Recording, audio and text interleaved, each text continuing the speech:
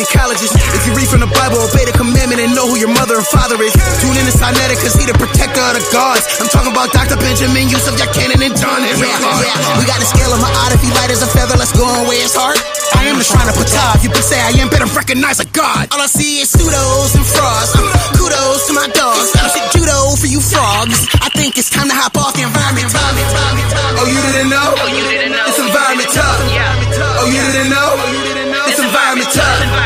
Oh, you didn't know? It's environment tough. Oh, you didn't know?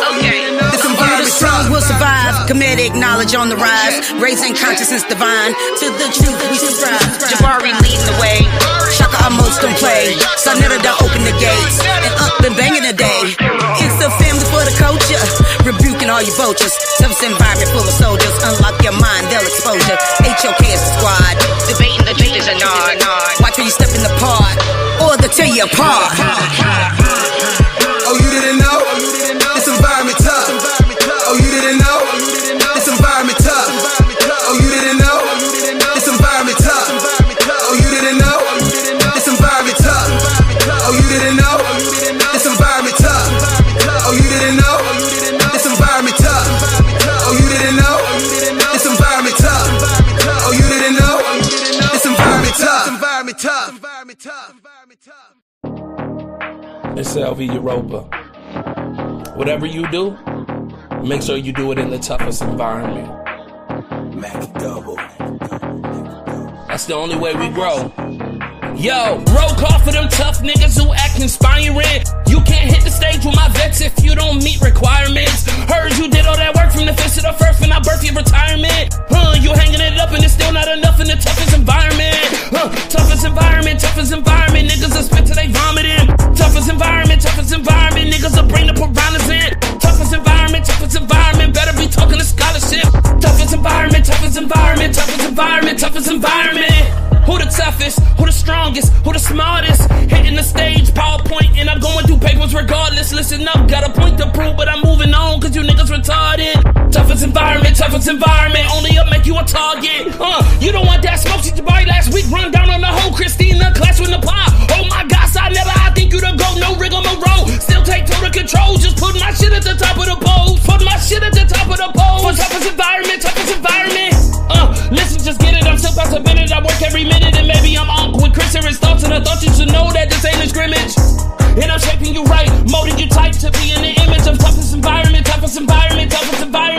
Yo, roll call for them tough niggas who act inspiring. You can't hit the stage with my vets if you don't meet requirements. Heard you did all that work from the fifth to the first when I birthed your retirement. You hanging it up and it's still not enough in the toughest environment. Toughest environment, niggas will spit till they vomiting. Toughest environment, niggas will bring the piranhas in. Toughest environment, better be talking to scholarship. Toughest environment.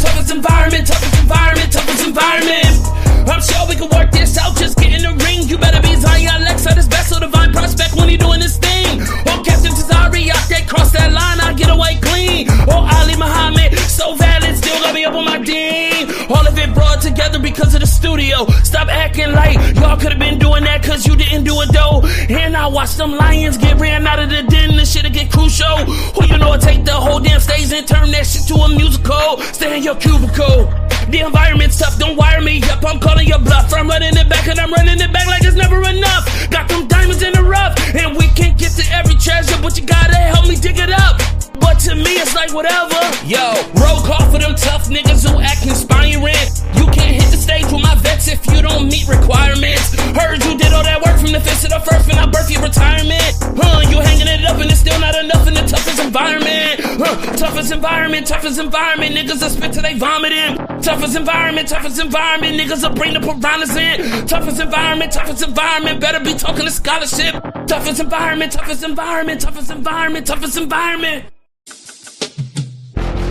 Frankie and the trendsetter. You did it again, man. General, HOK Field Marshal, you know? Afro Nation. None of them can but a dance on the top. Revelation, set the top. Violate the general. End up in a blood clot funeral home. Anchor the AK, Jabari got the chrome. Hector was the hard, we're sending them home. Regina Diali with a Cuban and a galley. Send you back on Nile Valley with a shot in your toe intellectually. How click the link if your scholarship sloppy. More just want make you cry with the truth. No lie, my youth, him a real historian. 21 gun salute for commission. Not a brother, a hustle, a move like I left out the black woman not all like Olson and Yana for sister freedom. I don't hold panel, no one time for Bible thumping. The minute them see me come, revelation set. Frontier the trendsetter. None of them can mother than sa.neter. None of them can mother than sa.neter. Them got a podcast but sa.neter. Coast to coast, we be banging. Coast to coast, we be bringing all this knowledge, we be slanging. In the HOK, we don't do no entertaining. Speak true, speak facts. What the niggas just a layman. Better get on one accord. The future can be yours. Ancestors push you more. We gotta go explore the sciences and math. The future's based on class. You bout to catch my wrath. We turning up this track. In the dark minds of the light. The dark heart still fight. We gotta make this right. Talk right now. We learn how to stand up and stand proud. No man down. We fam now. House of the conscious, my clan now. Frontier the trendsetter. None of them can mother than sa.neter. None of them can mother than sa.neter. Them got a podcast but sa.neter. When I look at you niggas, I see what I'm not. Go take him, a little bit of her, mix it with them, and put them in a pot. You still can't get none like me. It might sound the same, but it's unlikely. One white tee. If I lift it up, you niggas gonna see what it gun might be. I thought I told ya. Affirmation, revelation, we some soldiers. sa.neter put this team together, now it's over. We got the weight of the world up on my shoulder. When you get conscious information, hearts turn colder. Now look at these trappers who rapping the same, so stuck in their lane, systemically, chemically. I'm thinking something is wrong with their brain. As long as they paid in front and chain, I got nothing to say. They in love with the gang. I traded my gang for change, and now that I changed, a few things still say the same. Frontier the trendsetter. None of them can mother than sa.neter. None of them can mother than sa.neter. Them got a podcast but sa.neter.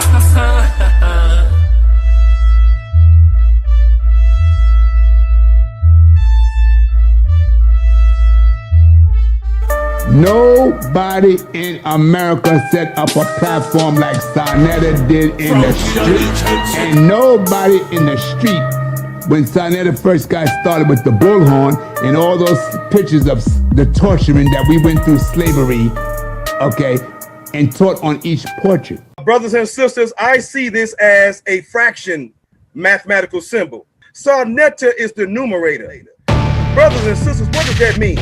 Brother sa.neter is on top as the numerator because he is the God of influence. Brother sa.neter is the God of influence and the father of the conscious community. I'm not going to take that away from that, brother.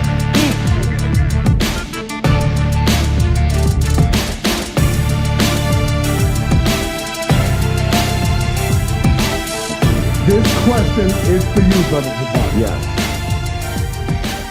Some have asked why African Americans should, in the Kemetic tradition, not always just talk about, should we always talk about Kemet? Why we don't talk about Ethiopia? Being that we always say that Ethiopia is the mother of Kemet, but we never talk about Ethiopia. We always give more credit to the child than talking about Ethiopia. Even you, Jabari, you talk more about Kemet than Ethiopia. What do you say about that? I think that's a fair critique. I think that's a fair critique. I think that we need to do more to talk about the rest of the continent of Africa. I do think that part of the challenge, I'm a historian, right?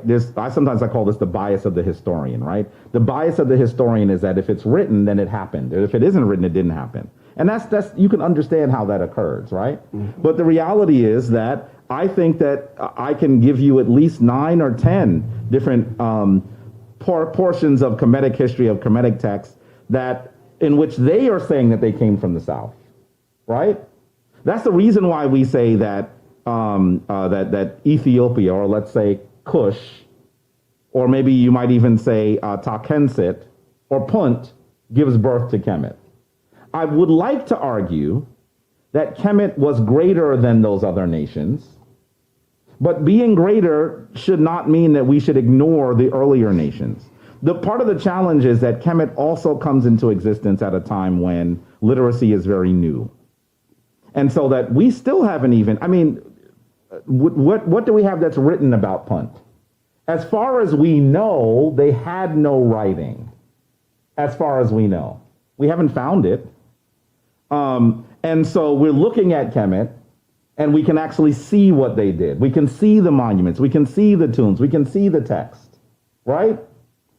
Does that mean that those other nations were not extremely important? I would argue that they were extremely important, but there's less to study there because of the lack of writing. Kemet is really important, but we should do more. I agree, sa.neter. Now listen, I teach a college level course on the history of Nubia, the history of Cush. I guarantee I'm gonna have fewer people take it than I would on my Kemetic history class. That makes sense. Yeah. And you know that's the reality. But you know, I think that we should do more. That's a fair critique, sa.neter. Yeah, like I don't hear y'all like you, Baba Heru. What's the other group that's out there in Washington D.C.? The group. Which group?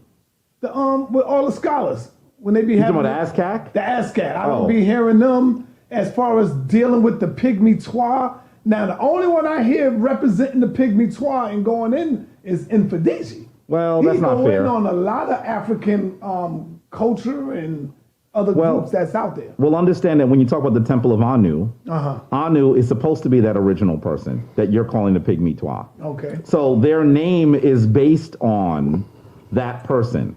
Right? Mm-hmm. And I want to be also clear that there's less information there.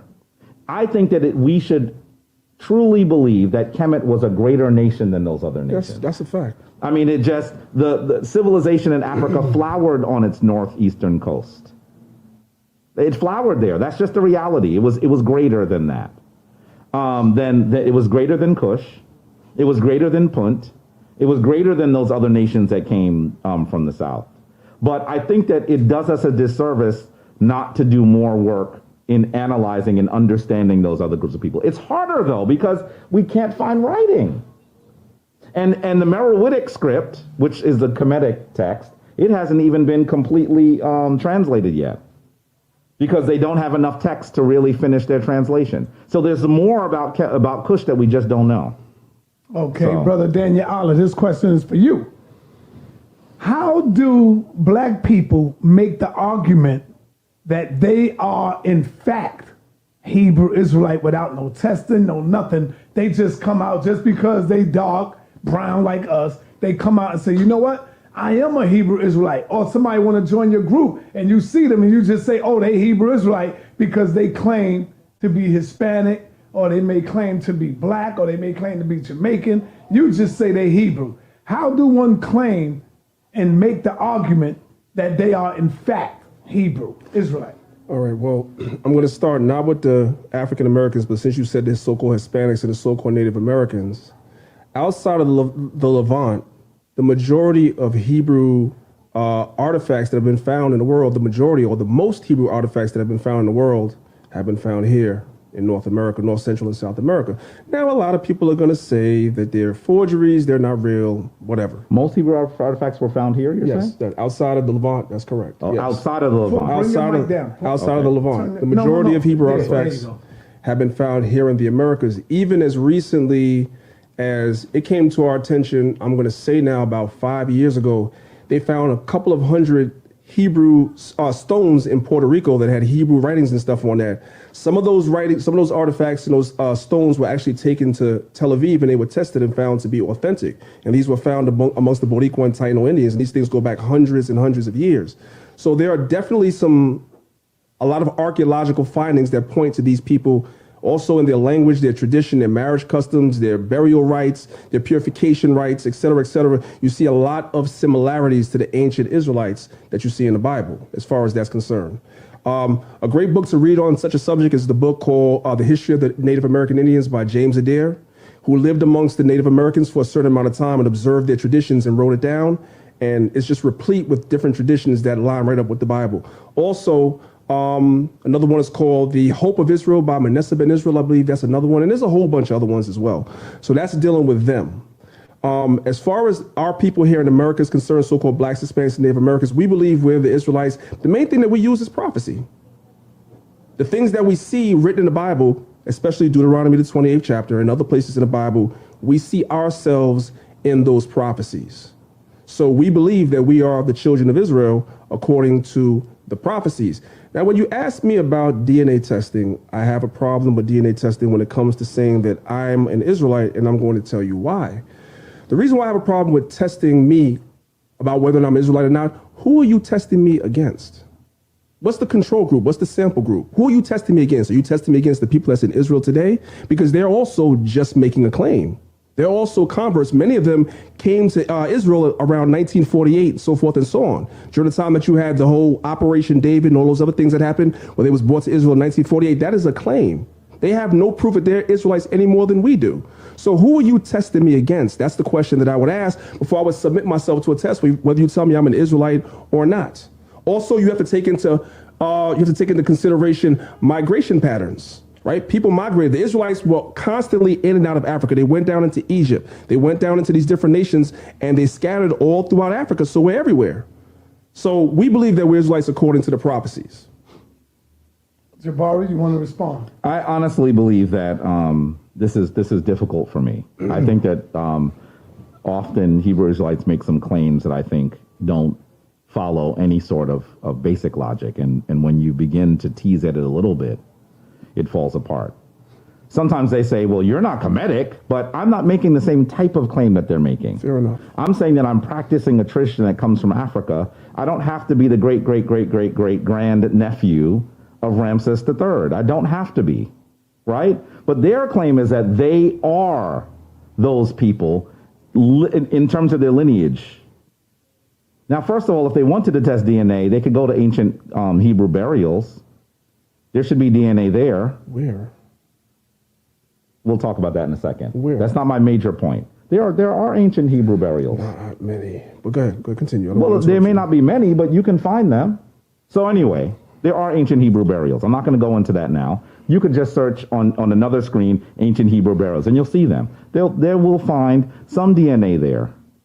But in addition to, and there are many of, anyway, I want you to also understand that some of the claims that are made are so fallacious that they're almost farcical. So, for example, most of the Hebrew Israelites that I know do agree that they were taken from the continent of Africa as enslaved people. Correct.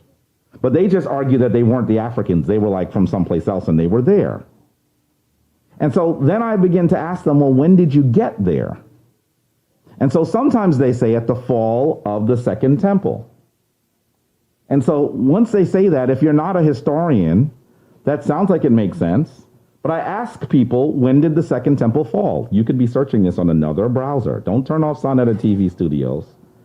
And most people would say that the Second Temple fell in what year? Now, this is what I want to say to you. Who says that? Because I've never Most heard. people do. Most Israelites that I know do say not that they went into Africa Temple? after the fall of the Second Temple, which occurs somewhere around 70 Now, there were CE. many migrations, yes. There were many Around migrations. 70 CE. So listen to the logic here. And maybe you have a different argument that I'd love to hear. But this is what I hear from others. Okay, fair enough. I heard it from others. Fair enough. So maybe you have a different analysis. I'd love to hear it. Okay. But if they went into Africa in 70 CE, and then were taken out of Africa as enslaved people and brought to the West in the 15th century CE. Okay. We're saying that they were essentially in Africa for nearly 1,500 years. I understand what you're saying now. Okay. And then they also tell me, you are your father's nation. So are you telling me that people who fled into Africa at 70 CE never had any relations with any African men? Now listen, people are so crazy about this, sa.neter. Even Brother Prophet says, Prophet? Apostle, I think. Apostle. Yeah, Apostle says, well, not all of them were doing that. And I don't think he understands how generations work. This is 1,400 years. That is such a long period of time. We're not talking about one generation. Yeah, my mother got here, she didn't have anybody else, and then she was taken. We're talking about 1,400 years. It is impossible that they did not intermix with people that were there. Even if I believe the argument that they went into West Africa after the fall of the Second Temple, it is impossible for them to have done that and still to say that you are the nation of your father. Because if that is the case, then the African men in their lineage would mean that they're Africans. So I don't think that any Israelite that even does a minimal amount of study would say that nobody was mixing with the Africans, because you see the Israelites mixing all through the Bible. You always had a certain group of Israelites that would mix, and you always had a certain group of Israelites that would keep themselves apart. So what I'm saying to you is you have a lot of Israelite communities throughout the history, throughout that 1,500 years, and that's not something that we can flesh out right here, that kept themselves apart and kept the traditions and did not mix with the Africans. J.A. Rogers makes that claim in his book, From Babylon to Timbuktu, and there are other primary sources from which he got that, which we cannot tease out right here because none of us have a PowerPoint or slides or He did not like get that from primary sources. Okay, well, that's what you say. He didn't. That's what you said. He didn't. Okay, I understand. That's what He you didn't. said. Have you read that recently? I have Babylon and Timbuktu, Okay. and I also have other books and other sources as well that say the same thing. So that's not something that we can sit here and we can go back and forth and say yes, no, yes, no. But I'm saying to you that that's not something that we can even really flesh out right here, right now. But I'm telling you that the Israelites have always had those that went and mixed amongst the other nations, always. You can look at that in Egypt. The first time, according to the tradition, when we was in Egypt, you had Israelites that were having children with Egyptian women. Nobody denies that. When we were in Babylon, when we were in Persia, of course. That's why when they were leaving to go back and rebuild the temple, Ezra had to tell the men that had strange wives and strange children to put them away, because you had a group of them that was mixing. So nobody would tell you that we didn't do that. But here's the question, though. Are you the nation of your father? I am the nation of my father. So then how could you do that if because we don't believe, and I know you're gonna, we don't believe in the concept of what you call mixing. We don't believe in that. I believe that I am what my father is. No matter where my father lays his seed, I am the seed of my father. So even if my father lays with a woman of another nation, I am that, because that's how the nation of Israel got started in the Bible. Remember, Ephraim and Manasseh, what was their mother? Their mother was Egyptian. But they were Israelites. They were the tribes of Israel. So from the very genesis of the nation, you had a man that lay with another woman, and those children were considered to be Israelites. So that's the way that we understand the text. You might understand the text a different way, but that's the way we understand the text. I hear what you're saying, but I think that if you are saying that they kept themselves separate, you had groups of them that did, always. You are not going to find that group on the continent of West Africa. How could you say that? You are not. You are not. You are not. You are not. You are going to see lineage and DNA from all the people around them. Now listen, if they made the argument that they were Hebrews because and this is part of the argument that Danyaahala makes, and I hear that part of the argument, the prophecies are so similar to our experience that we see ourselves as the people sort of in allegory. I get, if that's the argument you made, I'd say, well, that's how he feels. I get it. There are some similarities. Right. But when you begin to make a lineage argument, okay, it just is impossible. You cannot tell me that you can remain the nation of your father and go into some place in 70 CE, be taken out 1,500 years later, and they kept themselves apart for 1,500 years? I didn't say everybody. That didn't happen. I didn't say everybody. Nobody did. I never said everybody. Nope. So you think some people did? Of course I do. I believe some people did, and there's scholars. So you think your family did? I wouldn't know that. I can't go back that far. You think it's possible your family did? I wouldn't know that. I can't go back that far. So then how can you say you're Hebrew then? Because I believe according to the prophecies that I'm an Israelite. Now see, if he said it was according to the prophecies and that was it, I would say, well, I disagree with him, but okay.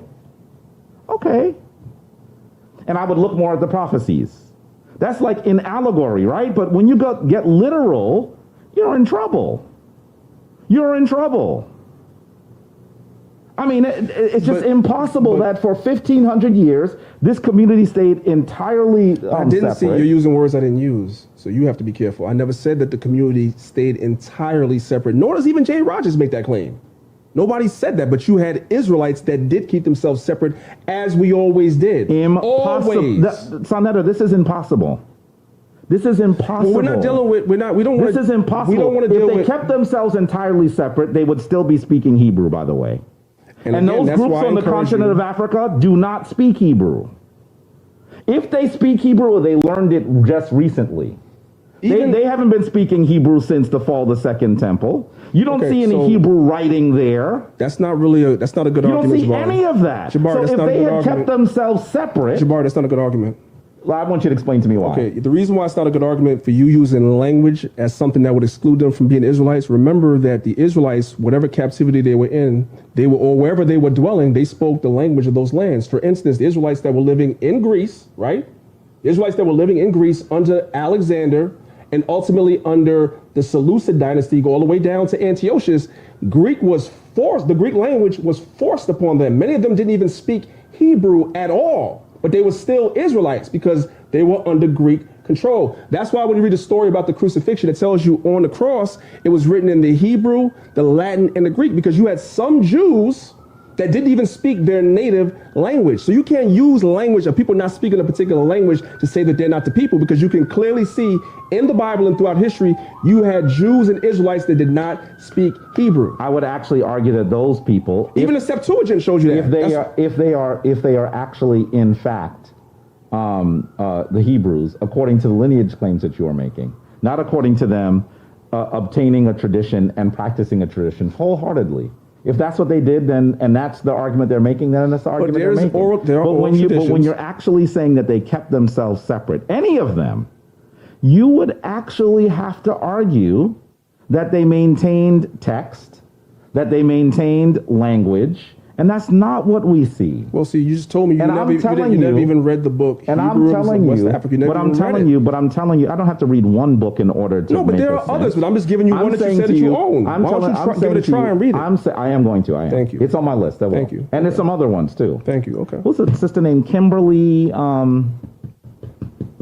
No, anyway. Because, and the reason why I'm going to let you talk, because the same methodology that you guys use to prove that the people in West Africa have connections to ancient Kemet is the very same methodology that's in that book. No. So you can't, you can't say it if you didn't read it. No. Okay. No. I am saying that those people who are in West Africa may be the lineage of people who were always in West Africa. So you're hearing a lineage argument. Wait, listen to me. You're making a lineage argument because that's the way you hear it. I'm saying that their traditions come from Kemet. So you might be living in one place and your people have always been there, but this tradition is one that spoke to you and you utilized it. Jabari, I can pull up right now on YouTube videos of West Africans in Ghana saying that their oral traditions say that they come from Israel. And you're sitting here telling them that they don't know what they're talking about. I am telling them that they don't know what they're talking about. You can't do that. I am telling them that they don't know what they're talking about. You can't do that. You're precisely correct. And I have been there. Danyaahala has not. 100% not. Danyaahala has not. But you've been there, but you're not and them. I'm going to say to you, I'm not Are you more an authority than them? I am saying to you that many of the people on the west coast of Africa have actually been beset, have been infected, have been absolutely forced into the Abrahamic tradition. You have to do it on and you will also see, wait a minute, you will also see, let me finish. That's a generalization. You have to understand it. I'm going to respect you. Yes, I'm going to let you. You will also see the largest billboards of the whitest, most blue-eyed Jesus there as well. And those people will also really seriously claim that they are Christians. On the west coast of Africa, just because we were taken here and Christianity was forced upon us. Like the video, thumb up the video. Here, many of them actually are beholden to the Abrahamic traditions. And I'm going to say to you, if they were separate, then why don't they speak the language? Why don't they have the text? Why don't they have all the other things? If the thing that you're going to tell me is circumcision, well, the Canaanite people had circumcision as well. It wasn't the same. I want you to know that some of the things that they say are similarities amongst many groups and some of those groups we can prove don't have connections, for example, to Hebrew. But it's not the same. Our circumcision and your circumcision is not the same. And so, yeah, because, well, I'm not going to hit you with that. You can hit me with it. I hit you back with yours. Well, that's because in Kemet, nobody sucked, the blood out of the And we didn't do that either, man. Well, yes, you Come did. on, no, yes, we did not do that. Yes, you did. You can't show that. Yes, you did. You see some so-called white people doing that stuff and you trying to put that. Get out of here, man. Yes, you did. Get out of here. Don't make me read that. Don't let me read it. Oh, shit. Don't make me read it to you. We Brother, sucked the you blood. got to read it. Please send this brother a text right now and say, Danyaahala, sucked the stand blood down. out of the penis. Please send him a text. So hold on. You mean Captain Tazoriak and all of these people?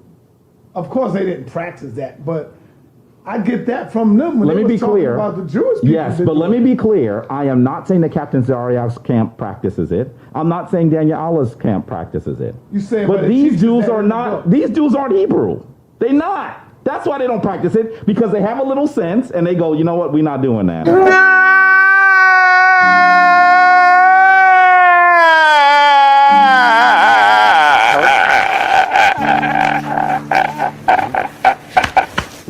The practice that he's referring to is one that goes way back. It's not new. No. This practice happened at least. We see text. Can you please read it? They in the We chat see right now text. saying, read it, brother. We see text. Let me tee it up. We see text of Hebrew of rabbis describing the mitzvah bepe. We see them from at You about least to give me some firepower. at least. I told you I was going to hand it to you a moment ago. Oh, God, man. You know what? Sa.neter and I had this conversation before, and he said, if you got it, you got to show it. I said, Sa.neter, I'm waiting until I have a Hebrew You told me that you on the couch. He said, you're not going to even show it to me? I said, no. Sa.neter was angry. You know, I would have used that. Sa.neter was angry with me. But I want you to understand that some of this comes from at least in writing 200 CE. Are you telling me that those people were not you in 200 CE? Jabari, as you would so eloquently say, you are moving the goalpost. What goalpost am I moving now? You to show me that in the Torah. Oh, now, I don't want no traditions. Wait a minute. Because we know that even Christ spoke against the traditions. Wait a minute. Hold on. Let me. You just spoke for a long time.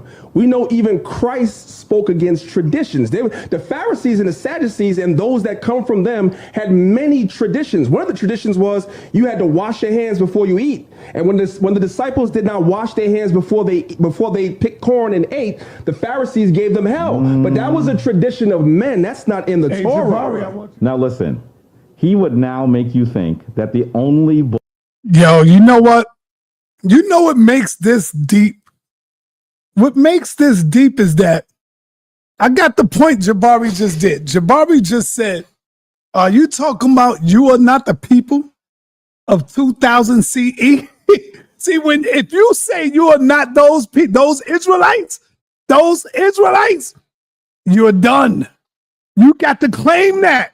You got to claim because you say that these are your ancestors, right, y'all? So we know it wasn't the Europeans, Jews there. We talking about, y'all say that this is your original homeland. So 200 CE, you got to own it because you say that they were your people, right? You can't get out of that. Oh my God, I can't wait to ask Kazariak this question when he come over. I got to ask him this question and watch how he starts squirming and shivering and shit. Woo! Oh my God, spot on. See, now you gotta take all of that, bro.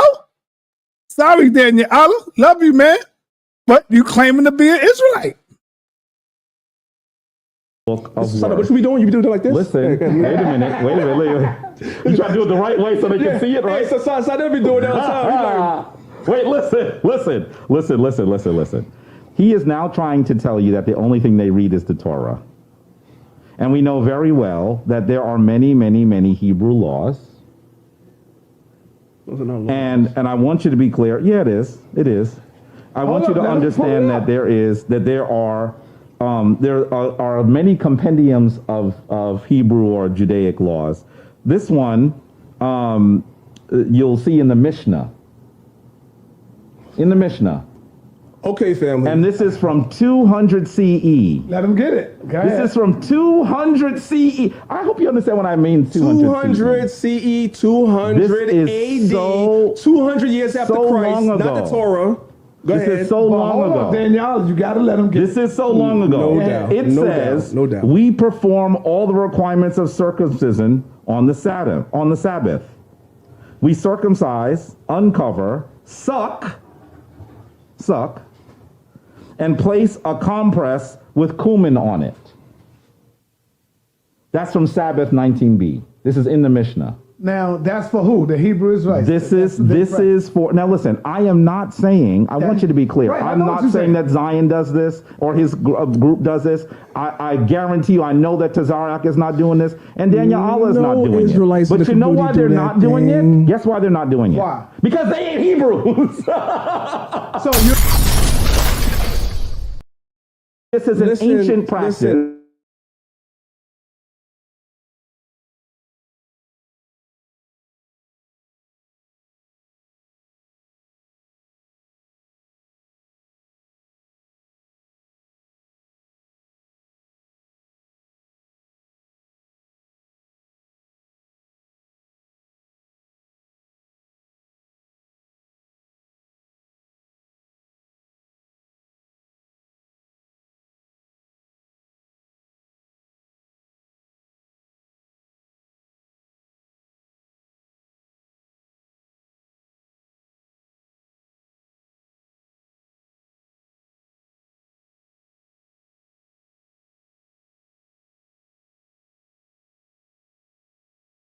$200 years after the turn of this. Do you practice do you actually read the Talmud as well? I don't deal with the Talmud.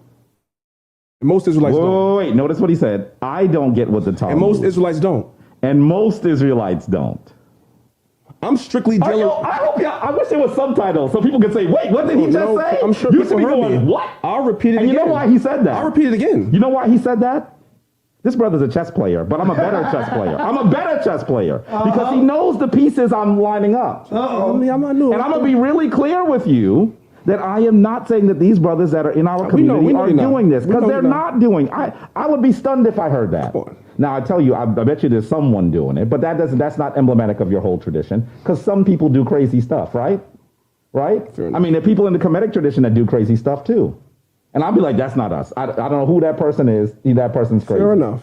But let me say to you that when they describe the mitzvah bepeh, what they do is they try to make it sound like it's something new that Europeans did. That's what they do, sa.neter. I know you've heard it. And if we can find it in writing as early, literally as 1800 years ago, I don't know what you consider ancient, family. 1800 years ago, we can find it in writing. When you hear a Hebrew Israelite mention the Talmud, ask them about the Shabbat, 133b. Can I tell you what I consider ancient? If you want to ask them about the Mishnah, because that's where we first see it, you should understand that most Hebrew groups, even the white folks, they don't do the mitzvah bepeh anymore. They don't do it anymore, right? It's very small. It's a very small number of people who are considered Jewish that do that now. Okay. So but what I want to say is, if you are in fact the ancient Hebrews, if you are in fact those people that brought this tradition into existence, then this was practiced by your lineage. All right. And to make it sound like it's just white people that did it is completely disingenuous. I bet you no one on the channel, sa.neter, has said to you that tradition, we see it in writing at 200 CE, 1800 years ago. So when exactly did these black Hebrews depart from the rest of the tradition? Okay. Because if they are the ancient Hebrews, they were literally sucking on the foreskin of circumcised boys and putting a compress and cumin on it. Now, hold on. That's the practice. First, before you answer, I need you to answer the question. Were the practice real what Jabari is talking about, or he's making this up there? Okay, so this is what I'm going to say to you. As far as what he's saying that's in the Mishnah, that's in there. Okay. 100%. Now, he asked, what do I consider to be ancient history? Not that. Do you realize what time period that is? By that time period, the Imperial Roman Empire had already fallen. But that's the not Imperial. No, but I'm. Just hear me out. Hear me out. The Imperial Roman Empire had already fallen. The Imperial Roman Empire fell in 193 AD. So when you talk about ancient history, you're going back to ancient Egypt. You're going back to ancient Persia. Hold on. 208 CE is ancient Egypt. No, you asked me what do I consider to be ancient history. So I'm telling you, I consider to be ancient history to be the first, the old kingdom in Egypt, the middle kingdom in Egypt, even some of the new kingdom in Egypt. Wow. Going into the Persians, sa.neter, you're the not Babylonians. Listening. You're not listening, sa.neter. I think he is listening. He can't be. The Babylonians. Because you're blowing my mind right now. The Greeks, before, all the way through, up until the time that the Romans took over. I consider all that BC, what they call BC, ancient history. When you start going into 200 AD, the Roman Empire had already fallen in 193 AD, Jabari. Sorry. The Roman Empire had already fallen in 193 AD. So you're talking about thousands and thousands and thousands of years of history that you can't show where we was doing that. Thousands of years. Thousands of years. Thousands of years, yes. Where you can't show... Thousands of years? Thousands of years, yes. Where you can't show where we were doing that. You had to come all the way to a point in history after the fall of the Roman Empire to show us doing that. Can I That's say not this to ancient you? history, bro. What the heck does the fall of the Roman Empire have to do Because with it's the Hebrews? later in history. It's not ancient history. You had to go to after when the Roman Empire fell to show us that, but you can't show us that in the Torah. Folks, you can't show us doing these things. Please text him and let him know that you can still see the marks on the field. You can still see the goalposts. He can put as much litter on the field as he wants. You can see this. This is from 200 CE. Can you show Israelites doing that during the time of the Persians? Plus years ago. Can you show Israelites doing that during the time of the Persians? I can tell you Were the Israelites doing that during the time of the Babylonians? Listen, yes. Can you prove it? The Talmud says that they did it in the time of the Babylonians. The Talmud says that they did it in the time of the Babylonians? Yes. So where is that? Brother, you sure you want me to read that? Read it. So if I have the source, then what will you say? I want you to read the source. Now, I personally don't deal with the Talmud, but I want you to read the source. but I said that from the door.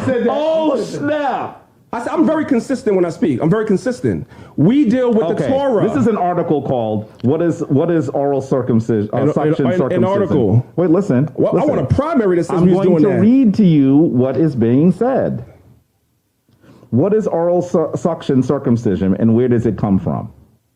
Okay. Where does it come from? Where the primary? Right. This is the article. These are the. Now listen. I'm not claiming that I'm a Hebrew scholar. Yeah. I'm not claiming I'm a biblical scholar either. But I have read perhaps more than some of these dudes that call themselves Hebrew Israelites. I have. Go ahead. Because listening to some of their arguments, they don't fit at all. When you read When you read this article, they actually describe the fact that the tradition of Mitzitza Bepe goes back to biblical times, but has created a modern day dilemma for religiously observant mankind. Where does it come from? They, of course, mention the Mishnah, where they see that it is around 200 CE. And they also say, in the Talmudic commentary on this passage in the Mishnah, Shabbat 133b, the 4th century rabbi Papa of Babylon writes that failure to perform the suction is dangerous for the baby, and any mohel who neglects to perform this ritual should be fired. You said commentary? Somebody giving a commentary? So it's not a primary. What are you saying? I'm saying that I want a primary that says the people were doing that, not somebody commenting and giving their opinion about... This is a Talmudic commentary. You want me to read Shabbat 133b? Is that what you're asking me to do? You can do that. You can do that. I don't have it with me. I'm going to pull it up right now. It's not a problem. You can do that. Now, I know that you've read it.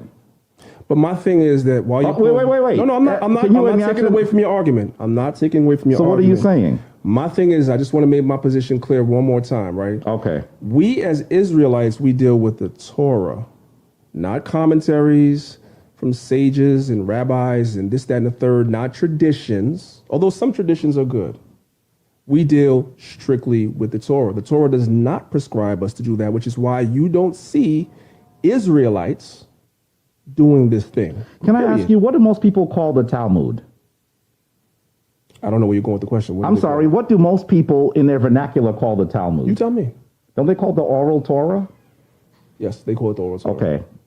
Which is oral traditions or traditions of men. As it feels like he hasn't done the reading or he's trying to mislead you. Not because at all. The Talmud is considered the oral Torah. Okay, he says we deal with the Torah. Then that must mean he deals with the Talmud. Not at all. Not at all. So you disagree with that application of calling the Talmud the oral Torah? 100%. Okay. 100%. And you know what? Here's the deal. I don't even have a problem that you disagree with that application. I don't. Because I know that you don't do this in the community that you are part of. The community you're in leadership of don't do this. Right. I would be absolutely stunned if I heard that they were doing it. I would say that's a lie. I have to hear it from them directly. Because I cannot imagine that a black person in the United States or in most parts of the world actually would do this. So I'm not saying that Danyaahala does this, although I haven't seen if he smells like cumin. I would hope that you know I wouldn't do that, bro. No, you don't rip it. I'm ripping you. I don't know if you smell like cumin. Did you smell cumin when he came inside that? I don't know. But you gotta laugh. Come on, man. Okay, good. Yeah. So I want you to recognize that this tradition is ancient. It's ancient. All right. And whenever they try to make it sound like it's not ancient, what in fact that they are doing is they are expressing to you that they are not the ancient Hebrews. That's what they're doing. So your criteria, let me just ask you a question. I want you to continue. Your criteria to be an ancient Hebrew is that you must accept the Talmud and the Mishnah in order to be ancient Hebrew. Is that what you're saying? Why would I say that? You just said that's that we're not. It proves we're not Hebrews because we don't believe in. No, what you would do instead of making a ridiculous argument that that's not something you do because that's what the white people do. I didn't say that. Not at all. You can rewind the tape. I did not mention white people not one time. So why don't you tell me why you don't do it then? Because it's not in the Torah. It's not in the written Torah for us to do that. So we're not doing that. That's gay. Here goes. There could be 100 other ways to get the blood of a child's penis than to suck it out. Here goes Shabbat 133a. Go for it. It says, when the 8th day of a baby's life occurs on Shabbat, he must be circumcised on that day. Do you circumcise on the 8th day? Me personally, no, I was not. No, I'm not asking you about your penis, brother. I'm saying that would be really, you would have to say, Jabari, that's too personal. Okay, I think it's the mass. I'm asking about your tradition. I'm 8 days. Yes. So you do it in 8 days. Yes, okay. yes. Where did that come from? Torah. Okay. What does it say in the Torah? He must be circumcised on that day. Therefore, one performs all the necessities of circumcision, even on Shabbat. One circumcises the foreskin. He uncovers the skin by removing the thin membrane beneath the foreskin and sucks the blood from the wound and places it on a bandage. It gives a name for a bandage, and cumin as a salve. And here's another piece from of the Mishnah. It says, just as in the case of a bandage and cumin, failure to do what is necessary with these items poses a danger to the child. Here too, if he does not perform the sucking after circumcision, it poses a danger to the child. Right. So just to answer the question. Go ahead. Sorry. Continue. I'm sorry. Go ahead. What were you saying? Leviticus 12:3, and in the 8th day, the flesh of his foreskin shall be circumcised. Full stop. No sucking, no nothing else. Oh, goodness. It doesn't sound like they give any details about how to do it. I'm telling you that this is the details on how to do it. Much later in our history. Oh, come on. Come on. So you're saying that you follow something that doesn't give you any details on how to do it? There's more than one way to get blood out of a child's penis. You don't have to suck it. So how do you do it? I'm not a doctor. I don't do circumcision. But I mean, you're the leader of a Hebrew Israelite community. You've not seen it done? No, I've not personally seen it done. No. Okay. I've not personally seen it done. That's fair. But you have Israelites that do circumcision in this community, and they probably can describe exactly how the process is done themselves. They probably can describe it. Now, I know it doesn't deal with sucking. I'm 100% certain. I want you to understand that this is a difficult piece because the piece that he's reading doesn't even tell you how to do it. It doesn't tell you how to do it. But I'm saying to you that what I am reading to you is how the ancient Hebrews did it. Now, are there things that ancient people do that are not done in modern day? Absolutely. Absolutely. For example, in ancient Kemet, circumcision is very common as well. I don't tell people that are in my group, initiates, that they must have their children circumcised or else they've broken some covenant or something. I don't say that either, right? So how would you guys have taken the blood out of a penis? But what I'm saying, we just do it differently. You actually see the scalpel. You'll see it's not done different. It's not done the same way at all. But how you get the blood out? How would you guys have done it? It actually, you see there are images of a cloth, right? It's done very differently, and it's generally not also done for children. It's done later in ancient Kemet. Yes. And so they have the ability to tend their wound better than a baby would, right? And an 8-day-old baby. But I want to be clear to you that while I am saying that this is an ancient practice, I have been so many times told that when some illiterate, I don't mean illiterate as in not being able to read, I mean illiterate as in not having read much. Some illiterate member of the Hebrew Israelite community is looking for fodder in Kemetic text. They actually say that everything that happened in the ancient day, we must do. In fact, someone even, I think this was this Divine Prospect? I think he might have said this one, and maybe he was teasing me, I don't know. Divine might be in here. He said, Jabari, you need to cut off your beard because the priest did not have beards, right? Yeah. So if they are able to say that everything that happened in our text we must do, then I would have to apply the same standard to you.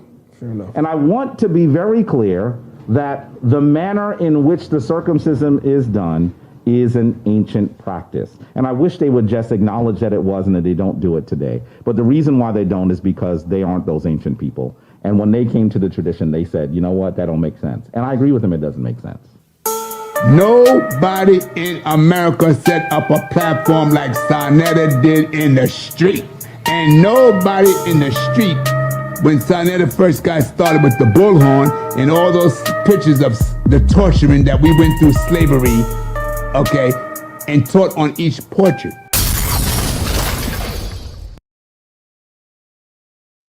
All right, let's carry on with part 2. Part 2, we're going to deal with, can women teach the Bible in the Israelite community? That's what we're going to get with. Let's go with part 2. Let's get it. Nobody in America set up a platform like sa.neter did in the street. And nobody out in the street, when sa.neter first got started with the bullhorn and all those pictures of the torturing that we went through slavery, okay, and taught on each portrait. Brothers and sisters, I see this as a fraction mathematical symbol. Sa.neter is the numerator. Brothers and sisters, what does that mean? Brother sa.neter is on top as the numerator because he is the God of influence. Brother sa.neter is the God of influence and the father of the conscious community. I'm not going to take that away from that, brother.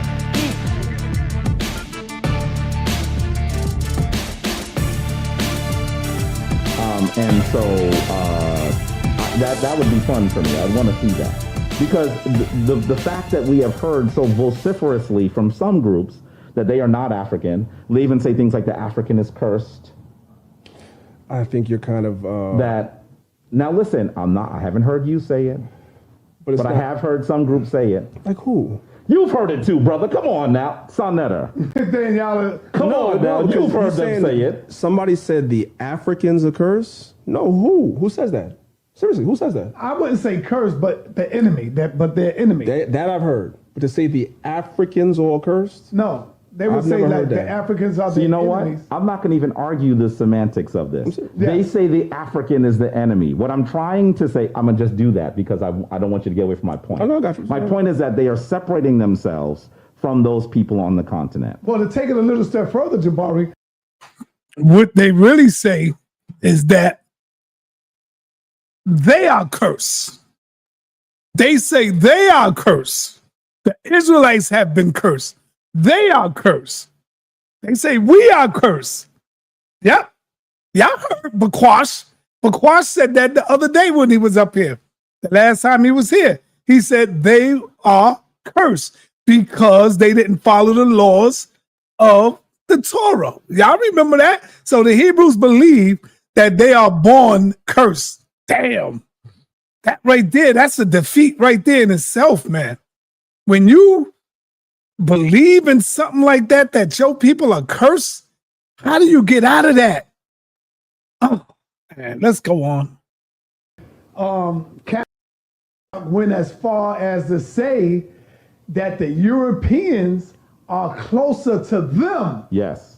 than the Africans. Yes. That's what Yes. my captain. Yes. So he did say He's that. gonna be here. He's gonna be here on Sunday. Sunday, so you can go ahead and Question him on that. So let me ask you this question for both of y'all again, and I'm gonna let you go first. You on tell this me you one. never heard that before?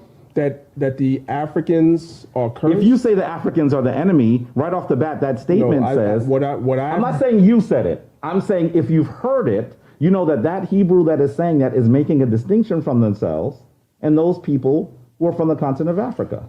So just for clarity, so we can move on to the next question. I have heard that Canaan was cursed. And that has been remixed by people that people are saying the Africans are cursed. I've never heard any Israelite camp outright say the whole African race is cursed. I've never heard that. And I've been in this almost 30 years. And sa.neter backed me up. Folks at home. Now, if you're saying I cannot believe that he is saying this because I have not been on sa.neter TV studios as long as some of you have. And I know that you have heard it. I know you have. So just as you are dumbfounded, so is Jabari. I guess so. And I'm going to say to you that they make a distinction between themselves and the African. And you mentioned to Zariak. That's true. He said he wouldn't even feed an African child because they are the enemy. This is what we're referring to. That's what's said. So why are you trying to? The point is they're making a distinction between themselves and those people from the continent of Africa. That's the point. Let's not get up in some semantics and try to dance around it a little bit. That's the point. And I know that I have not heard Danyaahala say that. Well, it's almost unfair. That's because he was never asked the question. I don't want to put him on the spot today. I don't want people to think you're not putting him on the spot. I'm putting him on the spot. Jabari wants to put me on the spot. Because my next statement was, I'll put him on the spot. You don't have to do it, sa.neter. But my next statement was, no. My next statement was, because he's dancing a little bit, what is your take? Do you think that the Africans are the enemy? Do you believe that you are an African? Okay, good. Do you believe that? I mean, let's clear it up. Let's clear it up right now. First of all, I believe that the Canaanites are one of the sons of Ham. So the Hamites, the sons of Ham, according to the biblical, we're having a biblical tradition conversation right now in this particular question. The descendants of Ham, yes, they are the enemies of the children of Israel. Is Israel on what I call today the continent of Africa? Absolutely. So that would make the Israelites what you would call today Africans. Yes, but we're not Hamites. That's the difference. We are not Hamites. We're not Mizraim or Kemet, which you would call the Cometians. We're not Canaanites. We're not Phut, which is the North Africans. We're not any of those things. You understand what I'm saying? Does that make sense? Well, I understand what you're saying. I disagree with what you're saying. Okay, but I made it clear. To be clear, I think that lineage is bupkis. I'm trying to be polite. I think that lineage that you've described is ridiculous. That's your opinion. It's not one that, as you look at the lineages of people on the continent, not all of that comes from a small group of people who wrote a book. And those people were likely not Africans themselves. And so they say some things that are negative about Africa. And by the way, I believe that entire story about the sons of Noah is actually a political diatribe because those people that would become the Israelites wanted to say something negative about the Canaanites. The Israelites are Canaanites. They are Canaanites. They dwelt in the land of Canaan, but they don't come from the same lineage. Canaanites. They don't come from the same lineage as Canaan. I disagree. The Israelites are Canaanites. And I think that many scholars would argue that now. Now, differences arose amongst those groups, one being mostly a mountainous people, the other people being a more valley-born people.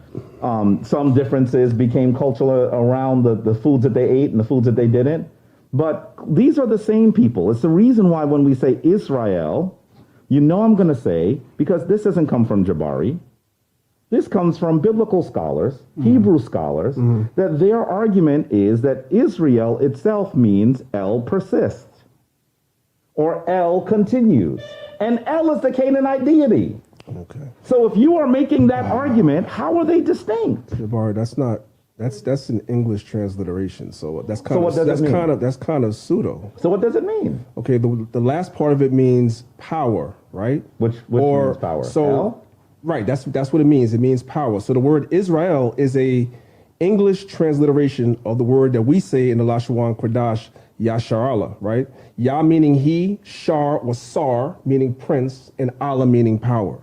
Now, what we're reading is an English transliteration. So based on that, you could say anything because words sound similar, but it's not the same word, not at all. Now, I want to be clear that Jabari is not a scholar of Hebrew. Jabari is not a biblical scholar. I am simply stating what biblical scholars and Hebrew scholars have said. If you go to the Hebrew dictionary, the one that most of you use, it actually says the translation of Israelite is El persists. It doesn't say power persists. It says El persists. And even if you want to say that El means power, the fact that they would use the name of the Canaanite deity to mean power is precisely what I am saying. So you do realize that El is just short for what they would say is Elohim, or as I said, Elohim, which is what appears in Genesis, the first chapter. It's not the same as the El that you're referring Brother, to. Brother, those books, the books that you're describing are much younger than the term El. No, bro.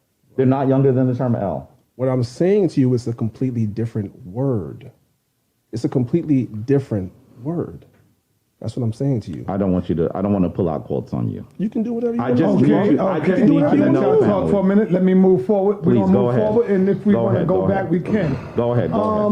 Some people question the role of women in both the Kemetic and Hebrew Israelite tradition. Are there any female leader representatives in either of the communities? Brother Jabari, I want to ask you first, brother. Well, clearly, I would say that the Kemetic tradition is one that exists where, because of the idea of Ma'at, men and women exist in a relationship that is mostly egalitarian in the ancient world and in the modern world. And so I want you to get the fact that there are many leaders in the Kemetic community, including my wife. I am the co-chief priest of the Shrine of Ma'at. She is not under me. We both run the Shrine of Ma'at. You've seen other folks that are very important in the Kemetic tradition, and someone even like Queen Afua, who has been on the platform many times. And so I want you to understand that there are many. In fact, if you look at the Kemetic community, you'll see more women than you will men. I mean, that's just the reality. sa.neter will tell you that when he and I had a funny conversation. He went to the graduation for Sacred Women, and there were hundreds of women there. Many times. And how many men were there, sa.neter? Oh, man, the women outnumbered. Now, that's the graduation for a group that is focused on the uplift of women. But I'm saying that when you go to gatherings of men in the Kemetic tradition, you won't see those sorts of numbers. And so the Kemetic tradition, based on Ma'at, and in fact, all ancient African traditions recognize the primacy, recognize at least the egalitarianism, if not primacy, of the female, the ancient female. And so that's an African way. Traditions that are misogynistic, traditions that are patriarchal, those are the traditions of the youngest people on the planet. And unfortunately, some people of African descent continue to hold on to them. And I understand that in those traditions, they use those traditions to free themselves as enslaved people. I respect those people like Nat Turner and Gabriel Prosser, who used the Bible and fought for our freedom. I get that. But there's an old African maxim that says, once you use a boat to cross a river, you don't hoist it on your back to climb a hill.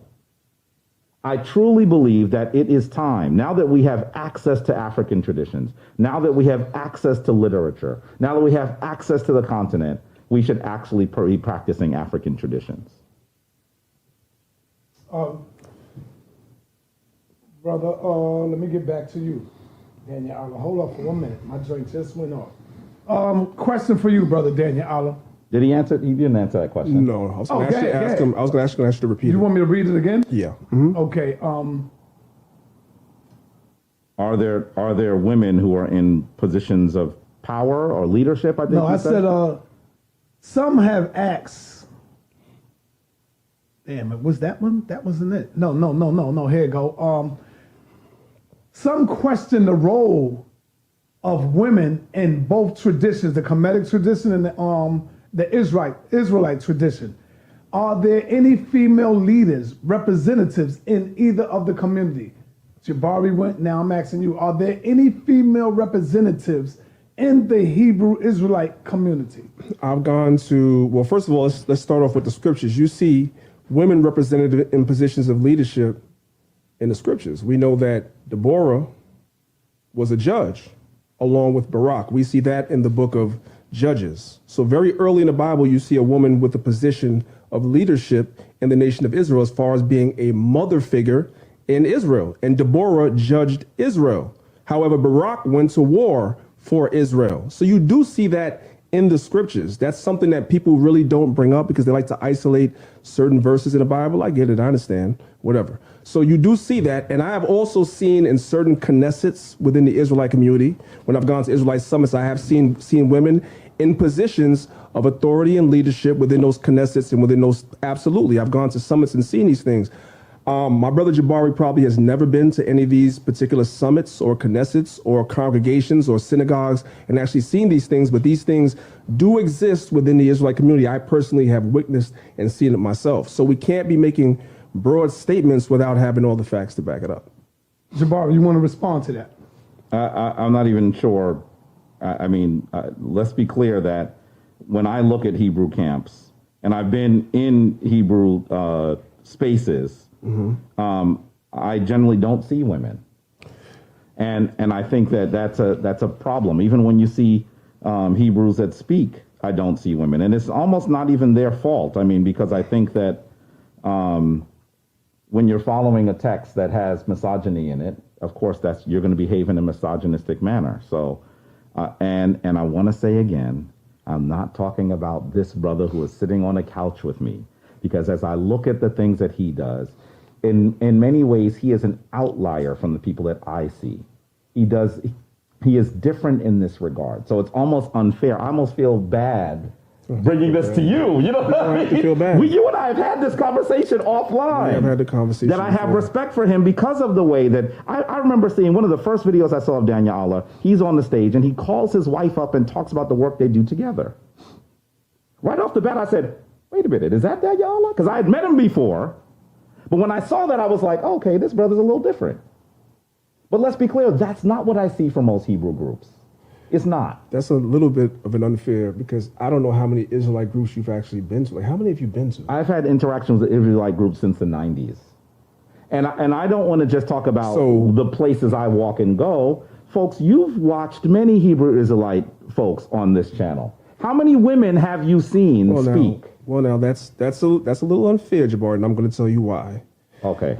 When I watch Black News 102, and I see all the Kemetic representatives on this channel teaching, with the exception of you, I can do the same thing and say your wife is the only one I see too. That's not true. Yeah, absolutely. That's absolutely. Not true. On this channel, everybody that represents Kemet, if I run down the list, everybody that represents Kemet on this channel outside of you, I don't see their women doing any teaching. What other women? I don't want y'all to put sa.neter in. No. This is a factual question. I don't want to name drop people that are not here.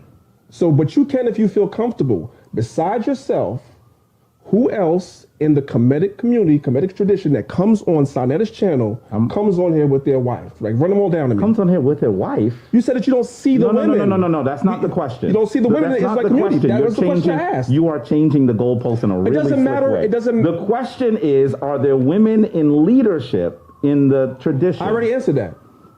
No, but you talked about something in the Bible. By the way. No, I didn't. I also said that I've been to a lot of summits, Knessets, synagogues, congregations all over this country. And I've seen women in positions of leadership. You can go on YouTube and see stuff like that. If you're really looking for Hebrew Israelite. Yes. Okay. You can see. Now let me say this. There's a sister. Not to be. I'm gonna let you go right now. There's a sister on YouTube right now. Right. That's the Hebrew teacher for her congregation. She's the Hebrew teacher, and she's on there, and she has thousands and thousands and thousands of people, men and women, in her Hebrew class learning. Okay. Tazariak and I believe one of the generals, his wife is a PhD. Yeah. And she wrote a book and did a whole thing, and brothers came in there, was teaching brothers about whatever the book was about. Can I tell you what Tazariak told me about her? So, all right, you guys say, well, I'm getting my scripture. Go ahead. He said that they asked her husband for her permission to do that. But did she teach though? Her husband had to give permission for her to teach. Now you're moving. Did you hear what I said? Now you're moving the goalposts now. So that first if you said you are not the leader if you have to ask permission. Folks, listen. Okay, now I'm you're looking moving. at you now because I know you hear what now he's he's saying. moving the goalposts. That's not moving First the you goalposts. guys said that no woman can teach. And even sa.neter just sat there and said the same thing. That's that not a the woman question. cannot teach. He just said that. Right, but now the question was... you agree. Now y'all are agreeing with it. There are women in the tradition that do teach things, so now you have to move the goalposts and say, well, she had to ask his husband. It's either or. Women are not supposed to teach the Bible. That's what I'm saying. And if it is, why y'all allowing that to go down without saying nothing? First of all, number one, right? This is what I want to say first of all. This is the book of Titus chapter 2, and I'm going to read verse 3, right? It says, the aged woman likewise, that they be in behavior as becometh holiness, not false accusers, not given to much wine, teachers of good things, that they may teach the young women to be sober, to love their husbands, to love their children, to be discreet, chaste, etc., etc. So a woman is the first teacher of other women and of children. Absolutely, 100%. Absolutely. But the man is the priest. The priesthood is with the men. Absolutely, 100%. And guess what? Unless Jabari unless Jabari can show me otherwise, the priesthood in Egypt was men too. I'm gonna say I agree with you. So who are the female priests? Hold on, there are many female priests. Danyaahala, I agree with you that the women are the first teachers. However, y'all don't teach that. That's what I'm saying. Wait a minute. Let me jump in here. Of course they teach that women are the first teachers. Their issue is that women cannot teach men because men are primary and women are secondary. So I want you to hear what he said. He talked about women teaching children. The Bible says that women can teach children, but suffer not a man. That's because they are secondary. This is the definition of misogyny. Let me read the quote. He's trying to use Titus. Wait. Sonny, watch this. I was waiting for him to go to 1 Timothy chapter 2. I was waiting for him to go there. And I want you to know, Jabari, as a scholar, if you're going to read that, I'm about to put you on the spot. I want to see him put me on the spot. You're going to see it. First of all, before I even read 1 Timothy chapter 2, because I will, and there are others. Well, you act like that's the only one. I know it's not, but I knew you was going there. He said, I know it's not, by the way. So I want you to understand that he's trying to make it sound like Titus says that women are equal and they can teach. But Titus says that they can teach children. This is exactly what I'm saying. That quote doesn't help him. That quote helps me.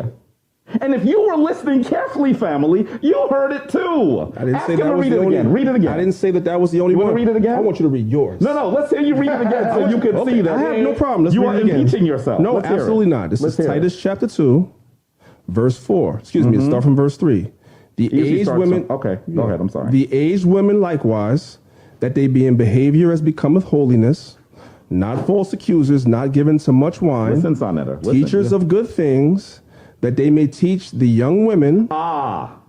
You left that part out. Now you want to add that in too? First it was just the children. Now you want to add in the young women too? Go ahead, add it in. Let him finish. Women, let him finish. Oh, he just impeached himself. Not at all. Keep reading. Or do you need to? You already know what it says. That they may teach the young women to be sober, to love their husbands, to love their children, to be discreet, etc., etc. So, sa.neter, women are allowed to teach young women, are allowed to teach children, but they are not allowed to teach men because they are secondary. Men are primary. That his quote doesn't help him. And if you were listening carefully, family, you would have heard him impeach himself. Now I'm going to read chapter Timothy because now I have moved Titus chapter 2 into my column. Listen here. This is 1 Timothy. And he knew I was going to do this because he's seen me do it many times. Not only because I've seen you do it, a lot of people use it and don't understand. But there are many others. It's not just 1 Timothy. This is the best one. Let's go. But there are many others. Let's go. No, let's go with that one. Okay, let's go. First of all, it starts... this is parenthetical. This is not a quote. This is me adding something so I don't have to read a larger piece. And you can disagree with it or not, but you can tell me whether you disagree with it. It says, men should pray, and then it continues on the role of the woman. Okay.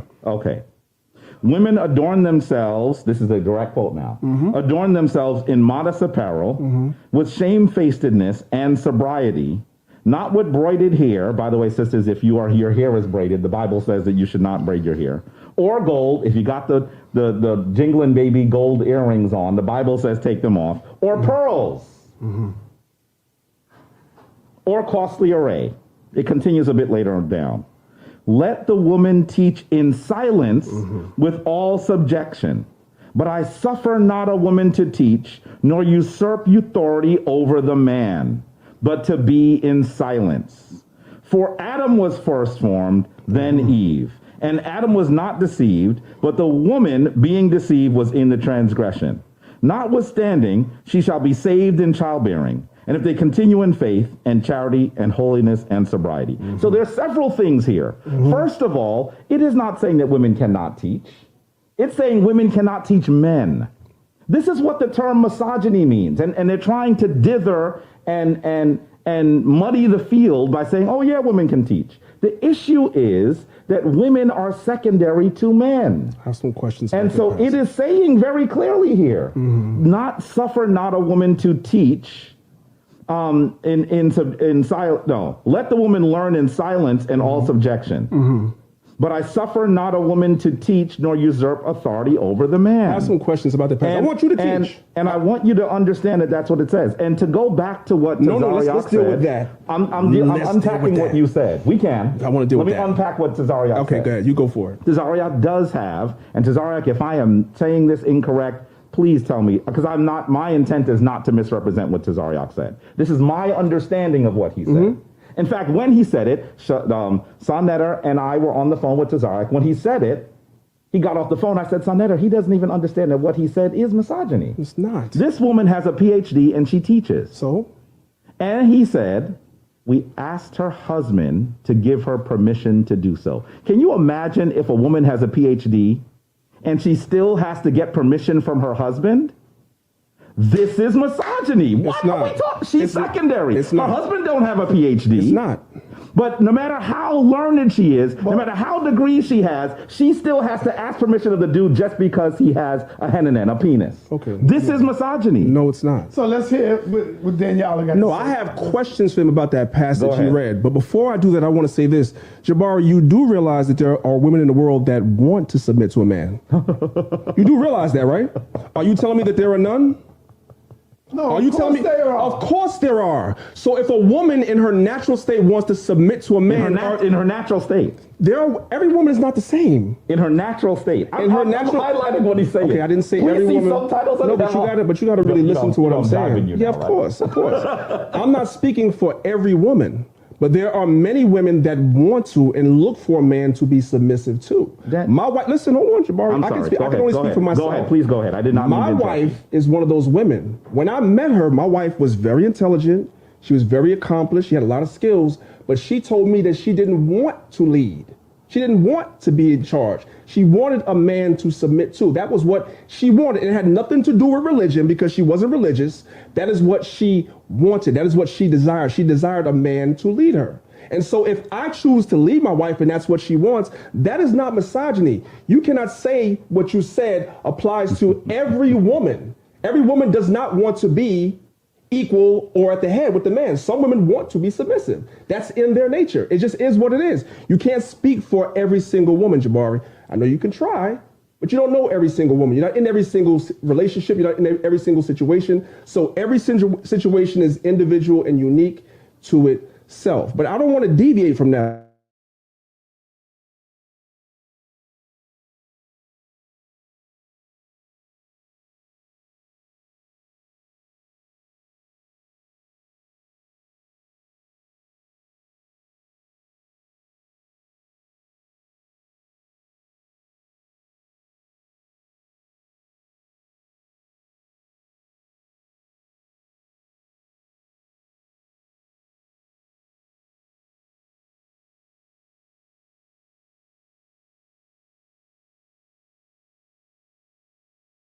It matters that he wrote a book that is in the Bible that they are giving. I'm going to ask one more time. And I'm going to this for context if you choose not to answer me. I want you to give the context. No, but I want you to, because you are a scholar also. And you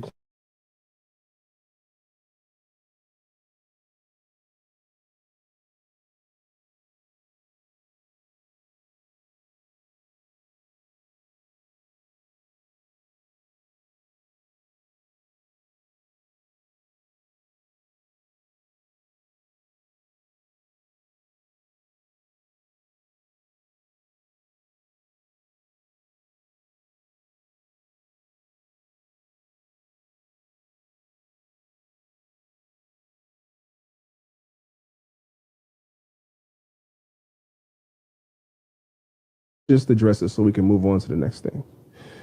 That passage that you took is 100% out of context because that is an epistle or a letter.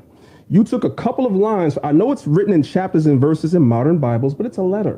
So what comes before it is essential to what you're reading right there. Go ahead. Tell me what's before. Now, Timothy, when you read the first chapter of 1 Timothy, Timothy was left at Ephesus by Paul to be the bishop over the church of Ephesus, right? Now, this is according to the biblical tradition. See, he doesn't want... Come on, guys, you gotta let him speak. I pointed to him because you see what I'm doing. When I bring this is what I'm saying. I'm gonna finish what I'm saying. I'm bringing context. He's rejecting context. No, I'm not. Wait, hold on. When I go into the Kemetic text and start reading from Ptah-hotep and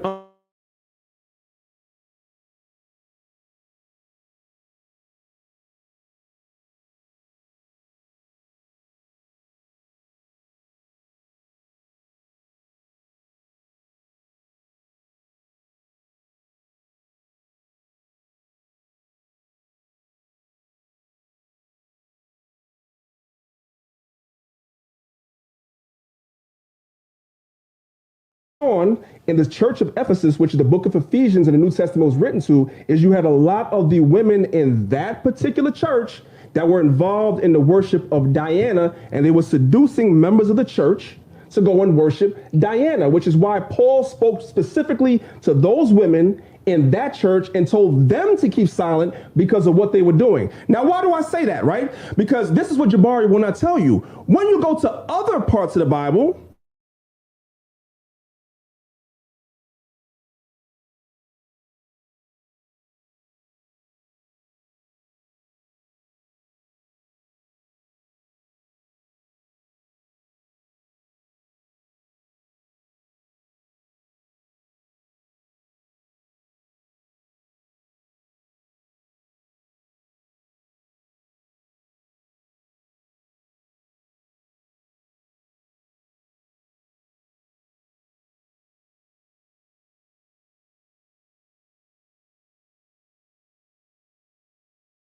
it didn't apply in this particular situation. Timothy's situation was an isolated incident in the church at Ephesus where those women were bringing Diana worship into the church and seducing people, and that's why he wrote that letter to Timothy to tell those people in that church to be quiet. Furthermore, when you go to the book of Romans chapter 16, which is another church,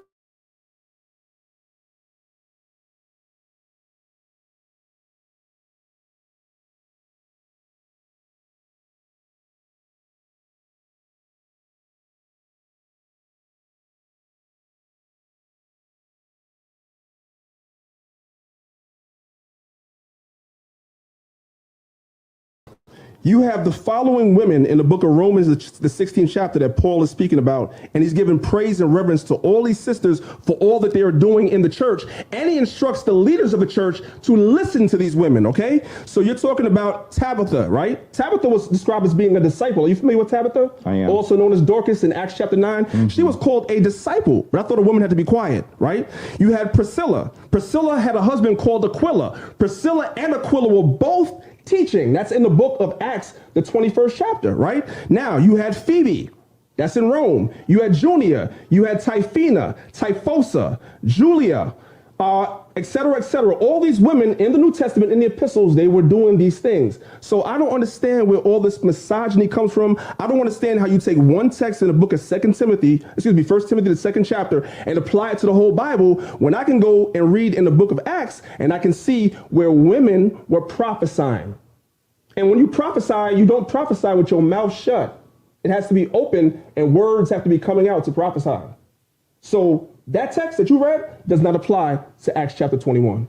The floor is yours. I'm going to let you go, Jabari. I just want to say real quick that Danyaahala, you have explained that to say what? That y'all don't go by the book of Timothy no more? No, hold on, let me finish. Because so many times I have heard ISUPK, I have heard Hebrew Israelites refer to that scripture when women are talking. And they say women are not supposed to speak or teach. No. So why did you had to go down that road? I'm going to explain again. That to us. Brothers only bring that particular scripture out if a sister gets out of order, out of character, would bring in a heresy like the women that we just read in the book of Ephesus, in the book of Ephesians that Timothy was particularly referring to. Also, you see another instance in the book of Revelation, the 2nd chapter, where you had another sister in another church that was bringing doctrines in.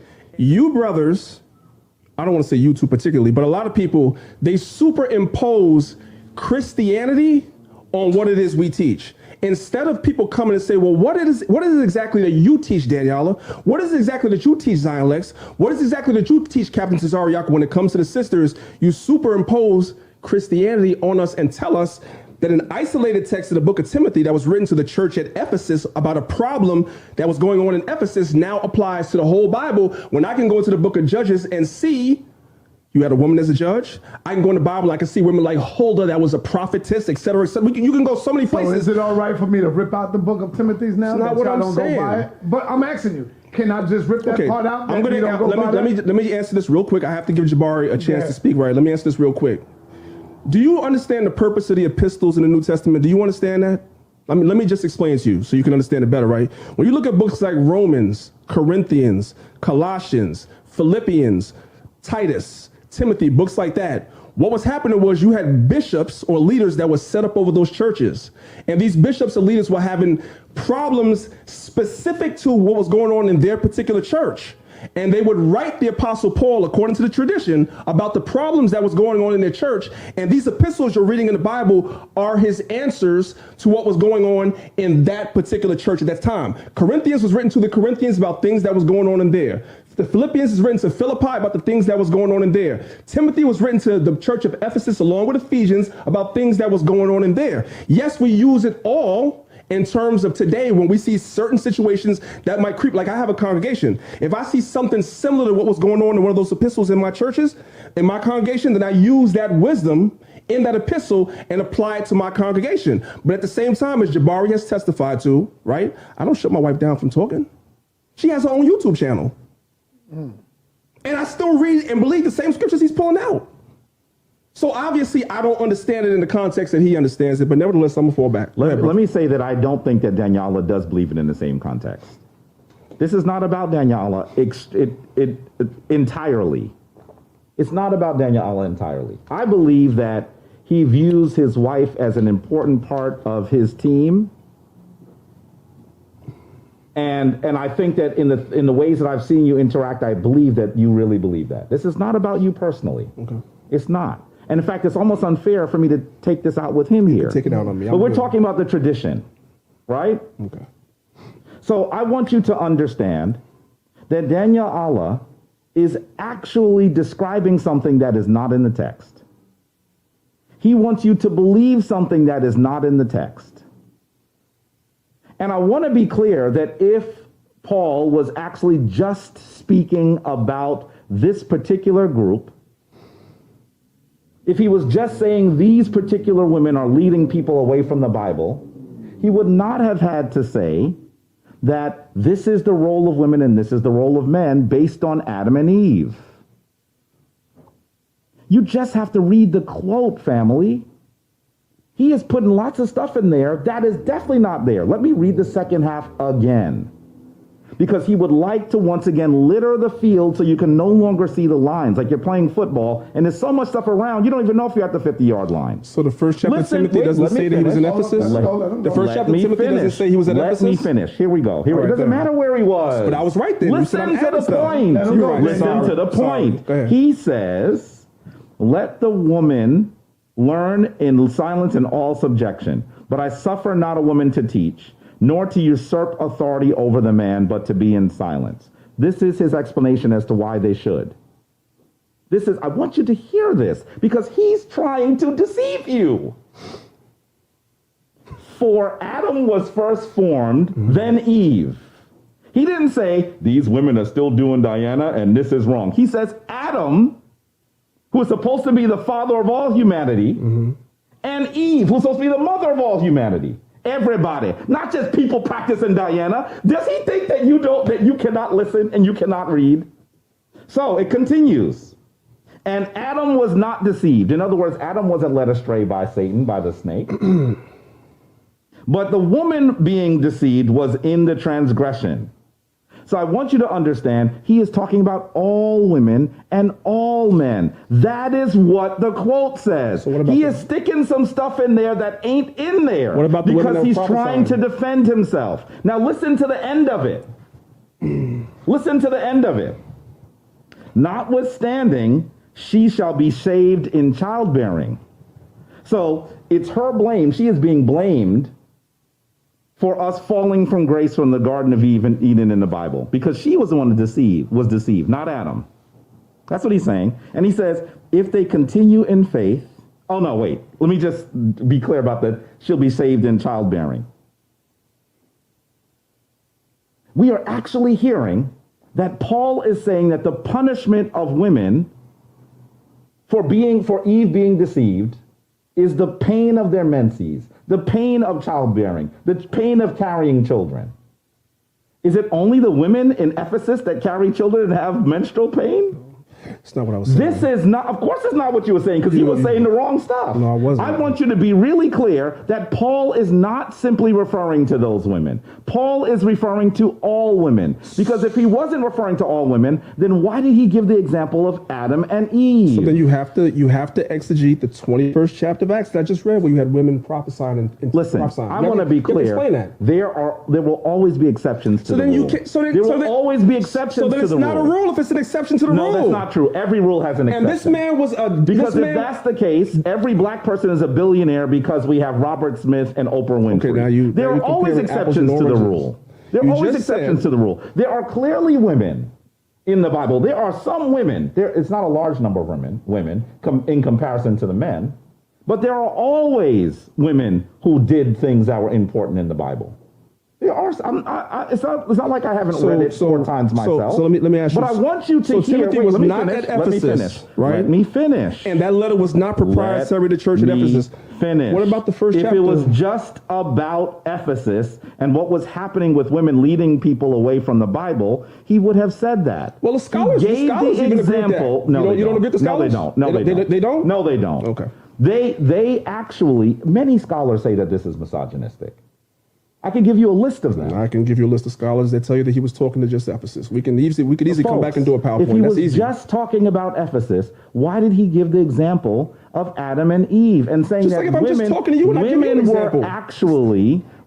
actually will be saved from their being led astray by Satan by childbearing? Is it only the women in Ephesus that have childbearing? No, but he used So he is telling you that that is their punishment for being deceived. Jabari, you're better than this, man. I'm telling you very clearly. You're better than this, Jabari, but I see what you're doing. This is more critical thinking than he would like to acknowledge, because he would like you to believe that Paul is just saying this about these specific women. Just like the letter to Corinth was to Corinth, just like Philippians was to Philippi. When in actuality, he is telling you that this is what we should view of all women. I got you. Okay. He would not have used the example of Adam and Eve. Folks, do you listen? So even if you don't read the Bible, so if everyone that is listening to my voice knows who Adam and Eve is. So if we're sitting, so if he says that women should be silent because of what Eve did, he's not just talking about women in one place. So how could you even make that argument? If I write a letter to you, I'm talking to everybody. If I give you an example, if I write a letter to you in your household, I'm talking to everybody. If I give an example. The example, because that's what it is. It's an epistle. The example is for all women. He is correct that it is an epistle. But then you just said that there are exceptions. He is correct that it was written to people in Ephesus, but it does not matter. Okay, so we're talking to you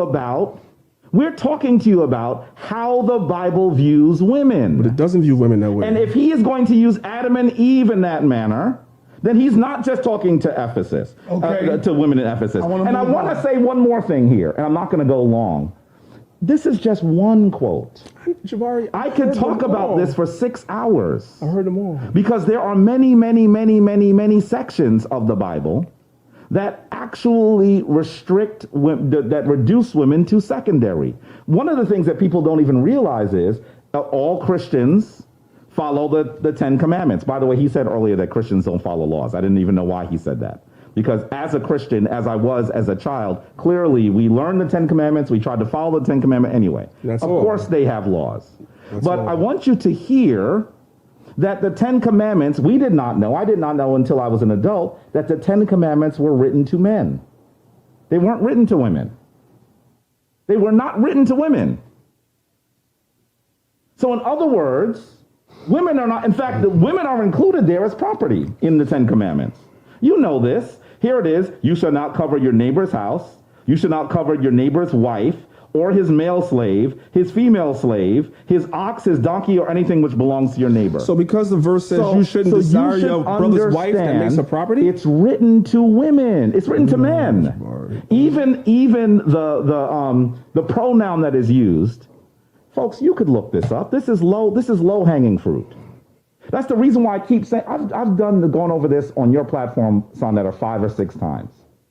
And I don't even have to prepare anymore because it is what it is. I wish they would stop trying to pretend that misogyny is not misogyny. I heard, for example, Divine Prospect say, this is almost like you're an employer and you have supervisees. So the man is the employer and the women are the supervisees. He said that on your channel. Even the respected Hebrew Israelites, I really respect Divine Prospect. I like him and I respect his intellect.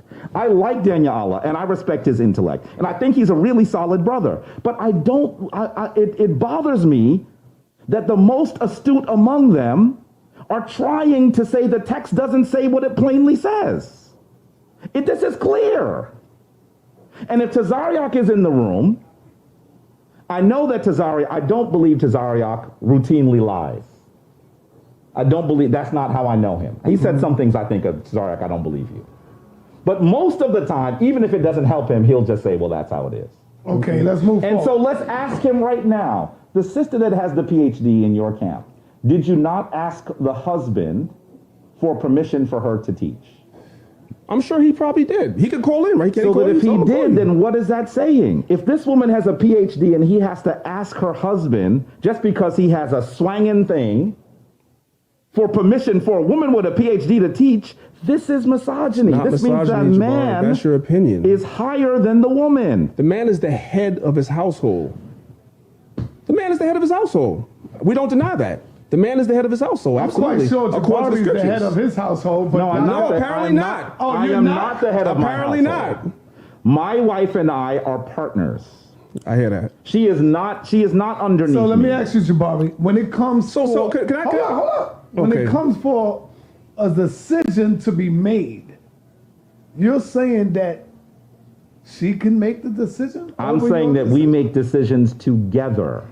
And you should understand that as my equal, that is what that means. I don't say this is what you're going to do. And you should, of course, that's how it was. Just because you see man and woman together, Jabari, that don't mean that the man wasn't. No, you know, sa.neter, that I could talk to you about all of the quotes, all of the people. You know, I can do that, right? I'm gonna just say I'm not going with that one. Well, maybe that's not you. Here in my house right now. So that's not you. But I want to be clear. Anika and I, my wife and I, have done a lot. We own a home in Harlem. Okay. That was not easy to do. We have at least 3 businesses.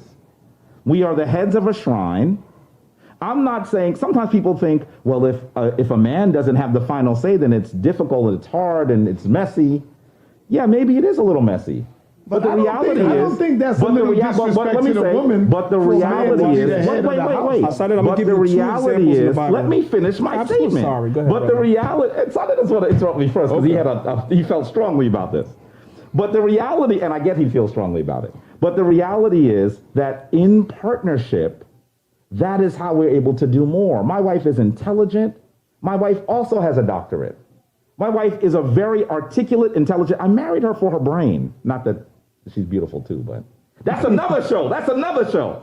But let me say that we work together. We make decisions together. She doesn't make decisions over me, and I don't make decisions over her. And if that was my role to make decisions over her, I would be weaker because all of her intelligence, all of her skill would be secondary then to me. What if she has some skills that I don't have? Well, can I address some of that? I'll wait till you finish. I'm done. Okay, I'm done. So let me say this, right? The problem is that it's a trigger for some people when you say that the man is the head of the household. To people, that automatically means, and it sounds, and I don't want to speak for you, but it sounds to me like to you that automatically means that I'm putting my wife all the way under my feet. That's not the way it works. Nor is that the way the Bible is set up either. Because I remember reading in the scriptures in the book of Genesis that Abraham hearkened to the voice of his wife Sarah when she told him to do something. Yes, he was the head of his household, but the Bible says he listened to her because her idea was better than his. That's in the Bible. You can also find the same example where it tells you that Isaac hearkened to Rebekah, even though he was the head of the household. So being the head of your household does not mean automatically that your woman cannot make decisions. Your woman cannot give you input. My wife right now, okay, an intelligent sister, she runs my website for me. Okay, because she's better at building websites and running websites and dealing with finance and stuff better than me. Even though I'm the head of my household, I know my strong points and I know my weak points. What would it look like for me knowing that a particular area is my weak point and I'm going to tell her that she can't do it because she's the woman and I'm the head? It doesn't work like that. But it doesn't work like that. But you could based on this text. But no, I cannot. I just told you, Abraham hearkened to his wife. Oh, stop it. That didn't happen, Jabari? Stop it. By the way, what does the word hearken mean? Yes or no? Listen. Hearken doesn't listen. He listened to his wife. Abraham was going to do one thing. He's using a big word to make it sound like he's obedient to his wife. Abraham had his mind set on her voice and listened to her. But wait a minute now. He agreed with me. Abraham listened to his wife. He had an idea of going one way, and his wife said go the other way, and he went the other way, and his wife told him to go.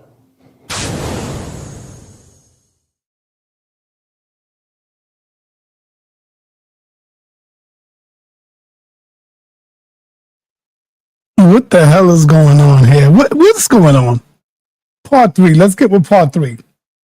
Nobody in America set up a platform like sa.neter did in the street.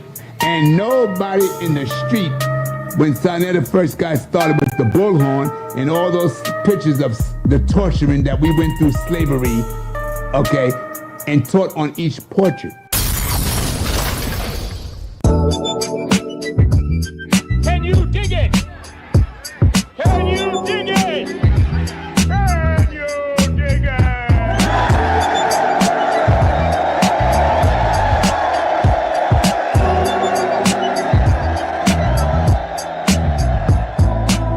If you're conscious and awakened, you heard about sa.neter TV. If you're conscious, why you hating? Some of us think too small, just too afraid to fall. If you're conscious and awakened, you know that the studio gets deep.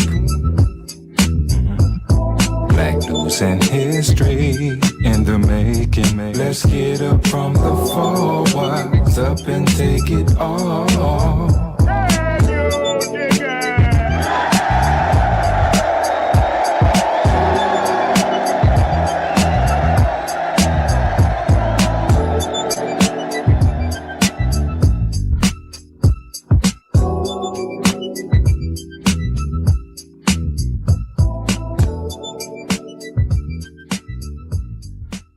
I hope you can answer it. What is the purpose of celebrating the Passover? Some Hebrews say it is the celebration of the death of African men, women, and children. Do you agree or you don't agree? Did they say that's what the Passover is?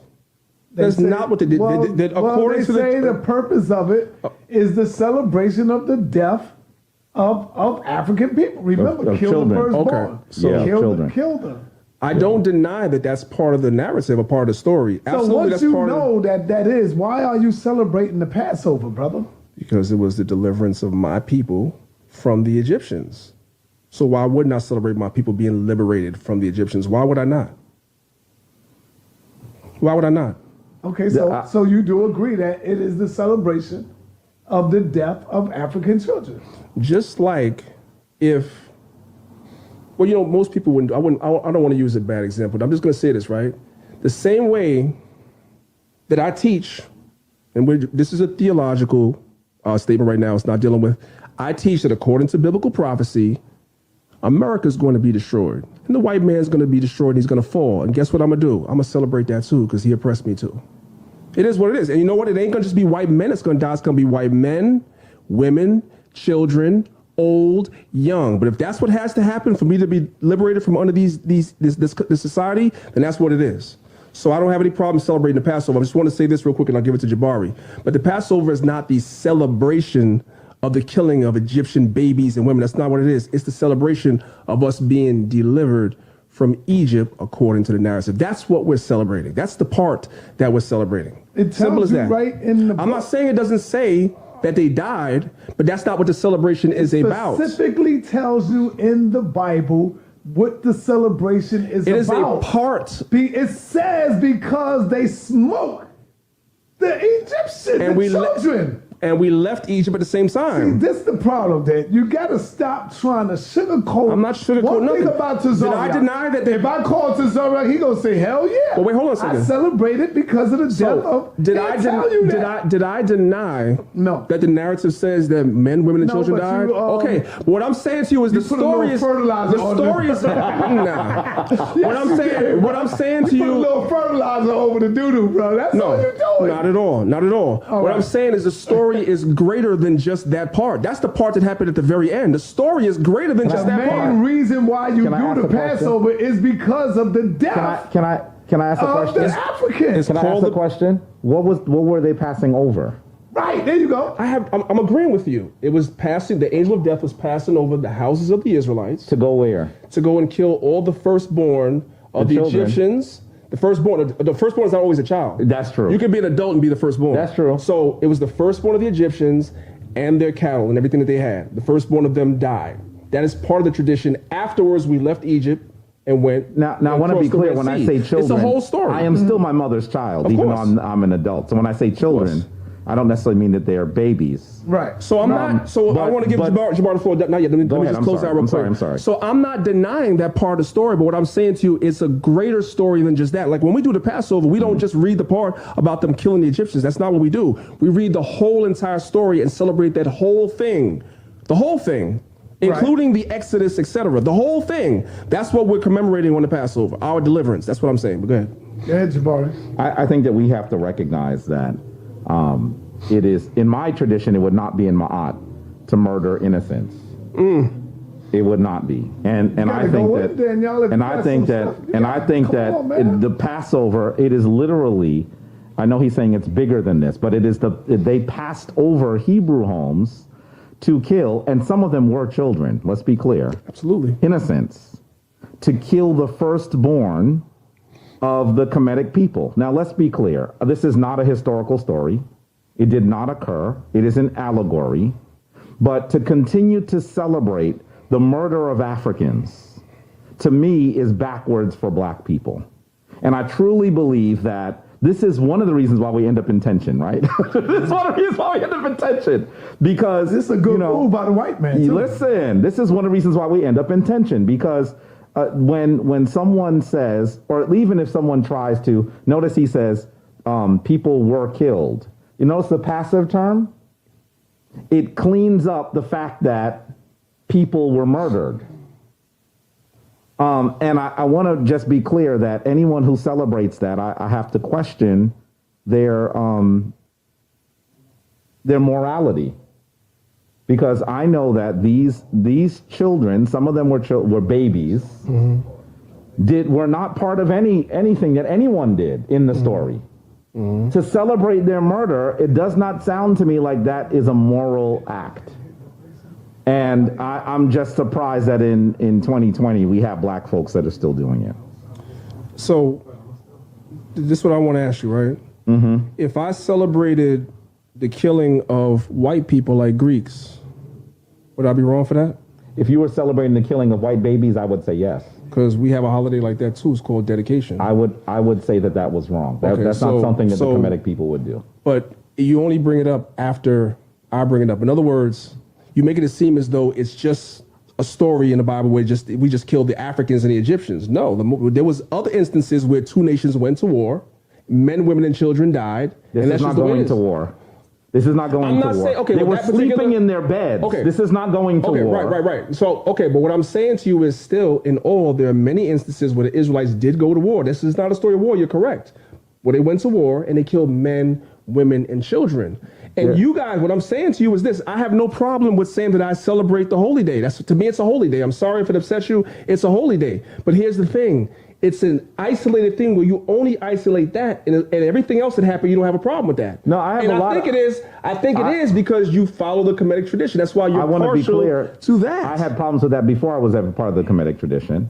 And I also want you to understand and that. what society doesn't celebrate their victories of war? And in war, do not women... It's not war. This is not war. Okay, but no, that particular one is not. So why you keep trying to equate it with war? Okay, I'm just using an example. It's a bad example. Women and children die. Whether it's at war, whether the Most High came down and killed the firstborn, women, and children you die. Know that wasn't real, hold on a second. So why practice something that you know that's not real? Well, he might think it is real. What society does not celebrate the fall of their enemies? The fall of their enemies. What society does not do that? Wait. See, he's conflating things. Whether it's through war, groups of people have disagreements and have battles, right? And they don't. Now, I am not trying to defend war and the killing of people because I'm a priest, right? I'm not a warrior. I'm a priest. Okay. So even in ancient Kemet, I would say this is unfortunate.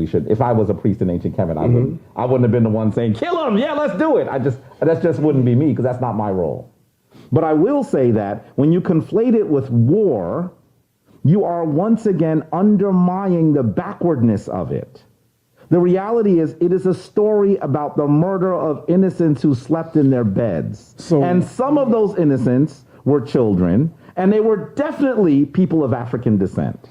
And so this is the way that these are some of the reasons why we do have tension. So let me ask you a question. Are there any monuments in Kemet that were built as a monument for wars where the pharaohs won? Now wait a minute. Don't answer the question. There is a gigantic. Nope. There is a gigantic difference. Wait a minute. What I'm showing is that even in Kemet, I'm agreeing with you. Listen, I'm agreeing with you. Listen, I'm agreeing with you that the story of Exodus is not about war. No. You gotta let me finish. Oh, go ahead. Yeah, let me finish. I didn't know you weren't finished. I thought you finished asking me a question. Go ahead. I understand that the Passover is not about war, right?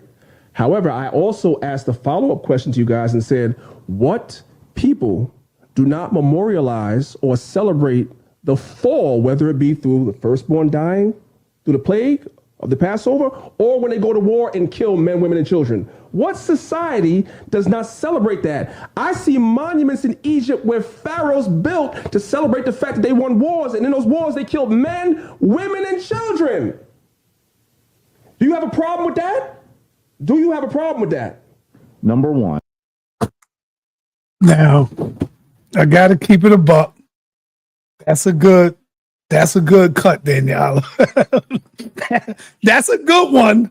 Oh my God, Danyaahala came up with a good one. That's good. What nation does not celebrate the win of their war? That's a good one. Damn. That's a good one, Danyaahala. I give you a point on that. I give you one. Number one, once again, he's throwing litter on the field. No, I'm not. Because we're not talking about war. I bet you do, yeah. We're not talking about war.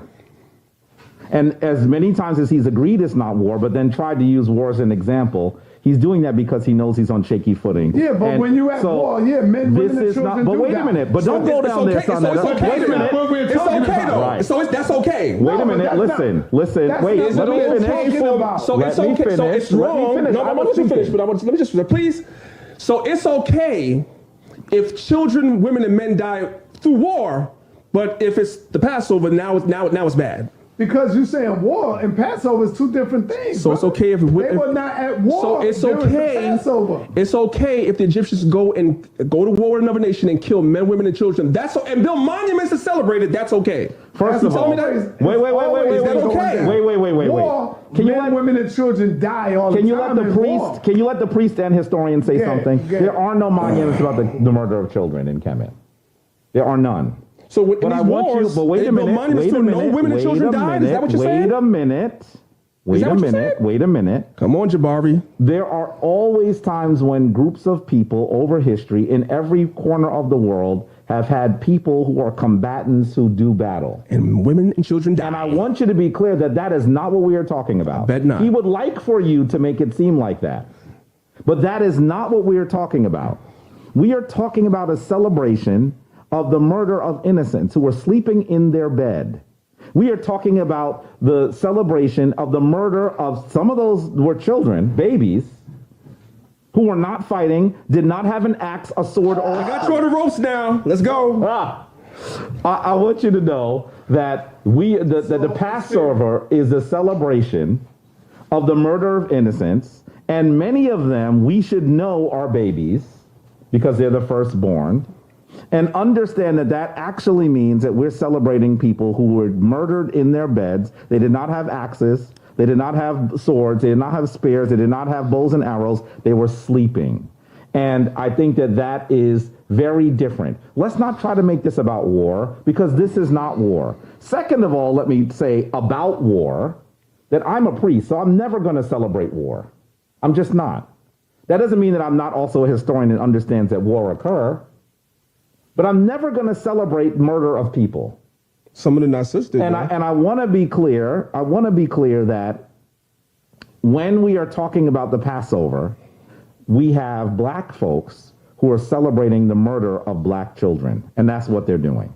And I don't know why in 2020 we still see it. I think that it's backwards. I think that perhaps if they were going to do something different in the Passover, maybe there's a ceremony they can do that reanimates children.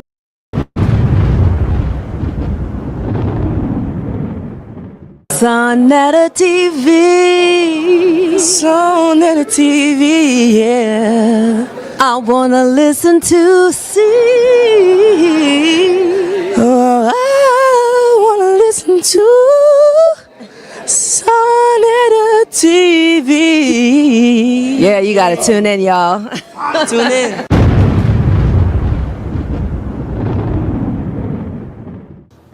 Can you clarify the statement about the white man being closer to the Hebrews than the African? Can you clarify that? Do you in the still believe that? In the biblical narrative, you know, colorism is something. Me and my rib was watching this documentary yesterday, and we was talking about colorism. So when people hear me say that, you know, they start thinking about what Africans, you know, got kinky hair. Africans may have big lips or eyes, and the skin color is black and all that. Then you think of this hairy bastard, the white man. You know, hair stringy, you know, red hair, blue eyes, and, you know, the destructive nature of him. And so you get in your feelings about it. From the biblical narrative, we're Jacobites or Israelites. We come from Jacob.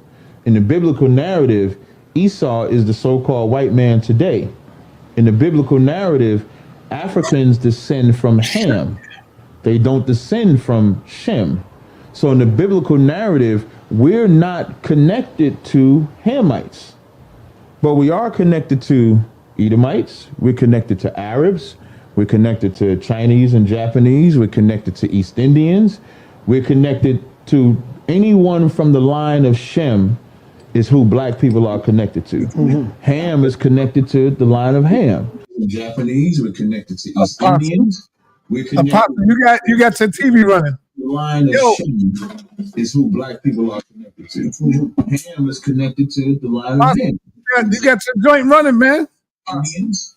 You got your TV running. Yeah, hold on. I'm sorry. It's who black people are connected to. Ham is connected to the line of Ham. Watching it on this big screen. That's what I'm talking about. Hey, yo, Apostle, do you agree with that? Do you agree with my captain, brother? What's going on? Do you agree with the captain just now? I think that was a slam dunk. All right, let me play it again. I don't think you know what I'm talking about. All right, about the statement. Yeah, about the white man being closer to the Hebrews than the African. Can you clarify that? Do you in the biblical narrative, let me shut my door. Colorism is something. Me and my rib was watching this doc. Clarify the statement. I wanna listen to sa.neter TV. Yeah, you gotta tune in, y'all. Tune in.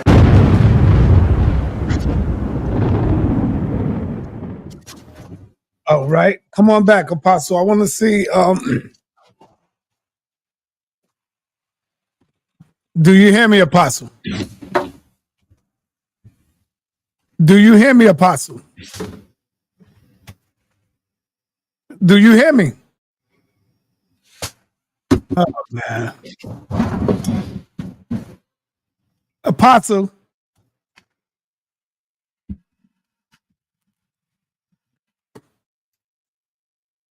Apostle can't even hear me, man.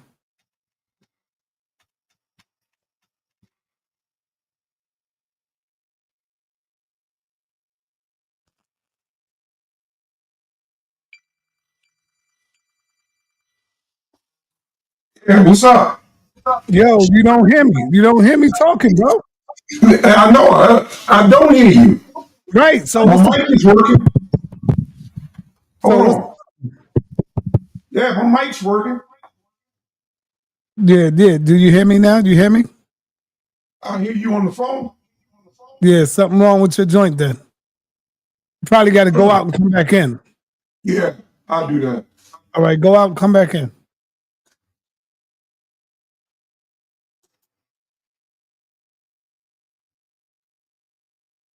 All right. You Israelites that's out there, do y'all all agree with that? That the European you are closer to the European. You know, this is just getting crazier and crazier, man. When you start digging up these old wounds, bro. That's why they don't like me bringing back these questions again. Because it make them look crazier and crazier. How in the European? The European are closer to you when you was living amongst the Africans. You were hiding amongst them in Egypt. Oh my God, this is getting crazier, Saul. This is getting fucking crazy, man. And he said You this so living long amongst ago. them. I'm like, You man. having sex with the Egyptian women. You having sex. Hebrews having sex with the Egyptian women and the Egyptian men having sex with the Hebrew women. How in the hell is this possible? Oh man, it's just getting worse, man. They crazy, man. And mentally they right. Mentally they Yeah. right. I mean they white. I mean they right.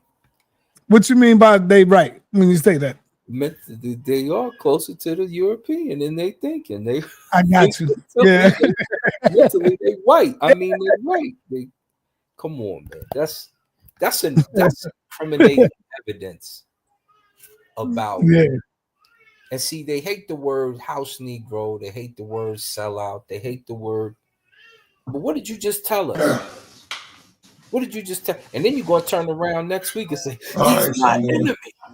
Can you hear me, Apostle? Right now. Watch. Yeah, I hear you now. Okay, hey, Apostle, I want you to listen to this and tell me what you think. Can you clarify the statement about the white man being closer to the Hebrews than the African? And you can tell Captain is uncomfortable with me asking him. Look how he hate me bringing this back up. Look how he looking. He really don't want to deal with this question. Oh man, he made a mistake and brought it out. So about the white man being closer to the Hebrews than the African. Can you clarify that?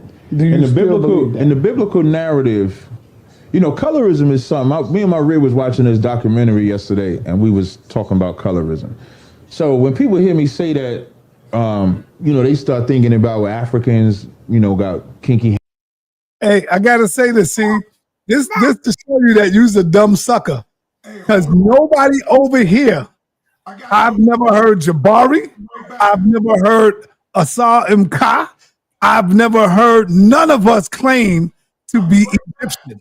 That's only in your sick ass mind that you hear that. See, you hear it in your mind, but I have never claimed to be a goddamn Egyptian. Jabari never claimed to be a damn Egyptian. Asa never claimed to be a damn Egyptian. That's in your sick ass mind. Now You hearing that. He said me and my rib. Like he was like a let me get back to this right quick. Here we go, Apostle. Damn, where you at, Apostle? He just stepped off. Yeah. We don't say that we ancient Egyptians. Yeah, what the hell is wrong with y'all? Yeah, we say that those are family though. Those are Africans of the diaspora.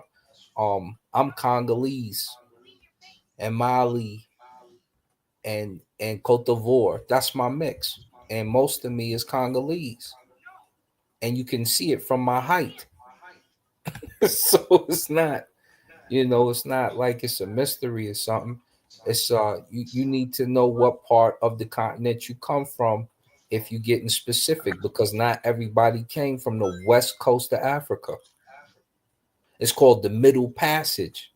The Arabs also slave traded from the transatlantic and the trans-Saharan. So late in the game, you started to see them come from the trans-Saharan around that southern coast and then over to IAT and what have you. Why do you think most IAT people look Ethiopian?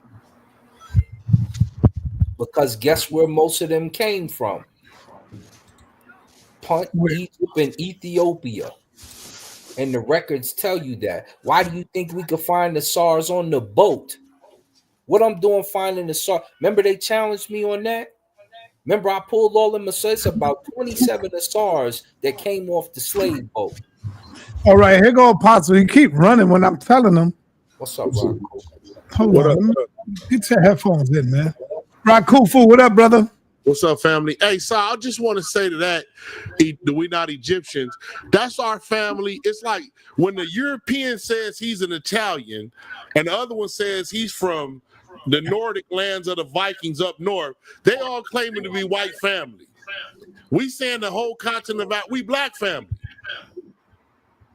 Yeah, but I feel you, but everybody not black, brother. Just because you look in this shade, hey, Dr. John Henry Clark told you that. Yeah. He said all skin folk are not our kinfolk. Right or wrong, Asar?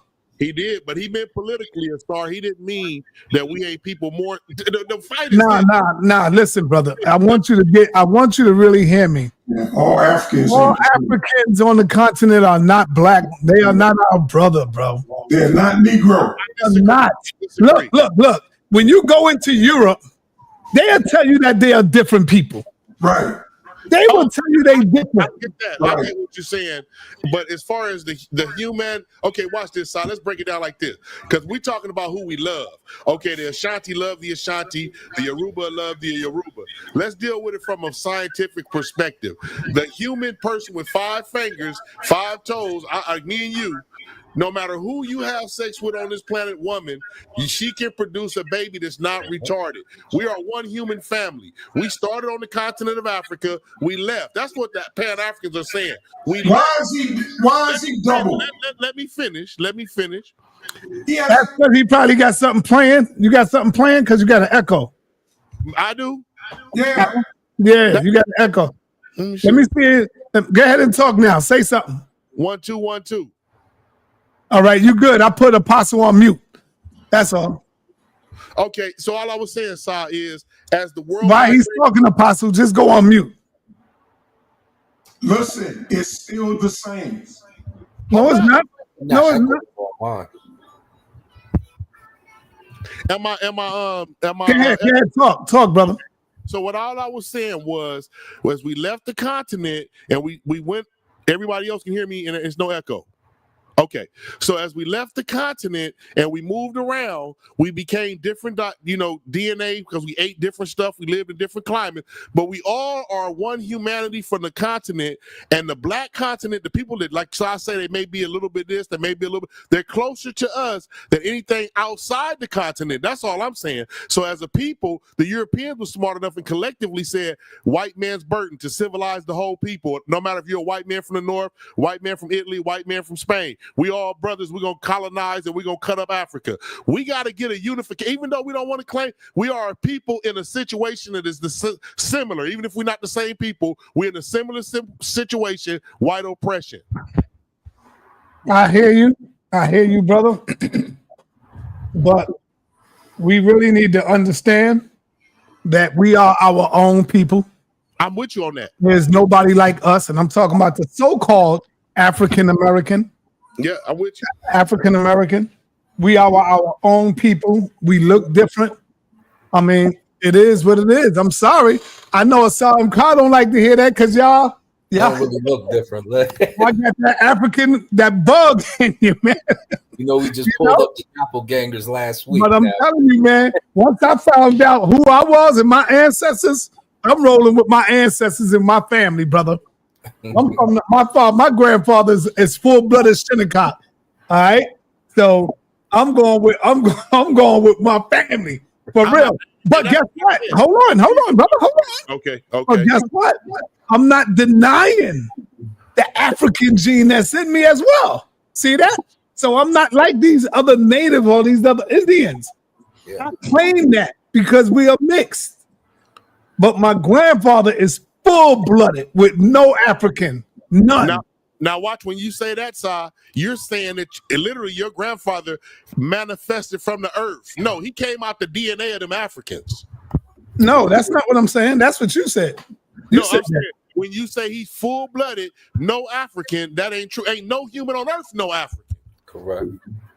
But see, look, if we go that route, I know my white family, right? Yeah. I got white family. We all I got friends, but that would put me in a whole Nazi branch. Because some of them is some Nazis. Straight up and down. And we know that, and I know that, and we we didn't have conversations. And they happened to love me when I was a little kid, but I was like, yo, but you a Nazi. And that's how we would talk. So I know some of my family that's European. And I claim them, yes, but I'm not a Nazi. But sorry, my whole point is the whole planet Earth, I'm standing on business, come from the African DNA. And even though you moved away and became full-blooded in that area, you never was changed from being a human from the African DNA. Well, correct. And I don't know if there's such a thing as a full-blooded anything other than African. I'm going to go out and come back in, man. Nah, you good, Apostle. You good. I keep hearing this echo, man. That's only from take your headset off. You don't hear an echo when I talk, right? Right. See, that's only Rakupu. Yeah. And we don't see when I put him on mute, you don't hear the echo. I just put him on mute. So you good. You still can hear the echo? Yeah. That's that's something with his headphone. Mm-hmm. Yeah, that's your bootleg stuff, Mr. Man. I hear you good. I hear Asad good. He got an echo. But that's why I'm telling you, you don't need to go out then. That's his system. But this is what I want to get you at, Apostle. Hold on. Don't go nowhere. Do you agree with this statement here? Can you clarify the statement about the white man being closer to the Hebrews than the African? Can you clarify that? In the biblical narrative, colorism is something. Me and my Ray was watching this documentary yesterday, and we was talking about colorism. So when people hear me say that, they start thinking about Africans, got kinky hair. Africans may have big lips or eyes, and the skin color is black and all that. Then you think of this hairy bastard, the white man. Hair stringy, red hair, blue eyes, and the destructive nature of him. And so you get in your feelings about it. From the biblical narrative, we're Jacobites or Israelites. We come from Jacob. In the biblical narrative, Esau is the so-called white man today. In the biblical narrative, Africans descend from Ham. They don't descend from Shem. So in the biblical narrative, we're not connected to Hamites, but we are connected to Edomites. We're connected to Arabs. We're connected to Chinese and Japanese. We're connected to East Indians. We're connected to anyone from the line of Shem is who black people are connected to. Mm-hmm. Ham is connected to the line of Ham. Then you have the Japhetic people. They're connected to the line of the Japhites. So that's all we're saying. Now, when people usually say, well, you mix with this or you mix with that, I'm not saying nobody ever mixed with nobody. But you're still the seed of your father. I sent you that scientific evidence. I think I texted to you, where in the North Carolina University, they did the study and they said, which I could pull up if I need to, and in North Carolina University, they pulled up the study that said, although you get the same amount of chromosomes from your mother and your father, the portion that makes up and identifies who you are comes from your father. So even if Israelites mix with other nations, those children are still the seed of their father. So it's not like we disappeared or anything like that. So we just tell the truth. So the truth is, if we're Israelites, we're not connected to Hamites or Africans at all. Dude, you was talking about the seed of the father. That brings me back to what me and you was going in on. I think I beat you down on this subject. So that's a very dangerous teaching, and I guarantee you, Asar Mkar and everybody that's out there, I will get Captain Tazariak to stop saying that. He's going to stop saying that the white man is closer to them than the African, and then he goes in and break it down and brings up his ancestors, so-called. Do you agree with that, Apostle? Based on what he said, the white man is closer. Based on what he said, and if you was listening, I was listening. The whole thing, not just I listened to the whole thing. Not just we're closer to the I listened to the whole thing. You listen to it because we are of the bloodline of Shem. We are not of the bloodline of Ham. Just like you said, all Africans are not the same. There are some Africans that are related to us, but they are Shemites. Negroes are Shemites. We're not Hamites. And until you get that understanding, just because you black and from Africa, that don't make you the same. You're not the same as the Messiah.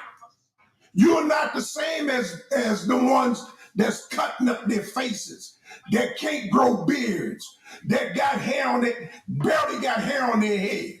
You know them people. You're not related to them people. Even though they're from Africa, you're related to the Akan, you're related to Fulani, you're related to Mandinka, you're those Western groups that claim to this day Israel in their heritage. They're over there. Ave, Eve,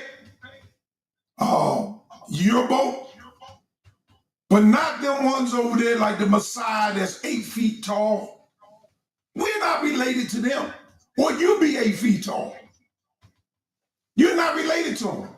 You're not related to them ones in the jungles. The pygmy. You're not related to the pygmy. Yes, we are. Arnold was a I am a twat. I'm a Go ahead with that nonsense. You're not related to a pygmy.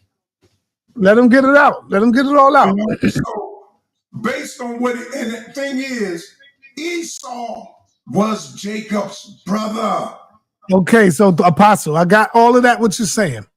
So you're saying you do agree that the white man is closer to you than the African. I want that on record. I'm saying I understand his position. Do you agree with it, brother? That's the question I'm asking you. Yeah, I can agree with it. I understand. Okay, there you go. I want to get it on record. I disagree with it. I agree that the white man is closer to him. Because I don't have enough information. All right, Apostle, you said a lot. I'll let you talk. I just want to get it on record that Apostle, I want everybody to take note that Apostle agree that he's closer to the white man than the African. That's what Apostle is agreeing with. I always say that anyway. They say I'm 60% European. So, well, I mean, it is what it is. That got to be closer. What can I say? Right. There you go. I was going to hit you with that too, but you said it before me. Okay. Before me. Can I say something? Yeah, hold on. I need to say this right. But what I'm saying, Apostle, is that here it is that y'all call this white man a beast, an animal, a devil.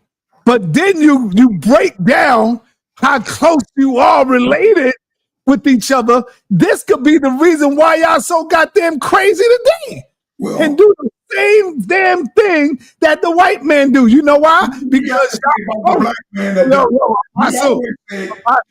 didn't I let you talk without cutting you off? All right, that's why I said I want him to talk. So this explains everything. Why y'all lie? Why y'all treat the woman the way y'all treat her? You know, why she can't come into y'all house and teach the Bible? Because that all come from the white man. All of that come from them. You see? So y'all are just like the white man because you're genetically closer to him. Their blood is in you. Their blood is in your blood. By the statement that y'all make. Y'all say that y'all are closer to the white man than the African. This is fucking asinine, man. It's crazy. But you want to go on with it? Let me go to Rakufu. What's up, brother? And this is what happened in the days of the movie Roots, when the brothers was talking to the brothers in Africa and they put them on the ship. He said, we got to sustain. We got to be quiet. We can't talk too loud. They're going to come with blacks that get a little bit of like Samuel Jackson, a little better clothes than this for going against the philosophy of Africa. And that's what we're seeing in these Hebrews. They going against the philosophy of Africa and they getting paid. They getting 50CCs and all these programs. They getting everything. And it's going to be like that, brothers. But to the brothers out there to hear my voice, the struggle continues. Yeah, but I don't got no problem with the Hebrews getting paid. I ain't got no problem with that. We all should be getting paid. He can get paid. If he wants a 501c3, create an organization around it, and Yeah, I need to get me a 501c3. God damn it, I ain't playing.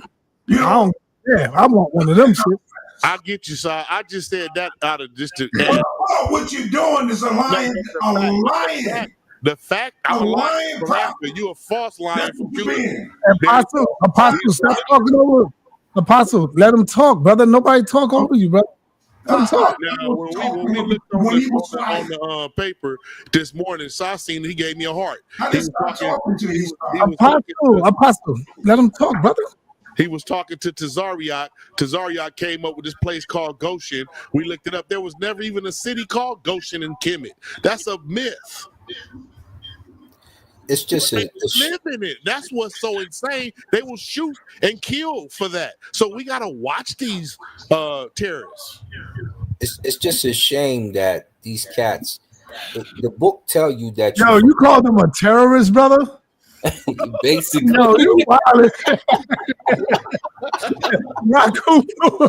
want our blood. You call them a terrorist, brother. Hey, wait a minute, stop. I'm sitting in the Hebrew lands, and my God come out the clouds and say, "Hear, O Israel, your God is a jealous God." When you see Pharaoh running down the court to make that dunk like Michael Jordan, hit him in the back, clip him from the back. We jealous of him. We don't like his spirit. Yo, you know what? You just mentioned Michael Jordan. You know what game I was watching today? Which one? On my big screen TV. I was watching the Lakers versus Chicago. That's when Kobe Bryant was coming off the bench. He wasn't even starting. He was coming off the bench, bro. Yeah. And I'm telling you, that game, oh man, I was like, God, that joint was like new to me because I seen it again. I ain't see that joint in like damn near 10 years. Yeah. Si, wait, I gotta say this to Si. I gotta go, Si, because they fixed my car. I gotta go pay for it. But let me say this: you need those things that you wear on your face. What's they call it, sir? Those apple glasses. Oh, cucumbers. And watch the game in that. And the apple glasses. I'll be back. Watch. Tell them about it, sir. Yeah, the apple glasses, like the vision in them things is super crazy. It make everything feel like it's 3D. Everything. The apple glasses? I never heard of that. They kind of brand new. They're part of the Internet of Things. So you saying you watch the game in those? You can watch them in that movies and all that. It make like you can feel the dunk. It's like you know how you be in a 3D movie. That's how I feel. Like it's 3D. Yeah, I don't want no crazy stuff like that, man. All up on my eyes, man. Yeah, I don't need that shit. Hell no. Technology is great. Little man, all cockeyed and everything. Right, I'm looking at it the regular way, bro. Anyway, we got Jose in the building. What up, Jose, man? What's up, man? I'm just tapping in. I see the heavy hitters. I said, let me come in and check. I don't know what you guys talking about. specifically. Oh. Right now, we was talking about how the Hebrews is closer to the white man than the African. And Yeah. Really? Yeah, Apostle said he's closer to the white man than he is than the Africans. But we expect that from Apostle because he was on here bragging. Said that too. He was on here bragging about being Portuguese, so like he don't realize Portuguese people are not black. this is when you need Zion Lex right here. He This think is when Portuguese Zion people Lex are needs black. to pop up and say, nah. That's why he's bragging about it. He don't know where Portugal is. What is he talking about, man? I can't even hear him. You were bragging about being Portuguese, like you don't understand Portuguese people are European. I got an ancestry. My ancestry comes from Portugal. That means you're white. You're not black. No, it doesn't. They're black Yes, people in it does. Portugal. I mean, how stupid can you be, man? Huh? There's black where you people going, right? in Italy. You don't want me to There's black disrespect you, people right? in France. How Like you looking for stupid can you disrespect be? right now. Are you that stupid? Huh? Are you that stupid? You know? Yeah, you must be. Spain used to be African American. You know, majority African American. Look it up. Stanley, could you mute him because he's embarrassing, man. He's acting like a child. He doesn't want me to disrespect him, but he's calling me stupid. Now, if I said that to him, you would tell me don't say that. I didn't come up in here with your name in my mouth. Because to me, you're not even worth bringing up. Stop it. All right, come on, Apostle. Put my name in your mouth. Apostle. All right, let's get it back. Let's get it back, yo.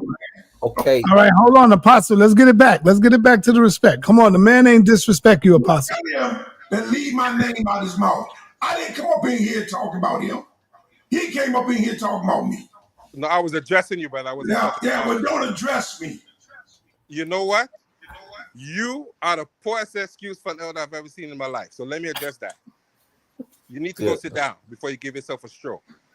Because that's what you're looking for. All right, y'all chill. That's enough, man. No, he don't want respect. He disrespected me. He don't want respect. He's not acting proper. Nobody disrespected him. I addressed him. I didn't talk about it. There's a difference. If he can't handle it, then don't come on here. The adjustment button. We make Negroes adjust. The adjustment burrow is back on the scene, man. I got to be careful, man. Before you came here.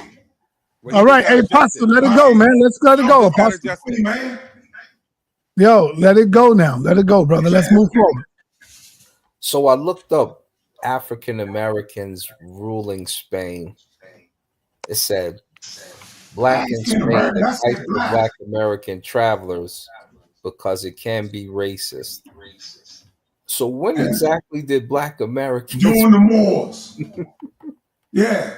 During the turn of the century. It was dominant black.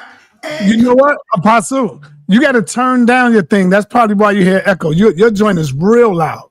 Yeah. Turn it down. That's why you hear the echo. Sound really turned down. We can hear you. Are you working with your road again? You still got your road on or no? Yeah, it's on. Oh, okay. See that's what it is. I'm trying to tell you, you got to turn it down, bro. Which one you coming out of?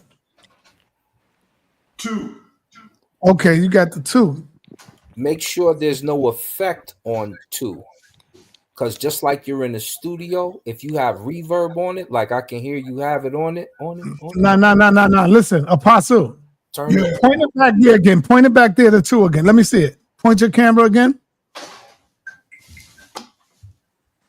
Point the camera so I can see it. You got at the top. All right. Hold on.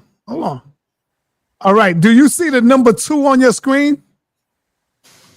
Yeah, up top. Tap the number 2. Just tap it with your finger. It's going to take the effects off. It just turned a different color. Listen, man. When you tap the number 2, you're going to see something pop up on the screen. It's going to tell you how much gain you got on it.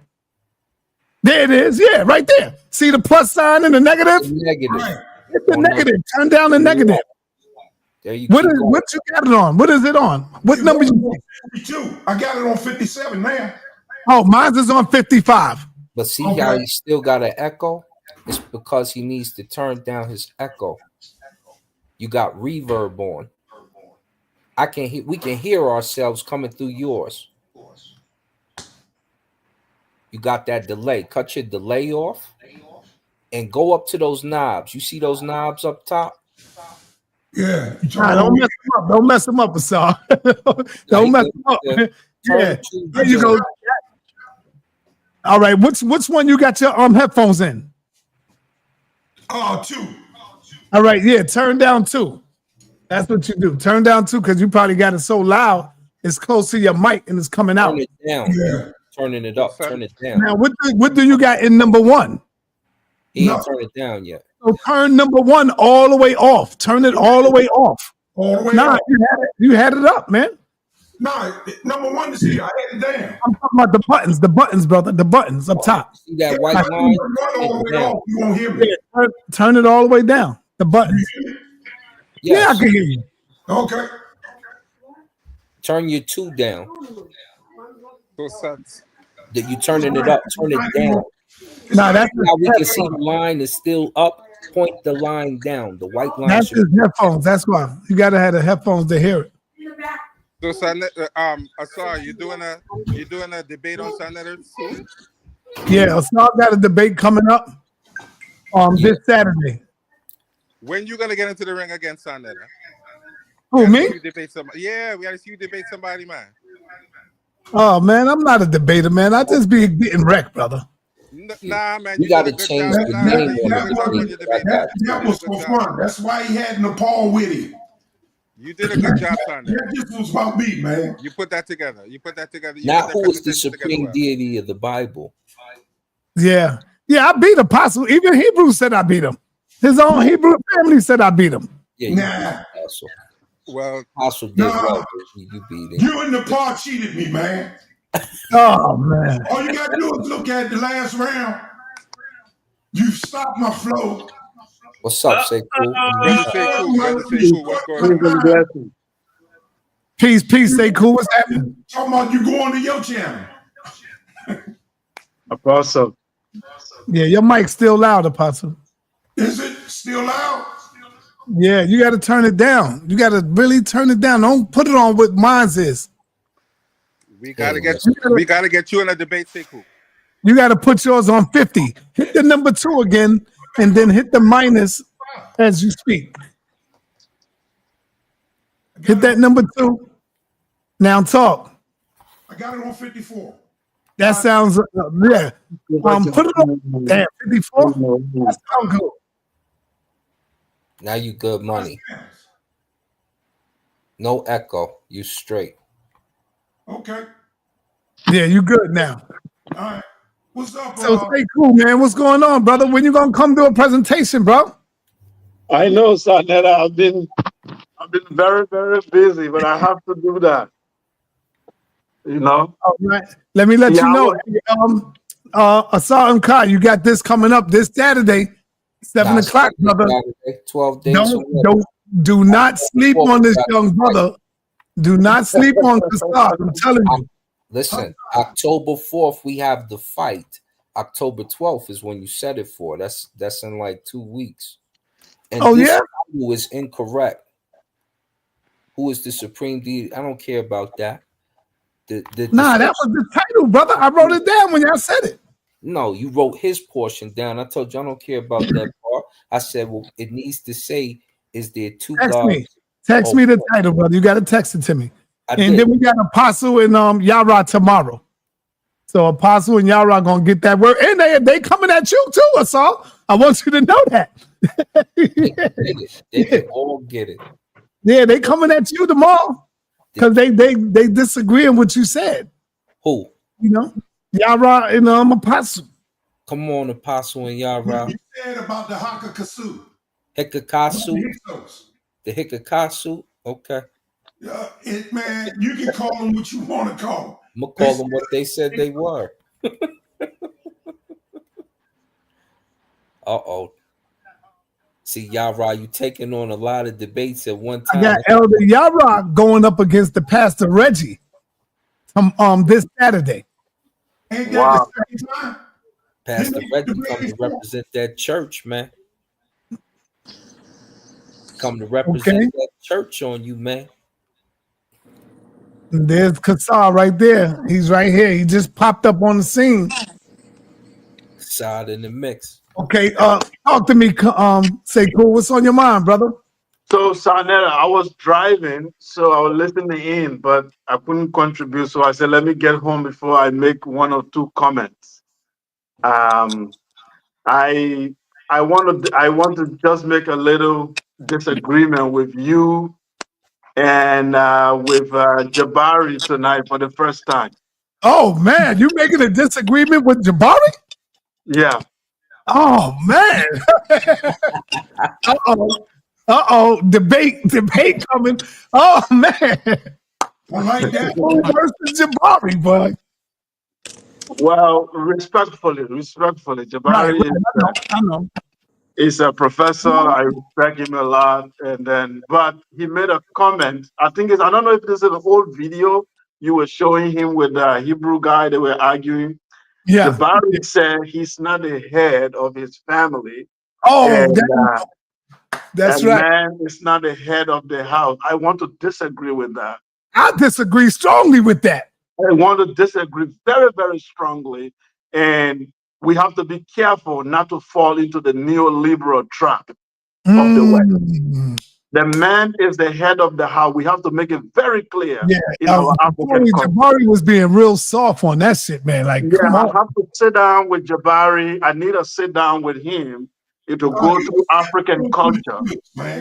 Let's look at it in African culture where he's getting the precedence that the man is not the head. Because I think the mistake they are making, I have to put it this way. We are not saying the man is the head of the woman. We say the husband is the head of the wife. It's an institution of marriage.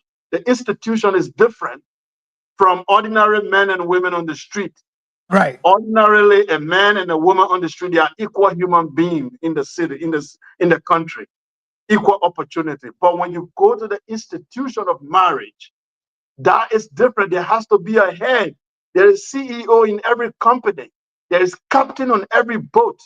How can you have a family and you say there is no head? What kind of organization is that? Okay. So I didn't see that as a West African. I didn't see that anywhere in any African culture where the man is not the head. I didn't see that anywhere. And we are not saying that men don't abuse their power. They do abuse their power. That has to be addressed. We have to address the patriarchy. But the man is the head of the house. Being the head does not mean he's a dictator. It means he's the provider. It means that he is the protector of his family. He must give his life for his family to survive. That's what leadership is. It's not that he is the one who is the dictator and everything. Yeah, he consults with his wife.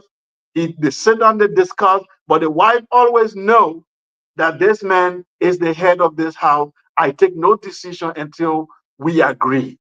And when there is a difficult disagreement, the view of the man stands.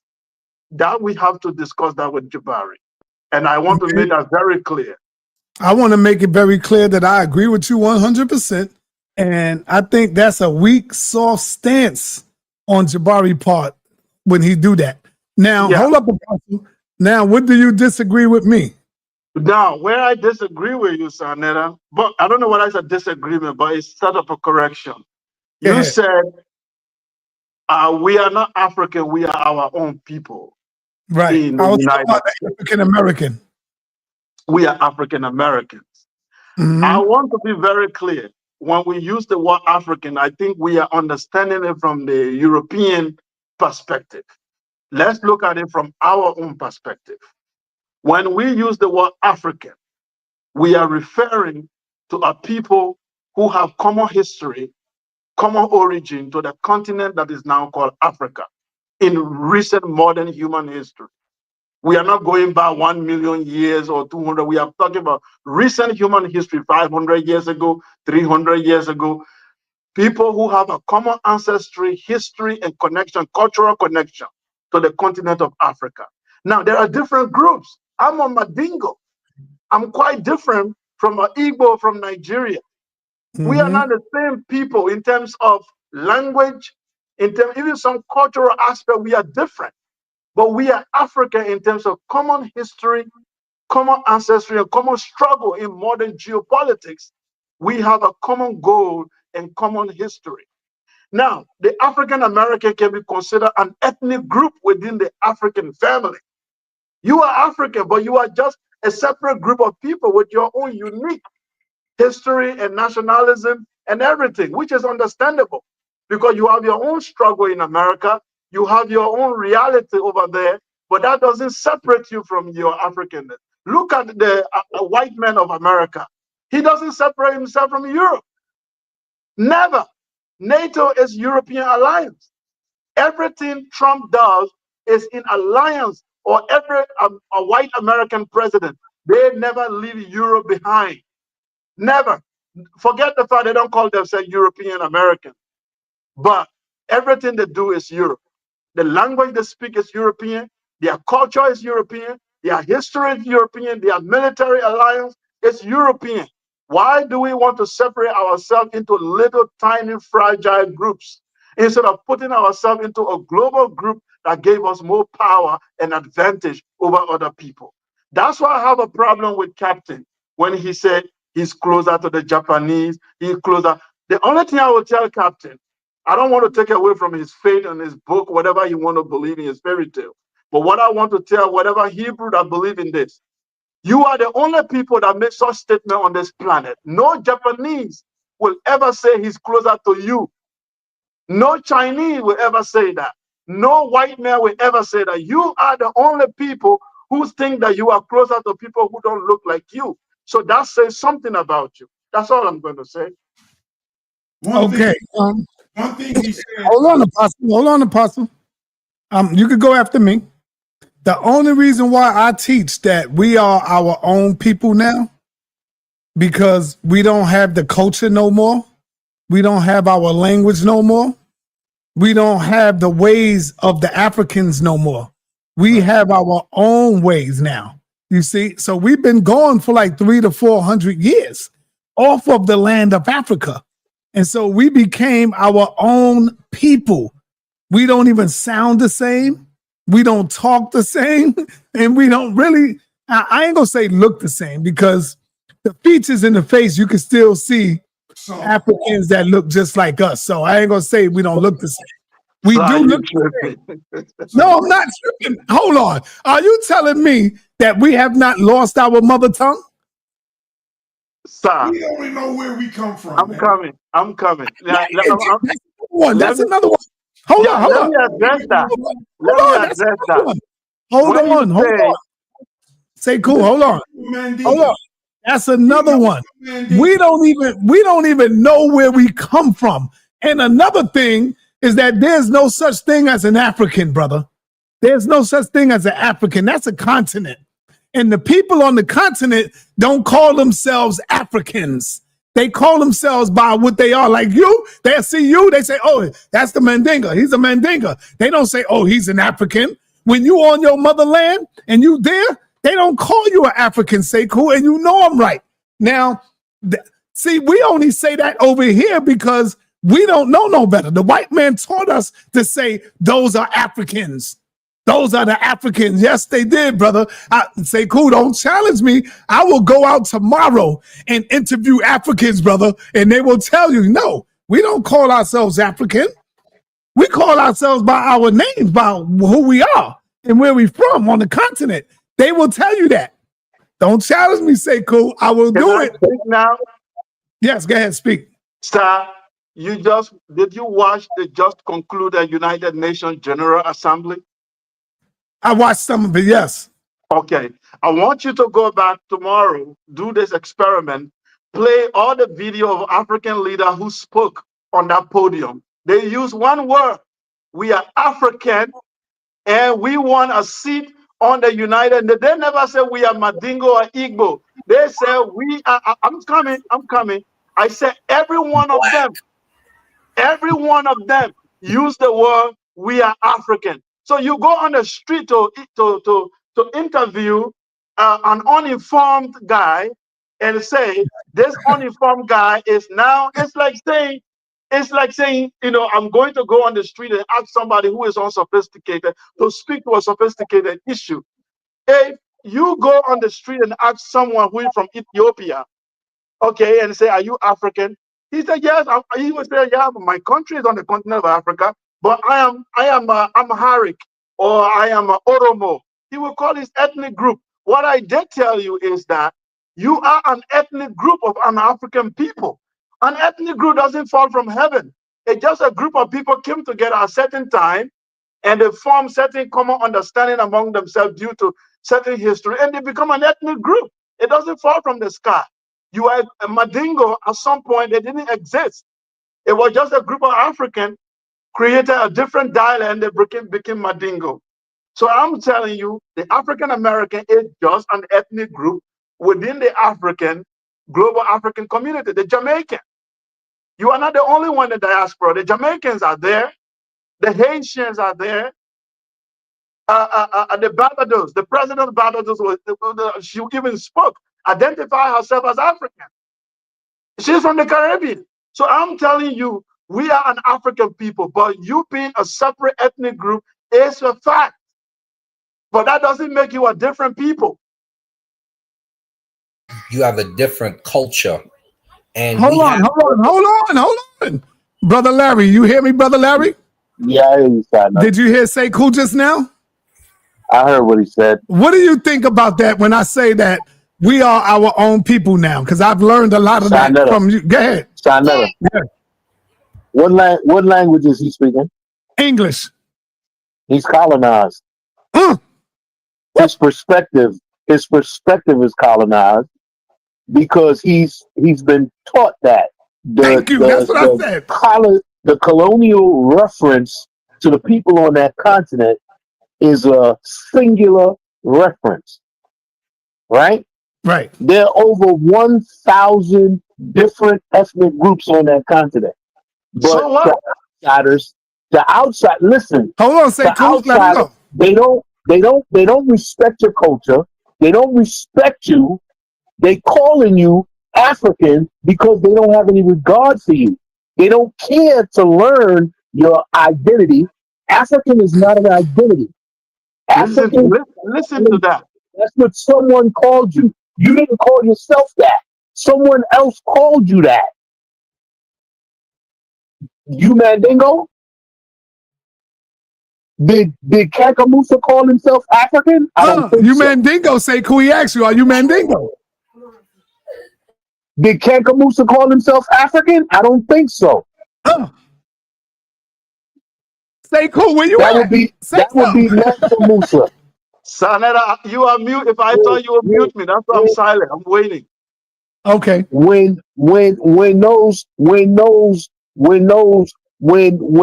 Mandinka were fighting those Berbers that got a hold of Mauritania right now, right? Because they was enslaving black people, right? Were they enslaving Africans or were they enslaving Mandinkas? Go ahead. They was beefing with the other clan. And When the Fulani in 1804 had their jihad in Nigeria under Usman Dan Fodio, right? When they was enslaving the houses, they wasn't enslaving Africans, they was enslaving houses. That's how you got House of Fulani right now. That's how you got over 250 ethnic groups in Nigeria in one place. That was doing slave trade. They was corralling them people. They wasn't just Europeans doing that. What is exactly the point? I don't understand the point. What is the point? My point is that these are not Africans. You have Fulani, you had Mandinkas, you had Hausas, you had Yorubas, you had Wolofs, you had Soninkes, you had Gaz, Gandegbes, Ashantis. Are you American? Are you American? No, I'm not American. I'm black. You are what? Oh. I'm black. You are black. Is it what is written in your passport? Passport. In your passport, what is written there? Is it black or American? I'm sitting. No. What is written in your passport? Passport for? I'm where I'm from. I don't need to go. What is written there? What is written there? I didn't come here. I didn't come here. I was born here. Are you American or not? Man. No. Everybody don't have passports. No. Okay. I'm not American. No. You are not American? No, I'm not American. No. No. That's a political ideology. That's a political ideology. That's not. So are you African? So sa.neter, when you say you are your own people, didn't you say you are African and you are Black American? Something to you. Say cool. Say cool. Say cool. What is the name of your people? If you allow your enemy to define you, right? sa.neter, can I speak? Can I speak? Go ahead, say cool. Yeah, he make a lot of statements that have no meaning. First of all, he said, I don't even understand. He said there are so many ethnic groups in Africa. So what? So it's Europe. So it's Asia. So it's America. You can hear him good. I'm coming. He said there's so many ethnic groups. Go ahead. So many ethnic groups. Listen. Can I finish? Can I finish? He can't I can hear you now. Go ahead. Now I can hear him. Now I can hear him. He can hear you now. Go ahead. Okay, let me making my. Damn. Now you're not saying nothing. No, his joint fell off. He fell off. He's gonna get back on. But I agree with you, brother. I agree with everything Larry said. Larry is 100% correct. And here you go. He's back. He's back. Let's hope it's better. Okay. So I don't know. Is my volume okay? Yeah, now I hear you. Yeah, I'm using a phone, so I don't know if there's any issue. All right. Go ahead, say cool. He can hear you. Go. sa.neter, he said, because there are so many ethnic groups in Africa, therefore they are not Africans. So there are so many ethnic groups in Asia, therefore they are not Asians. There are so many ethnic groups in America. I'm coming. No, they're not. Let them go. Let them go. Let them go. So when you go, you can talk. Okay. Therefore, they are not Americans, because our ancestors so many years ago did not call themselves Africans. Therefore, the idea of Africa does not exist. Did your ancestor call themselves Americans? Are you not American? Did your ancestor call themselves Black Americans? Are you asking me a question? I'm coming. I'm coming. Do you want me to answer? I'm coming. Do you want me to answer? Because I have an answer for you. All right, let him finish. You're going to close out in a minute. Go ahead, say cool. Go ahead. All of those arguments make absolutely no sense. People can come together and call themselves whatever they want to call themselves at any given time in human history. We call ourselves African today because it's not because what Masakanka Musa called himself. Masakanka Musa called himself, he used to refer to a land as Farafina. Farafina in Mandinka, which is my language, is black people land. When he came in contact with the Arabs and the other people, he knew the distinction between his place and the other people's place. He used the word Farafina. Till today, the word used to describe all black people country in Africa, in my language, is Farafina. And it just means land of black people. So all I'm trying to tell you is that the word Africa shouldn't be an obstacle. Whether it comes from Roman or Greek, we understand that we are referring to a geographical location. And this geographical location has history and culture of people that are tied together. We have different ethnic groups, that's fine. But we have common history, common ancestry, and common linguistic connection. Did we fight each other? Yes. All right, let me learn. What you're doing is you're making a false argument. Let me learn. Just Larry, he's gonna land right now. He's closing out right now. Go ahead, close out. The fighting, whether Africans fought themselves, is a very ridiculous argument. Europeans fought themselves more than any other people on this planet. Europeans fought one of the greatest tribal wars among themselves. They sold themselves into slavery. And they called Europeans? Did the Greeks call themselves Europeans? Did the Romans call themselves Europeans? Does that negate the European identity? Why do you guys ascribe a standard to us? The European identity. All right, stay cool. Let him go. Let him go. Stay cool. Let him go now. What you're doing is you're making false arguments, bro. And your false arguments are based on your ignorance. And I don't mean to call you ignorant, because obviously you have some knowledge, but your comprehension of that knowledge is what makes you ignorant. First of all, you're conflating things, right? Which means you're taking a whole bunch of stuff and you try to put it together when it don't belong together. No, the Greeks didn't call themselves Europeans. No, the Romans didn't call themselves Europeans. And no, then white people over there don't call themselves Europeans today. Only the ones that belong to the European Union, right? European is not an identity, okay? Europe is not even a continent. Europe comes from Greek mythology, and it was an Ethiopian princess. All right? Now, that's number one. Number two, I'm not talking about because there was quote-unquote tribal wars. It's my contention that those tribal wars didn't occur until Islam got there. Islam started out like tribalism in Africa, if you ask me, right? What I'm saying is that all of those people have their own history, their own culture, their own language, their own tradition, and they did not see themselves as the same.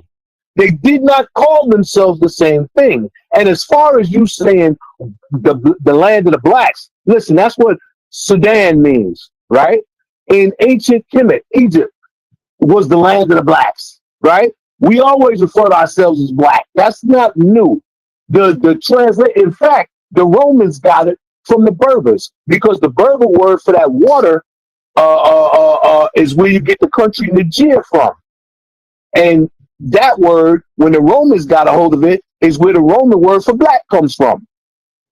Okay? Which ultimately the Spanish got a hold to, and where in the Portuguese and the English and the Dutch, because the Dutch used to be a part of the Spanish Empire, where they got that from. And the Dutch word for black is nigger. I'm sitting in a former Dutch colony. The English took this colony from the Dutch in 1664. They dated American slavery from 1619. The Dutch took 23 black people from this colony, which was New Amsterdam, and traded them to the English colony of Jamestown, Virginia in 1619. That's when they date American slavery. From the Dutch trade, not from the African trade, from the Dutch trade. Now, I'm not telling you the Dutch didn't get those people from Africa, but what I'm telling you is that when you say African, to black people in America, we talking about black people on the continent of Africa. On the continent of Africa, when you say African, you could be talking about Berbers, you could be talking about East Indians, you could be talking about some mixed people, you could be talking about people that don't look nothing like us, or you could be talking about black people. You could be talking about black people that call themselves Arabs. You could be talking about black people that don't consider themselves black people on the continent of Africa, because they on the continent of Africa. You got a whole swath in the north of some Tuaregs that try to overthrow Mali and try to make a separate country called Azawad that started the Civil War a couple of years ago. They didn't want to have nothing to do with the blacks in the South. sa.neter, can you time us so that we can all talk? Can you time us? Now you can go ahead and talk, but what I'm saying is, don't tell me about people that have that just because they're brown that makes them African, because that ain't happening on the continent of Africa. Now go ahead. Okay, so what the argument I'm making, let me make my argument very clear. I'm saying the term African, it has geopolitical significance, it has historical significance, and has cultural significance to us. When we use I'm coming. Can I finish? I was silent when you were talking. No, I need to understand what you're saying. Yeah, just relax. Let me finish. Just be patient. Take your notes. You have to tell me what you're saying when you say cultural significance. Can you take your notes and wait? Stop cutting my thoughts. Just wait, because that's a strategy.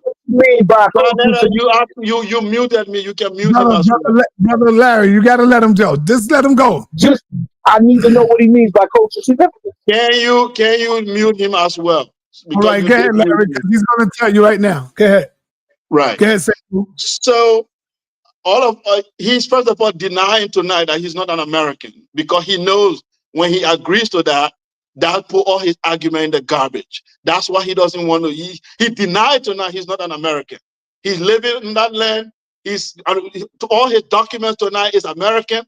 But to win an argument on the internet, he's not an American. This is how ridiculous and dishonest people can be just to win a debate. They are intellectually dishonest. Let's use the word Western civilization. Wherever you are, none of you can argue right now. If you type the word Western civilization, you wouldn't find what they call the collective West, which include America and all European countries.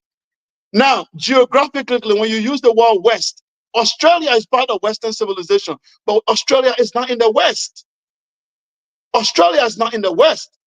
All the white countries that are identified as Western countries, they are not necessarily in the Western hemisphere, but they use the term as a geopolitical term to cover all European descendants. Okay, Australia is not in the West. It's considered Western civilization. Many other countries, New Zealand, other, they consider, I'm coming. And when they use the word Western civilization, they mean European civilization.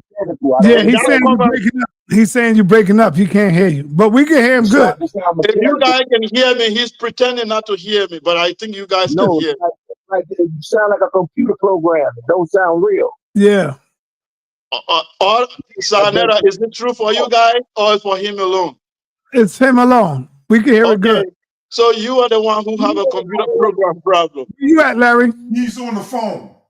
Yeah, he's on the phone. That's why. I got Larry on the phone. He's talking to you on the phone. Right. Okay, that's why. Larry, jump in here. So what I'm trying to say here, when you use the word African, the geopolitical significance is that we are referring to people who have a common history in recent time, colonization of Africa, slavery. We all have a common history connecting us to that. In terms of ancestry, when you do our DNA right now, we are more related than you will be related to any other group of people on this planet. Cultural, we are related. You can say, oh, we don't speak the language, and we don't, but you have so many cultural elements within your culture, your music, your church, most things that you do, they are only cognate with the African culture. So the African American, the Jamaican is more African, connected to the African people than any other people on the planet. That's what I'm saying. We are. That's your point? That's your point? Can I finish, man? Or you want to talk? What is the issue? We're connected. What is the discipline? Can I finish? I don't dispute that we're connected. Okay, I will let you finish. I'll show to you how discipline.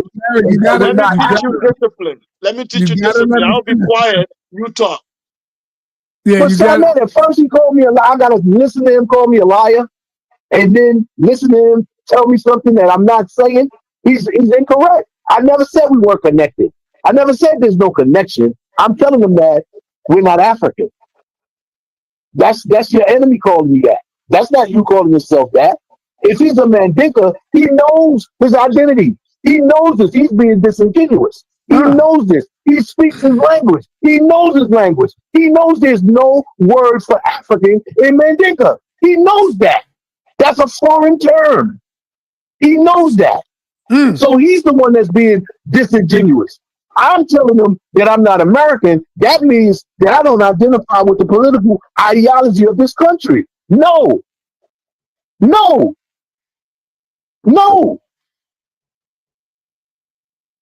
That's all. I'm not telling you that I'm not here, that I wasn't born here, that I'm not a citizen of this country. I'm not telling you that.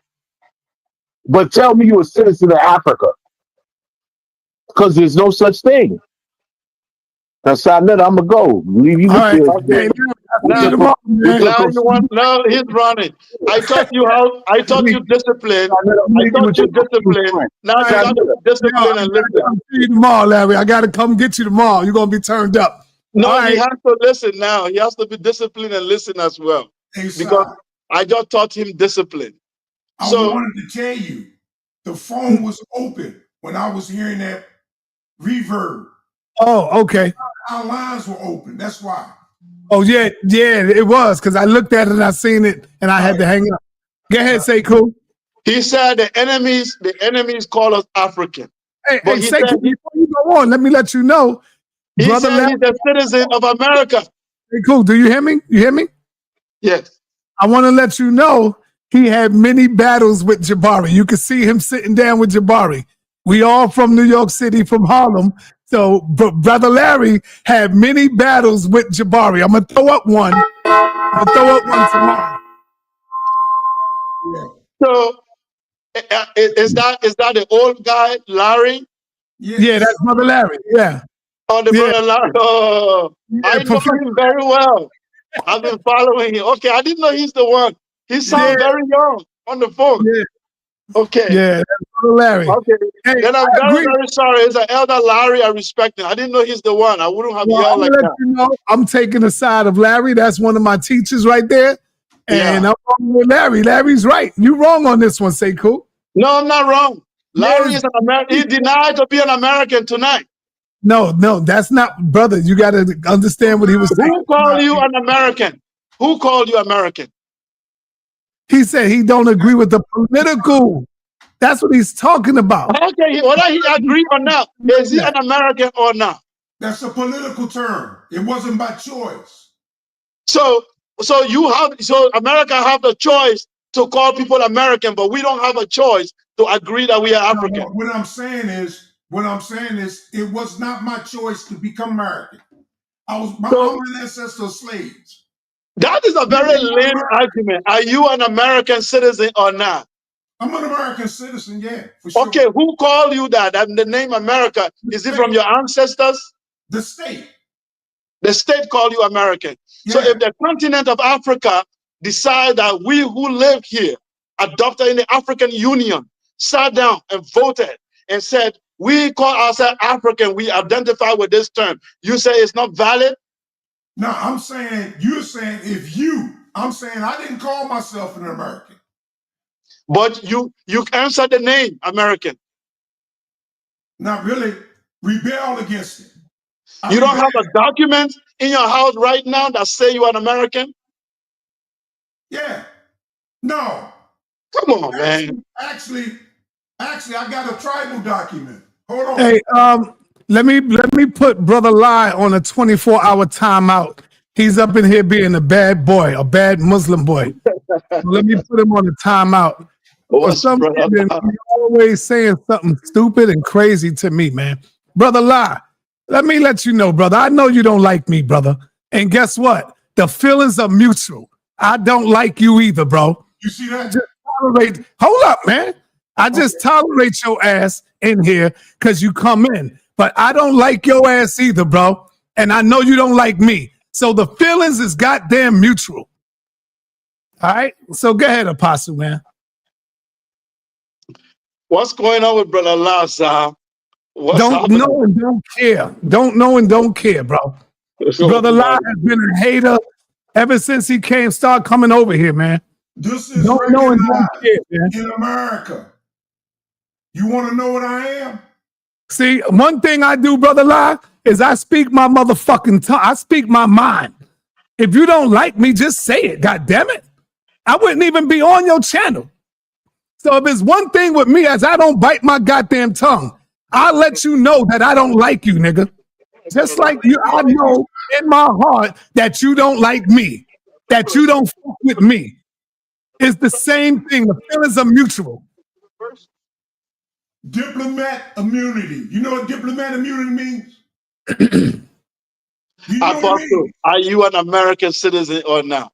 Based on this, no. You are not an American. I am a member of the Kuso tribe.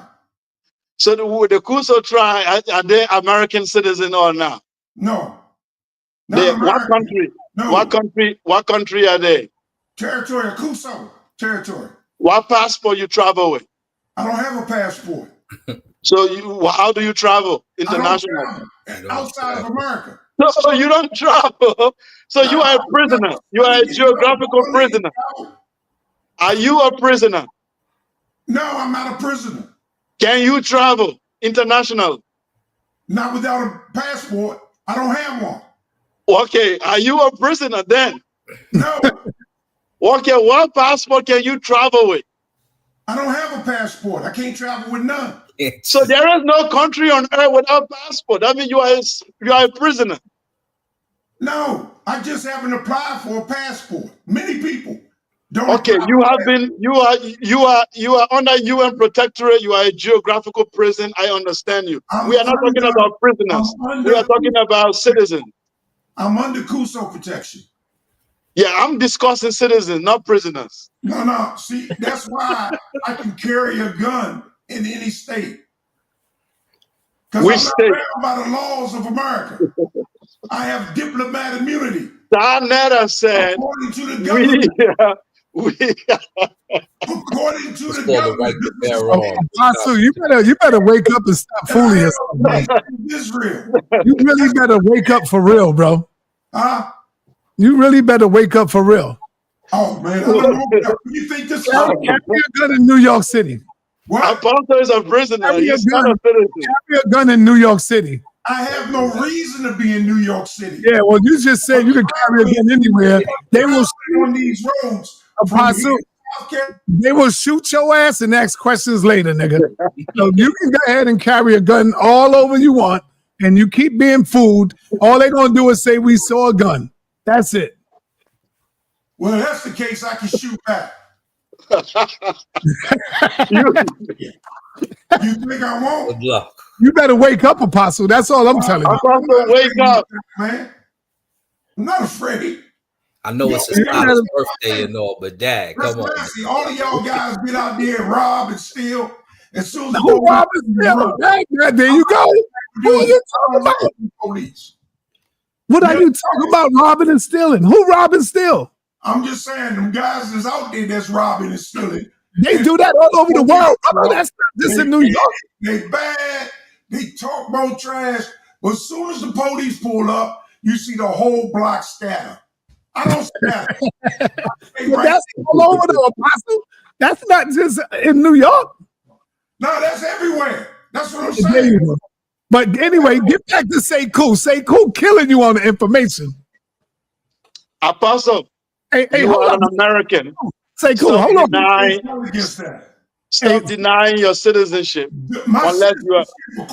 Do you have a question for Say Cool? State of Israel. Hold up, Apostle.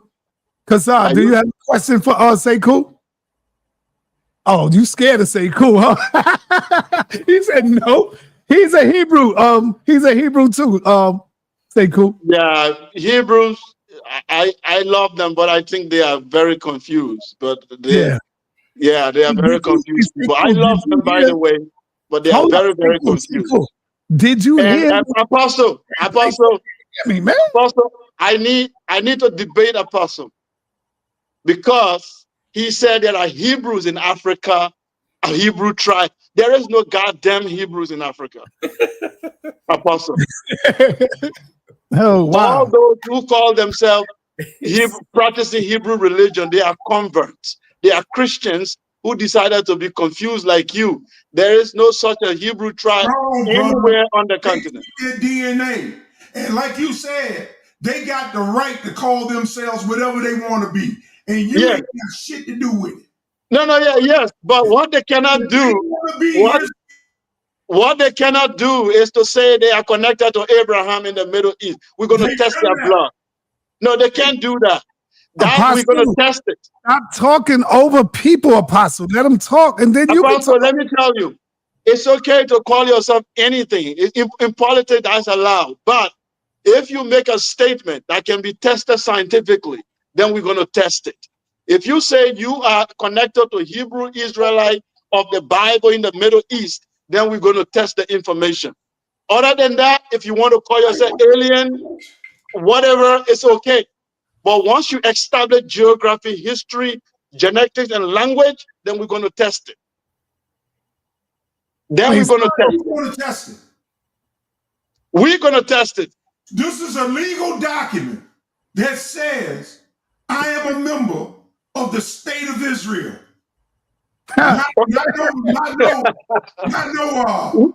You are. I am a member. So you are from Israel. According to this document.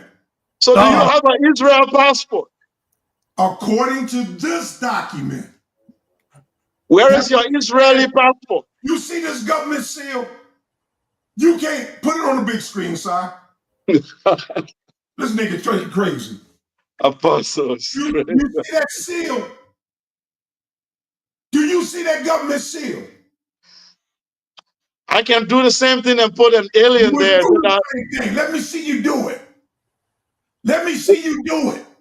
So can you go to Demona? Okay. Can you do it? You go to Demona. Apostle. You see that down the bottom where it says diplomat immunity? You see that? Diplomat immunity. That means you can't go to You know what diplomat immunity is? Yes. Apostle, can you fly to Demona tomorrow? I do not have a passport. And frankly, I'm not at health to fly anywhere.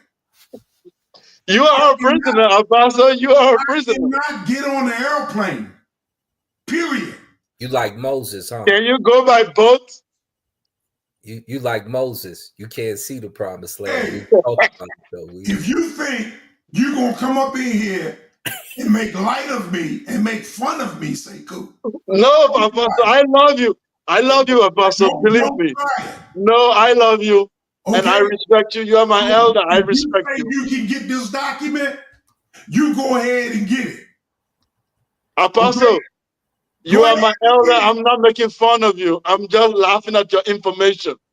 My information is here. You are not. You are a persona non grata in America.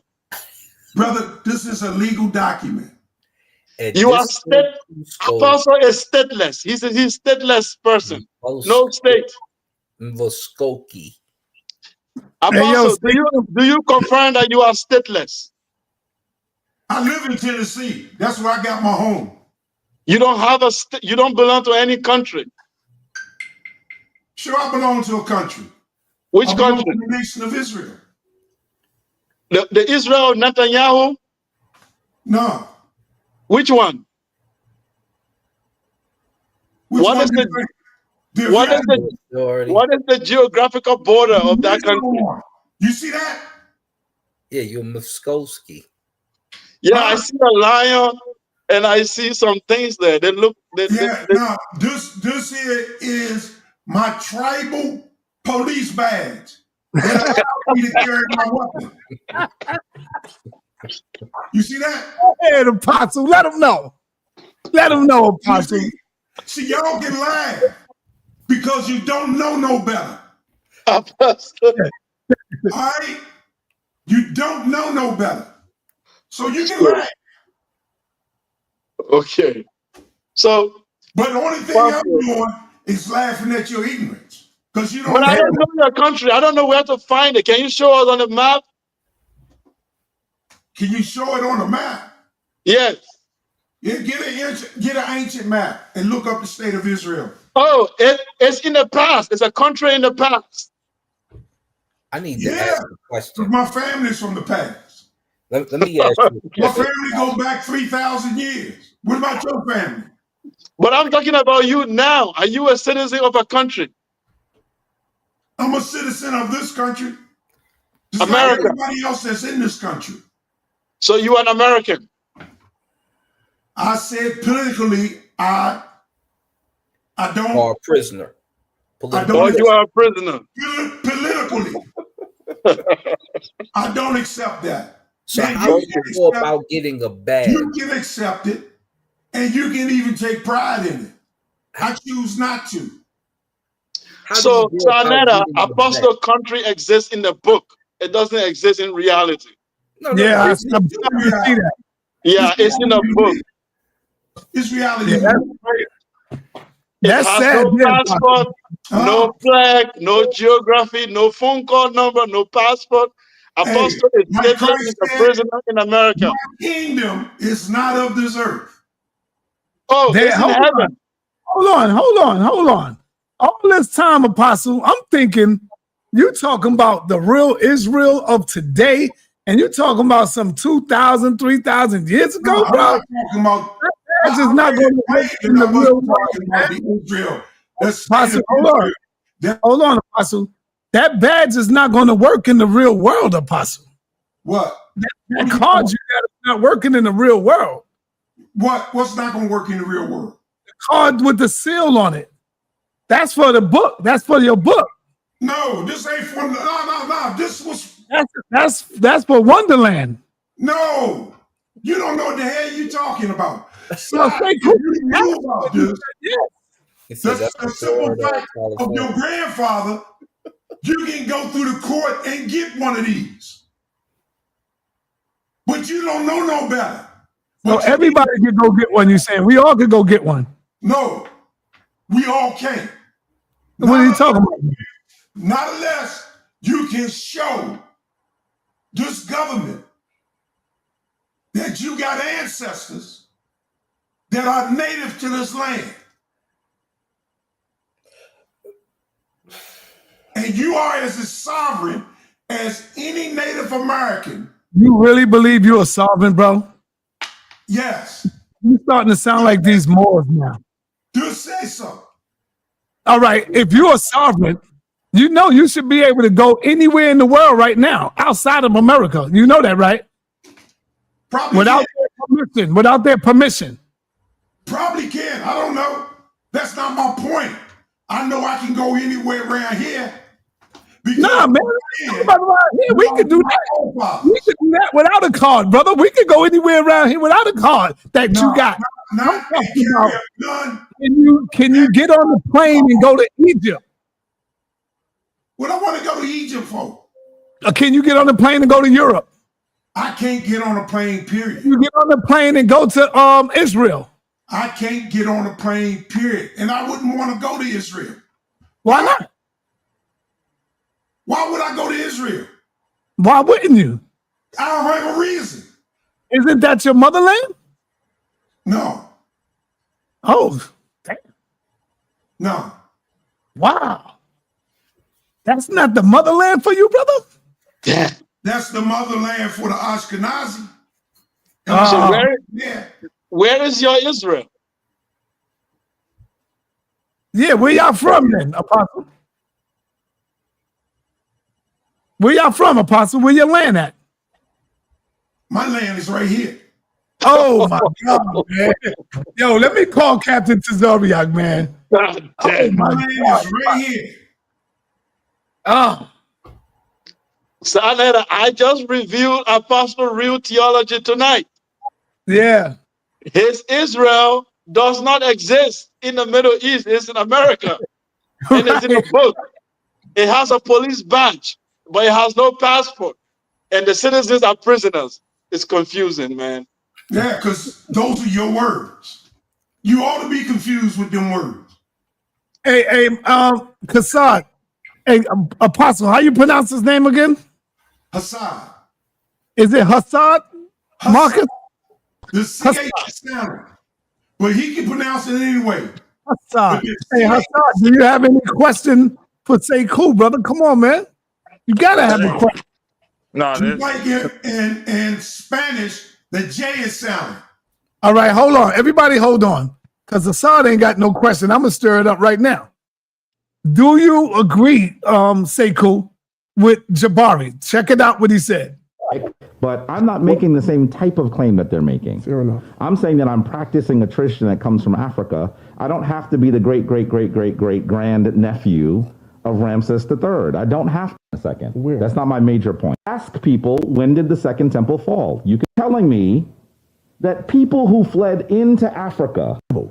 You always had a certain group of Israelites that would mix, and you always had a certain group of Israelites that would keep themselves apart and kept the traditions and did not mix with the Africans. J.A. Rogers makes that. But here's the question, though. Are you the nation of your father? I am the nation of my father. So then how could you do that if because we don't believe, and I know you're gonna, we don't believe in the concept of what you call mixing. We don't believe in that. I believe that I am what my father is. No matter where my father lays his seed, I am the seed of my father. So even if my father lays with a woman of another nation, I am that, because that's how the nation of Israel got started in the Bible. Remember, Ephraim and Manasseh experience that we see ourselves as the people community since the fall of the second. In fact, I am saying that those people who are in West Africa may be the lineage of people who were always in West Africa. See, call white people doing that you stuff. Did. You in 200 CE? All right, here we go. Here we go. As you that goes way back. It's not new. Here we go. This practice happened at least. We see text. Can you please read it? They in the we chat see right text. now saying, "Read it, brother." We see text. Let me tee it up. We see text of Hebrew of rabbis describing the mitzvah bepe. We see them from at least. Give me some firepower. At least, I told you I was going to hand it to you a moment ago. God, man. You know what? sa.neter and I had this conversation before, and he said, "If you got it, you got to show it." I said, sa.neter. Jabari is talking about a tradition that Israelites did, an ancient tradition where the Israelites would practice circumcision. Be quiet, man, while I'm talking, brother. He would talk about the practice of circumcision, sucking the blood out of the penis.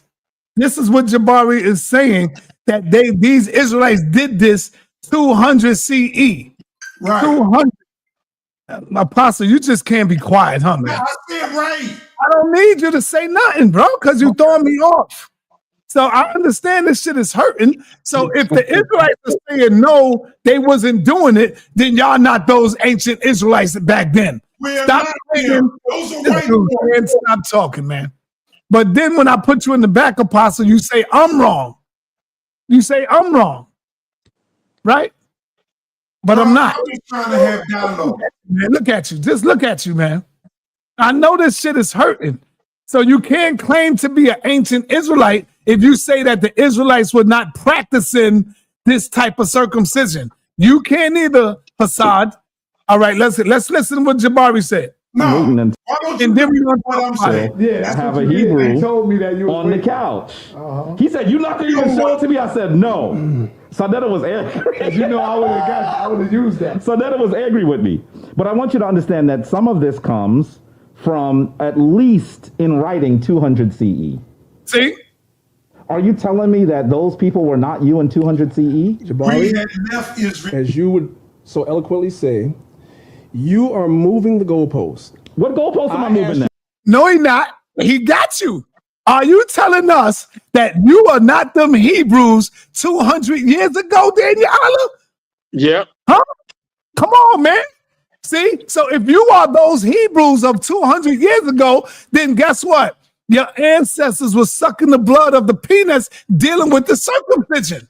That's how they did practice in the circumcision. That's a fact. Show me that in the Torah. Oh, now, I don't want no traditions. Wait a minute. Because we know that even Christ spoke against the traditions. Wait a minute. Hold on. Let me. You just spoke for a long time. We know even Christ spoke against traditions. The Pharisees and the Sadducees and those that come from them had many traditions. One of the traditions was you had to wash your hands before you eat. And when the disciples did not wash their hands before they picked corn and ate, the Pharisees gave them hell. But that was a tradition of men. That's not in the Torah. Now listen, he would now make you think that the only book of words. What should we doing? You doing it like this? Listen, wait a minute. You try to do it the right way so they can see it, right? Hey, so be doing that all the time. Wait, listen. He is now trying to tell you that the only thing they read is the Torah. And we know very well that there are many, many, many Hebrew laws. Those are not laws. And I want you to be clear. Yeah, it is. It is. I want you to understand that there are many compendiums of Hebrew or Judaic laws. This one you'll see in the Mishnah. Okay, family. And this is from 200 CE. Let him get it. This is from 200 CE. I hope you understand what I mean. 200 CE, 200 AD, 200 years after Christ, not the Torah.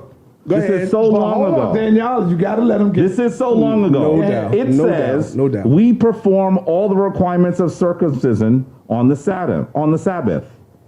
We circumcise, uncover, suck, and place a compress with cumin on it. Damn. That's from Sabbath 19b. This is all right. There you have it. Marcus, Kassad, what's up, bro? What's going on, man? Is that your ancestors, brother? Yes or no? No. How you gonna say that? All right. Am I allowed to actually So explain? you are not those people you saying. You are not the Israelites of ancient times, you saying. No, that's not at all what I said. Am I able No, to actually go that's in? an ancient story, brother. That's an ancient Israelite, one of the ancient Israelite stories. All right. Am I able to go into depth? Go ahead. Thank you. As the You know brother I got a fact finder right here, so be careful. Go ahead. I don't care about nothing about your fact finder. Anyway, as Danyaahala stated, right? For one, that is not the Torah, that is not the law, that is the tradition of men. If you even go into, and we had this conversation last time we had the large panel.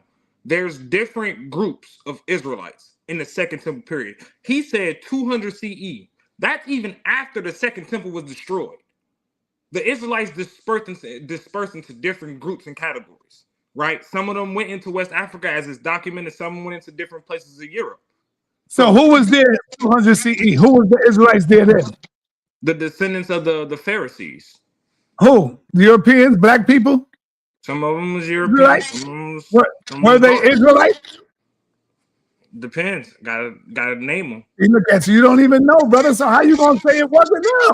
You don't even know. Once again, you don't understand the traditions of men, as Danyaahala was explaining. That's not the Torah. The traditions of men, they don't even go into, as he said, Christ speaks against the tradition of men. The Pharisees which is where the rabbinic tradition descends from. They don't calculate their nation the same way that the Bible tells them to. They go based off their mother. That's not in the scripture. The scripture says go off their fathers. So once again, you have to give me the exact person who you're talking about to say, is this person an Israelite or not? Because like I said, they're following the traditions of men. Second of all, why didn't he say literally 200 AD? Why he didn't go to 500 BCE? Why he didn't say 200 AD? He didn't say 200 AD. He said 200 AD, and let him stay there. 200 AD. 200 CE. That's the same thing. Yeah, CE is the same. That's AD. Okay. But here's the thing, right? Hold on, sorry, I wasn't done. Oh, go ahead. Let him go. Let him finish. Why he didn't find that in the actual Torah? Why he didn't find it in anything prior to that? What we have to understand is there's different groups of Israelites. The Sadducees seen the written Torah as the law. The essence, hopefully I'm pronouncing that right. They seen the written tradition as the only law. So who were the Israelites there at 200 AD? Who was the Israelites? The same ones there. Who was there? You have to be specific. You got to name a specific group. Man, I'm asking you a question. You said y'all was not there. So you said y'all moved out. Who was there then? Who was there? The people that kept the Pharisaic tradition. That's the people that remained mainly. Were they Israelites? Some of them were, some of them wasn't. Were they your people? Some of them were, and some of them wasn't. All right, then, so come on, man. That's what y'all was doing. Y'all playing games with it. Everybody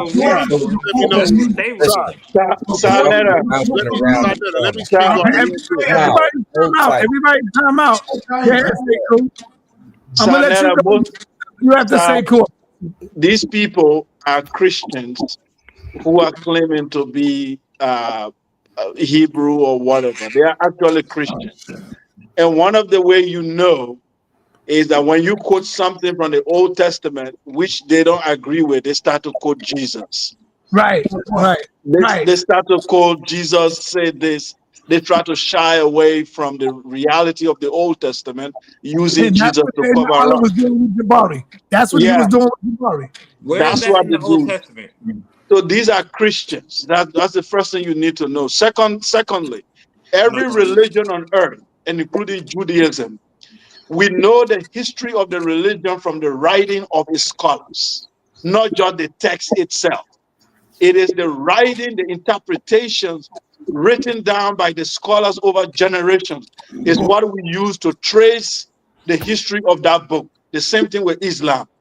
I'll ask any of them here, where is the black Hebrew scholars writing that we can trace? that we can know that they were different from those people in 200 CE. Where is their own Hebrew writing in Africa where they went to? They said they ran to Africa. Where is the writings of their scholars there at that time? Where is the parallels, opposite writing of the same period that contradicts that writing? Because if you live in the same period, wherever you were, whether you were in Europe, what were you writing at that time? Can we find it? You just appear out of nowhere and you are Hebrews, and we can't trace you anywhere. Whatever writing we found in ancient texts, you say it's not you, it's the Ashkenazi Jews. It's not you. So where do we find you then? Only in the Torah that we cannot prove. Hey, sa.neter, can I ask a question? Because I was No, not yet.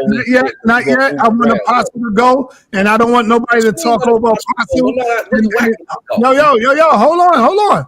I want Apostle to go, and I want nobody to talk over Apostle so he can learn how to fucking be disciplined like us. So go ahead, Apostle. I'm gonna give you like 3 minutes. I'm timing you. I'm putting up the time. So I'm gonna show you that nobody gonna talk over you. And that's what we want, the same goddamn respect, brother. Go ahead, Apostle. And you get 3 minutes. Yeah. Yeah. In AD 70, we were forced out by the Romans. Our book tells us that. History tells us that. And another group of people came in. This book will tell you about that.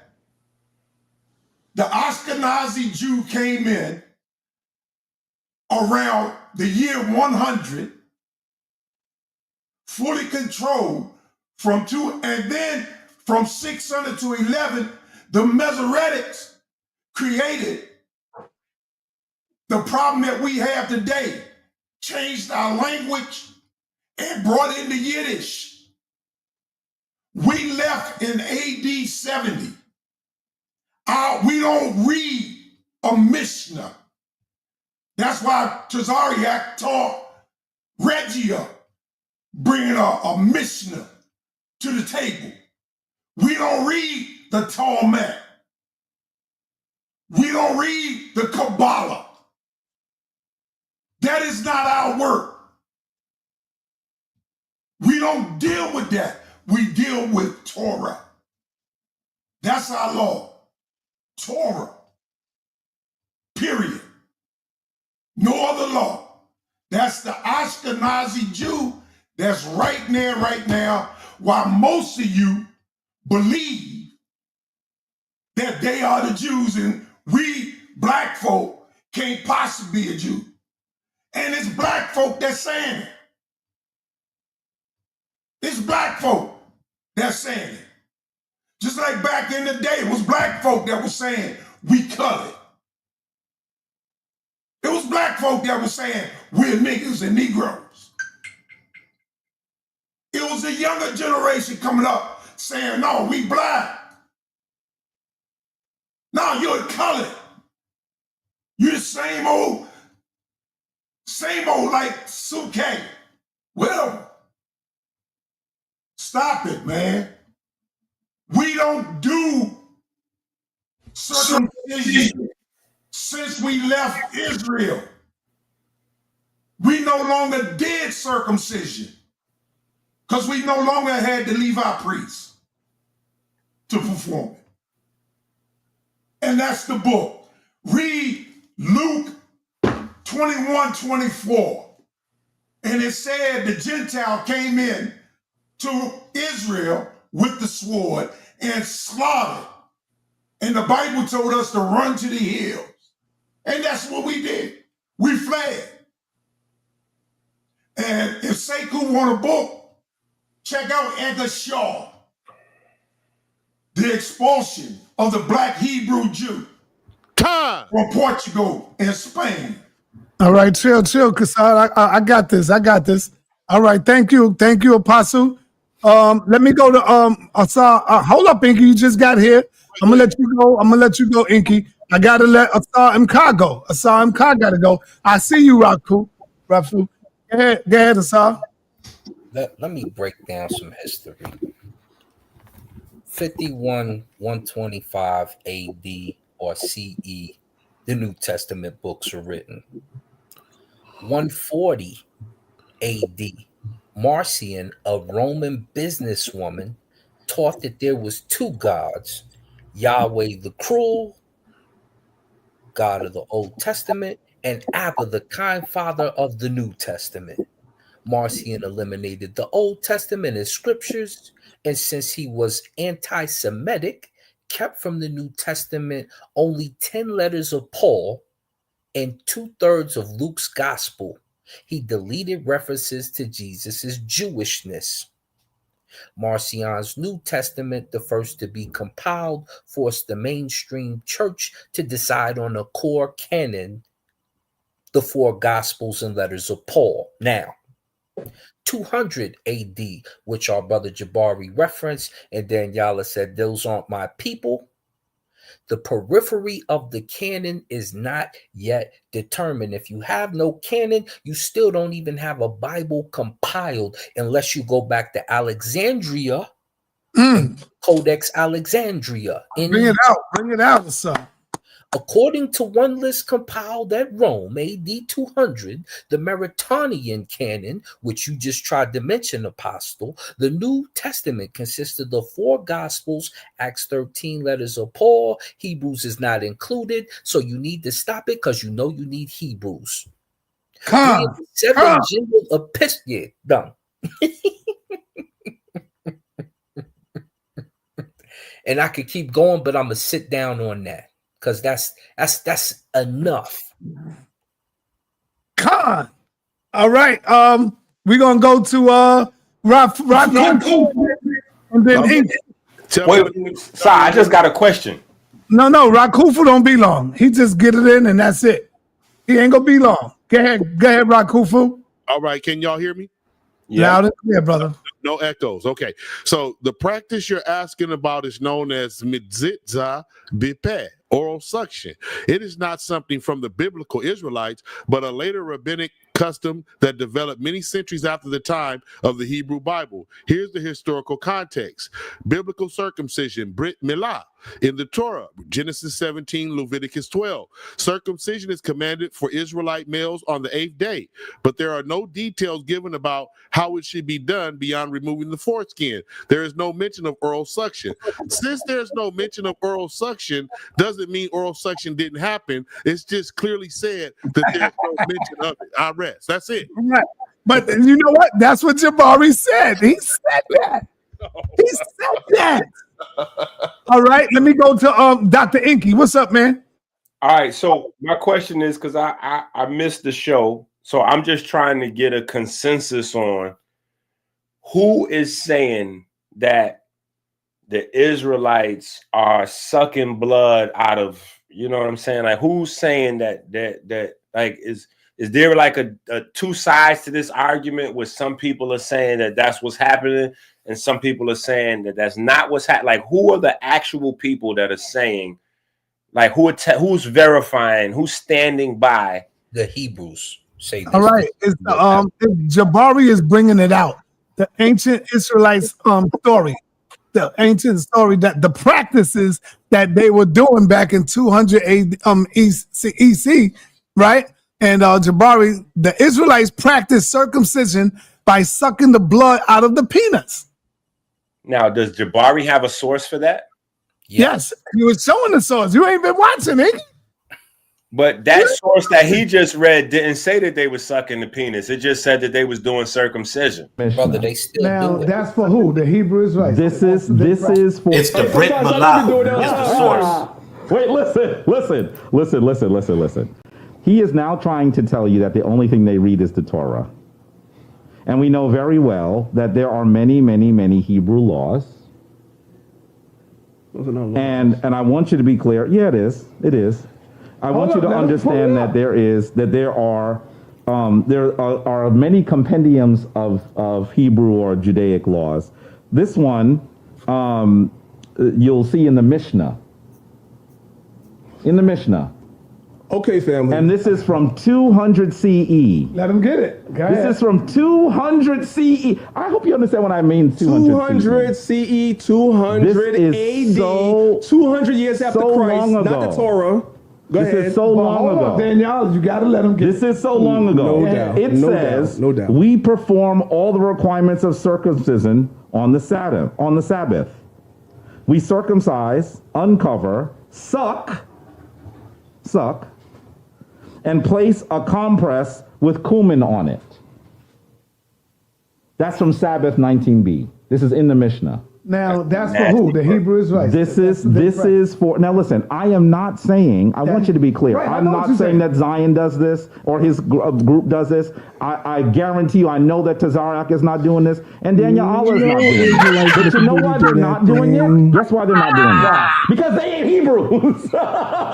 So you're saying that this I'm is saying the that this practice is, of I'm the- saying this is an ancient practice. No. Let me finish. He asked me a question. Is he right there? He asked me a question. Hold on. 200 AD. He asked me a question. That's even at 200 years after Christ. What does Christ have to do with this? What does that mean? We just use it as an example so that people that's listening can keep up with the What does conversation. Christ have to do with okay, this? 200 CE, 200 AD. Is he right though? Was it a practice? It's not an ancient tradition. It's not an ancient. The Torah is our tradition. Also, Everything else, the Torah I'm is gonna our say to tradition. you, The Torah is our law. The Torah dictates how we do circumcision and what we do and when it's done. That's not in there. That's something that was added 200.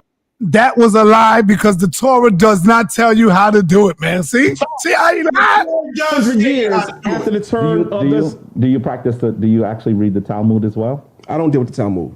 And most Israelites don't. Wait, notice what he said. I don't get what the Talmud. And most Israelites don't. And most Israelites don't. I'm strictly dealing. I wish there was subtitles so people could say, wait, what did he just say? I'm sure you should people be heard going, me. what? I'll repeat it and again. you know why he said that? I'll repeat it again. You know why he said that?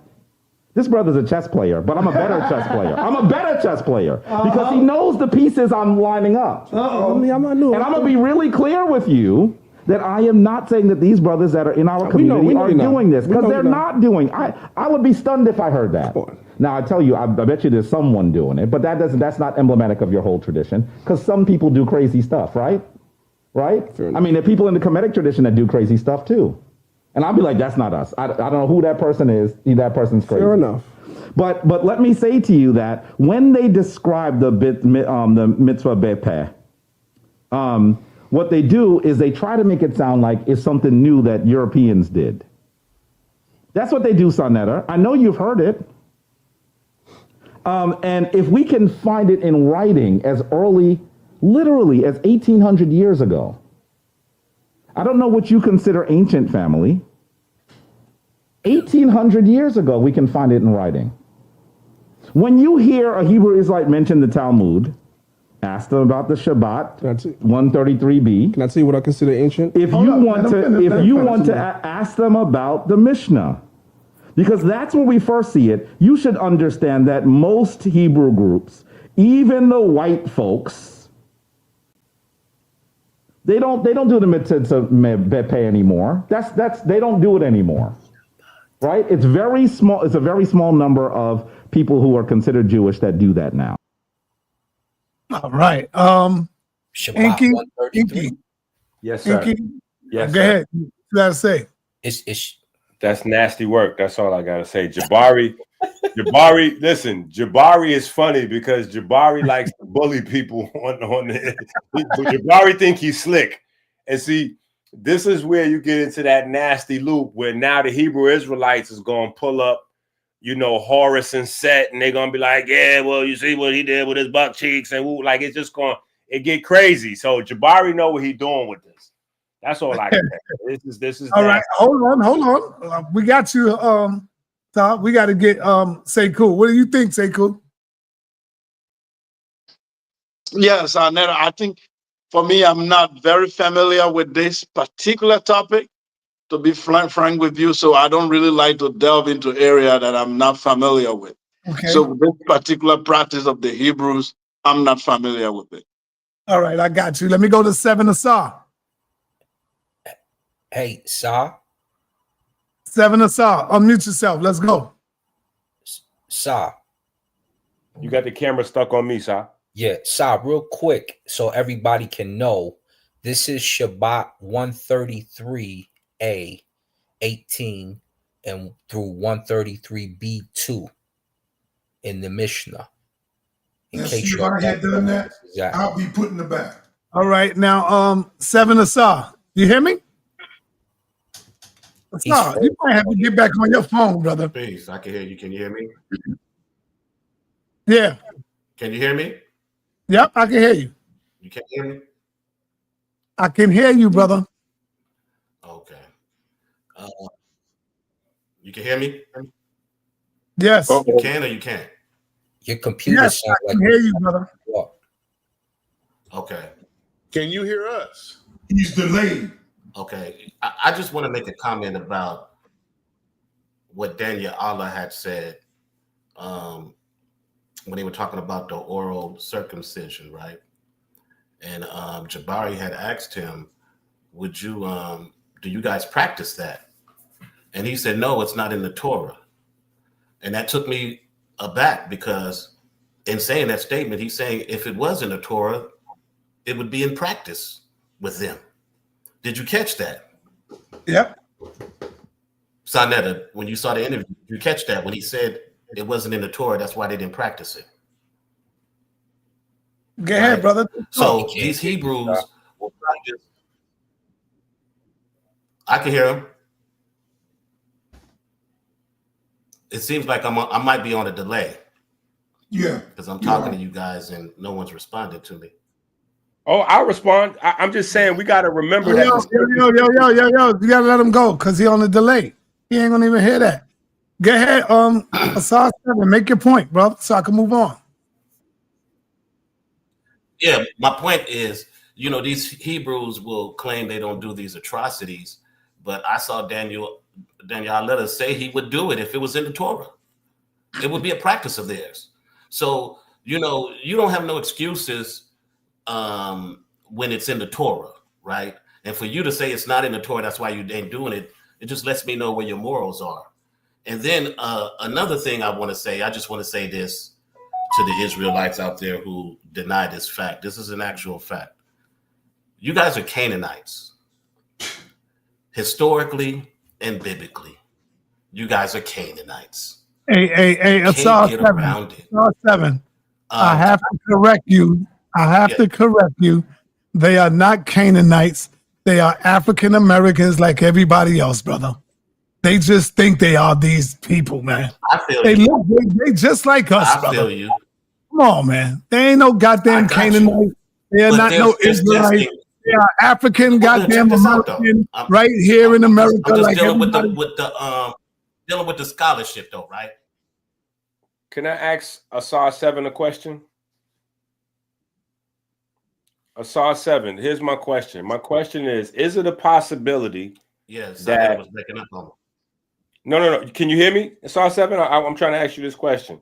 Is it a possibility that the Bible is an echo of Kemet, and being an echo of Kemet, the process of circumcision was something that was already known to the people for a long period of time.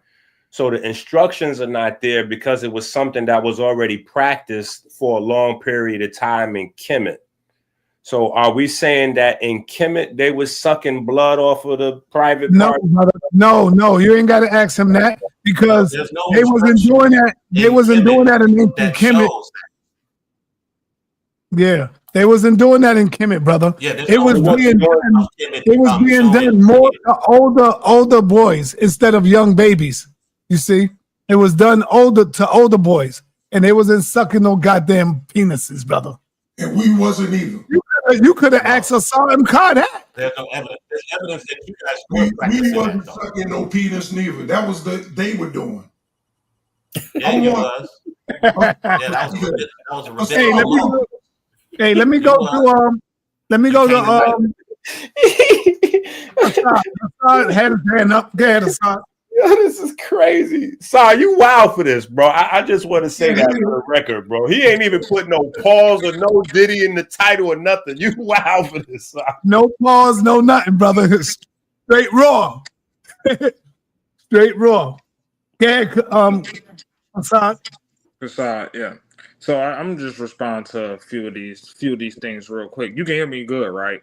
Yeah, I know you're gonna take it out on Assam Khan at the debate. I know you're gonna take it out on him on that day. Yeah, now, honestly, that's what I came up here to talk about. But talk about it. You got me wrapped up in this, so I gotta respond to some of this. That's the trick. That's the trick, Kasad. That's the trick. I know that. I know his game. I know it, but I can't let it slide. It's the spirit in me. It ain't gonna let it slide, bro. So see, we gotta get that title right. We gotta get that title. That is the title. We agree. Look, all right. I'm gonna talk about it after. I told you agreed to the title. I didn't agree to that one. Malcolm, Hey, Hey, sorry, you trying to get it off, so I ain't got to expose the lies that just came out. Hold on. No. This top part right is wrong. Go ahead, brother. So, Asarim Khan, you said the scriptures, the New Testament, right? You said that was the books was written around 120 AD or something, is what you said? The New Testament. You said that the books was written around 120 something? Is that what you said? New Testament 51 to 125 AD. 125 AD. What books was written around 125 AD? Oh, I don't know the specific ones off my head. So no, but I can find. You want the Nash Papyrus in ancient Egypt? I got the origin of that.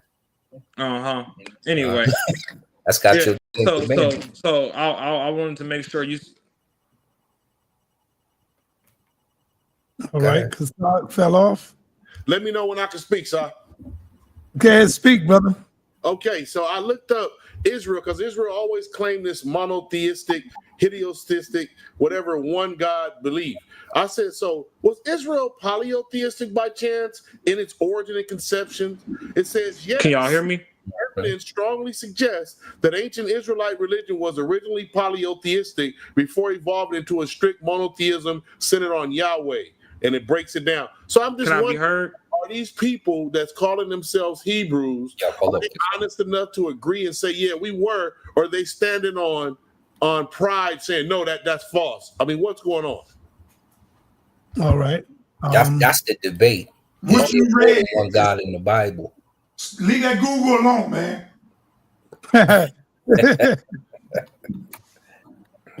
All right, Inky, man.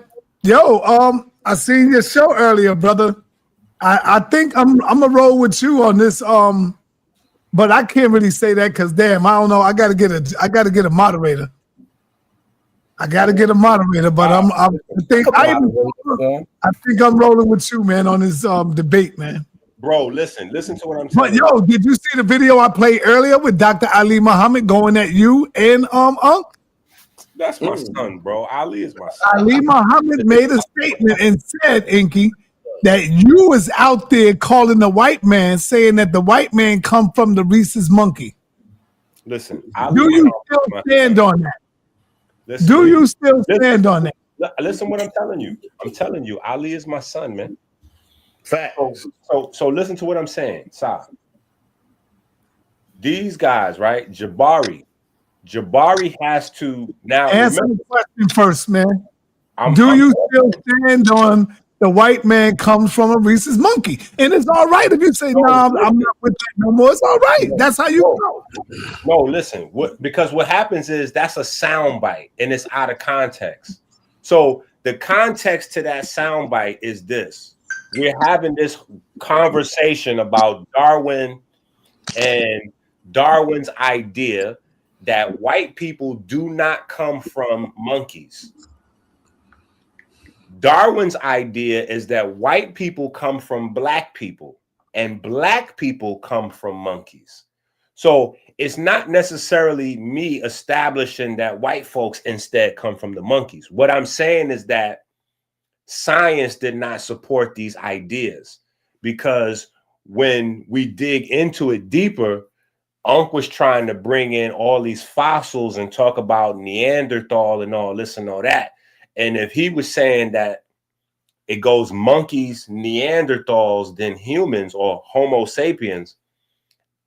Once we bring out the fact that Black people don't have Neanderthal DNA, then we have to conclude based on your story, not my story. We got to conclude based on your story that white folks came from the monkeys because white folks the only ones carrying Neanderthal DNA.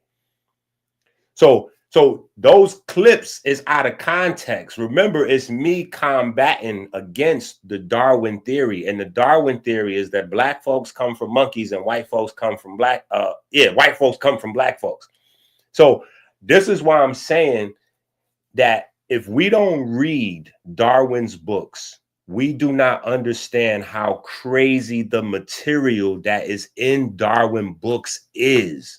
So the same way Jabari got the brother sitting on the couch and Jabari trying to pull up this 1800-year-old passage, and he like, oh yeah, so the Israelites was giving BJs to the kids and all that, like, and then he trying to like make him calm down, like, come on, Danyaahala, calm down so I could just say what I'm saying, just listen to this. No, what I'm saying is your ancestors was raping kids, but just calm down while I tell you this. I'm explaining it to you. It's in the book, right? Like, Jabari has to now explain how he is at his school teaching kids that bears turn into whales. These are the type of stories that's in these books. In Darwin's book, Darwin teaches that if bears was to swim a lot, eventually the variation of being in the water would take over and their body would adapt to aquatic traits and they would turn into whale-like creatures. So bears would turn into whales by swimming. So just as much as Jabari digs through these books and tries to find abstract ridiculousness to hold people's feet to the fire, the same thing applies to Jabari. Jabari has to come up on the panel and say, oh yeah, well, I'm still teaching that bears turn into whales by going swimming. Like this is what he has to teach. He has to demonstrate that these are facts, that monkeys can turn into Black people, that Black people then turn into white people. Like, he has to demonstrate these facts. All right, thank you. I got Hassad back. Let's get Hassad back in the building. Go ahead, brother. You back. Con, my bad, man. My brother had called my phone. That's why it messed up the connection. Yeah. But yeah, so that's back to where I left off. So I was asking to start which books was written that far along, because we know for sure most of the books was written even before 100. I support that they was written before 100 AD, but we know for a fact most of the books was written before even 100 AD, because we have in 97 AD Clement of Rome quoting from 14 of the 22 or 27 books. So we know for a fact it was written before the time frame that you try to put it in, past the hundreds AD. So you said 90. I said 51. Clement of Rome. You said 51 to 120 something. That's what you said. Which is why I asked. Thessalonians is your first. Let him finish, brother. You gotta let him finish. On top of that, let me finish. And that's about 50 AD, huh? But on top of that, let me that finish. Would be like later. Let him finish. Let me finish like he said. Because you know we got the books being quoted. You know that, right? Prior to 100 AD. So that was why I asked you specifically to name which books was this that was supposed to be written 100 or 125 or whatever you tried to postulate that the books was written. And you keep on talking about the Nash Papyrus, bro. Stop doing it. That is not the original. The Nash Papyrus is a contemporary with some of the Dead Sea Scrolls. What are you talking about? And those two communities are completely separated. It's not the original. Stop doing that. The date for the Nash Papyrus is around 150 BC to 100 BCE. Stop it, bro. You're not going to win that debate, and you keep on trying to put that in as if it's the original. Stop lying to the people. All right. Hey, Dr. Inky, you should stop that. You putting people on point. That's good. That's good topics you talking about. But you got to stop doing that. You're going to put them on point. That'll be good. Listen, it's so much. Trust me, I'm telling you. All right. Number 2, go ahead, Kasal. Go ahead. The brother Rakufu, he went to he read a little something that specifically oral circumcision is not in the Bible, is not in the Torah. That's the entire point of Danyaahala. Do you know how many times circumcision is performed in the Bible, Mr. Rakufu? What's the question again? Say that again. Do you know how many times circumcision performed in the Bible? Clear, he was clear, but he wasn't clear enough to understand. I was reading, and I wasn't making a opinion about it. I was just showing you that yes, clearly Danyaahala was right that it didn't say they did that, but it, on the other hand, Jabari is right. It didn't say they didn't do it. So you're going with what you believe to be. No. And this is why I asked you, do you know how many times circumcision is actually performed in the Bible? Not saying that they practice. Do you know how many times it actually says this person went and cut off the foreskin of a person? Do you know how many times it's actually I don't. Okay, so I'm gonna give you an insight. It's documented multiple times in the Bible that someone performed a circumcision. None of the times does it ever mention they sucked any blood away from any kind of wound or anything like that. Literally, I got one of the times in front of me. Right, this is when Zipporah, Moses' wife, had to circumcise a child because he didn't want to do it. Right, this is Exodus 4:20. It says I'm gonna start at verse 23. It says, "And I say unto thee, let my son go, that he may serve me. And if thou refuse to let him go, behold, I will slay thy son, even thy firstborn." And it came to pass by the way in the end that the Lord met him and sought to kill him. Verse 25. Then Zipporah took a sharp knife and cut off the foreskin of her son and cast it at his feet and said, "Surely a bloody husband art thou to me." The only thing that happened in these scriptures, the way they performed circumcision, she took a stone, cut the foreskin off. She was mad at Moses. She threw it at him. That's the only thing that freaking happened. Any kind of adding to it is not what's in the law, is not what they did. What you keep on trying to assert is because the Pharisee tradition has something written in it that's the law. Are you saying I'm a certain? You gotta echo. You say, are you saying you gotta echo, bro? You gotta echo. Oh, but what I'm asking, are you saying I'm asserting that? No, that's what people keep on trying to put the rabbinic tradition over. Hey yo, Assam Ka, I told you don't take this brother lightly, bro. I know you're looking at him as a young dude. Don't take this brother lightly, bro. I'm telling you, he knows his shit. He know his shit, bro. You know what? No, you ain't no watch nothing. That's still my turn. You said what you had to say. No, I didn't. Let him finish. Let him finish, and then I'm gonna come to you. Yeah. Second of all, I wanted to respond to the brother say cool before he got off. He kept talking about these writings of contrary to the rabbinic tradition. So for one, we have the Dead Sea Scrolls. In the Dead Sea Scrolls, there's commentary about what's going on in the practices of the Israelites. They don't mention oral circumcision. Stop asserting, stop trying to put the rabbinic tradition is into the law. There's different groups around the time, the same exact that's contemporary with the Pharisees that don't follow these traditions because they're going off the tradition of the elders. And he said, we Christians, because we mentioned Jesus. No, we're giving you an example of a literal person saying you're taking your tradition and putting it into the law. That's not the law. Right, and then you my question would have been to him was, where is these where is the Sadducees writing that survived in archaeology? Guess what? You can look it up. There is no Sadducee actually writing that says this is from the Sadducees that survived. So, but we know for a fact the Sadducees are contemporary with the Pharisees. They're a real group. They existed. They're documented in history. Just because you don't have the writings that survive from them, don't mean that their ideology and we don't know what they believed in. We got to stop playing these games and we got to stop acting. And this is the point that Danyaahala was getting at. He brought up something from 200 AD. He didn't bring up nothing from the Dead Sea Scrolls. He didn't bring up nothing from the actual written law. He didn't bring up from none of the actual ancient Israelite writings. He brought up something from 200 AD and tried to put it back into history. That's not how this works. All right, go ahead, Asaf. And I'm getting ready to close out in a minute. I'm gonna let Apostle get it in. Okay. Go ahead, Asaf. So we got to break this down a little bit.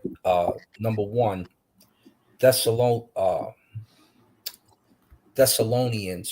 is your first book. That's written in 50 AD. So when I told you 51 to 125 AD, we were still on point. Now, your last written book, is the revelation of John between 80 and the 90 AD. So, like I said, between 50 to 125. And because of the revisions that were made, 125 is your last date. So you need to catch up on your history of your biblical scriptures. Now, you was fronting like you was saying something, but let's see what Jabari was actually talking about. All we got to do is go to Shabbat 133a, 18 through 13b. What happens when we read it real quick, huh? Is that the Torah? When the eighth, this is the Talmud. This is where your oral The tradition Talmud. lies. Exactly. So the reason you have oral tradition is because you didn't have a book yet. It wasn't finished yet. So this is why we got to go to the Mishnah, huh? Because the Talmud is your oral tradition. So let's see what it says about the description of what it says. It says, when the 8th day of a baby's life occurs on Shabbat, he must be circumcised on that day. Therefore, one performs all the necessities of the circumcision.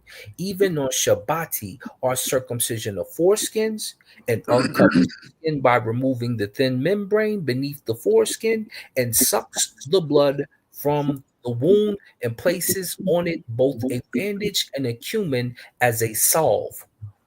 Now, the reason Moses didn't want to do it and his wife threw the foreskin at him is because nobody wants to pipe a baby. So, of course, she was mad at him because that's their tradition, and I'm sure he didn't want to do it. So you're trying to cover up for Moses. Moses just didn't want to do it. We know why he didn't want to do it. But y'all saying that's not your people. This is 200 AD. So this is even before your book comes into existence and starts to be prophesized about. So you're not prophesizing about the book yet. Then we still got to go with the oral tradition. So I don't know why you're running from the Mishnah on the 8th day when the Talmud is all that you had to go off of in the first place. Check. Nigga, you lying. I think it's my time to go. I guess it's your time, Apostle. Yeah, because it's time for your halakha. I guess I never put the clock away. Thank you. First of all, the Talmud was not written when Moses was alive. The Talmud was written after the Second Temple, along with the Mishnah. These books were not written during the time of Babylon, Persia, Greece, or none of that. Okay? Thessalonians is not a book. It's an epistle. It's a letter. You don't know what you're talking about, man. The book of Thessalonians, the book of Mark was written first. Okay? The book of Mark was written first. And this Bible is the first complete New Testament with some of the Old Testament in it. This is what, what's the boy name that got in trouble with the white boy Huff? Was talking about the Sinai Bible. This is it, the Codex Sinaiticus. Okay, the first Bible written in Greek. All right, has the complete New Testament, some of the Old Testament. And after this Bible was written, the Vulgate Bible was the first complete Bible written in Carthage in 394 in Africa. Okay? That's the truth. The bottom line, you can't go to one camp today and find a Mishnah because we don't read it. Find a Talmud, or Kabbalah. That's what I was trying to tell that boy yesterday. And there's no such thing as an Egyptian Kabbalah. He made that up. Assad, y'all got a Kabbalah in Egypt? Hell no. It's the Ashkenazi Jew that got the Kabbalah, the mystery works. satanic worship. We don't deal with that. You ought to know better. You can read all the Mishnah you want. If we read it, I would have it in my bookcase. We don't read it, okay? Because it wasn't our work. We didn't write it. The reason why they had to do it, because they didn't know how to do it. They had to explain it. They had to write it down. Because by the time they came along, they didn't know our system. Just like the Greeks had to use us to write the Septuagint. They tried to use us so that they can learn. Okay? The power was between the Muslims and the Christians. Those Khazars that became Ashkenazis, they had to be taught. And they were permitted to come in and start Zionists. They came in as Zionists, not even as Israelites. The Adjustment Bureau. We make Negroes adjust. I guess I'm finished talking, man.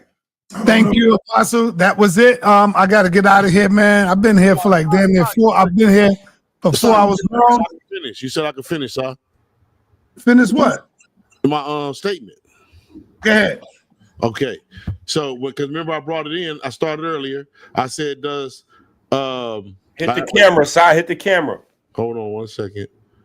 All right, give me 1 second. All right, let's see here. Where is it at? Okay, so Israel was the Adjustment Bureau. We make Negroes adjust. So my question was to the Hebrews on the panel, Kassad and Apostle. So Israel was a polytheistic religion originally. Yes, the evidence from archaeology, ancient inscriptions, and even the Bible itself point to ancient Israelite religion being originally polytheistic. I want to ask you a question. No questions, brother. Okay, I'll leave it at that. I want to end the show.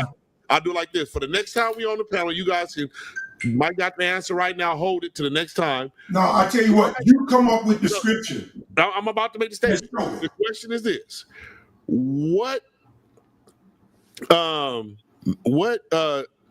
would make this chat that don't have no bias to none of you, me, or nobody make the statement that Israel started polytheistic when all of most Israel's I ever met Israelites, they would never claim that? And that'd be the question for next time. Oh, you didn't know?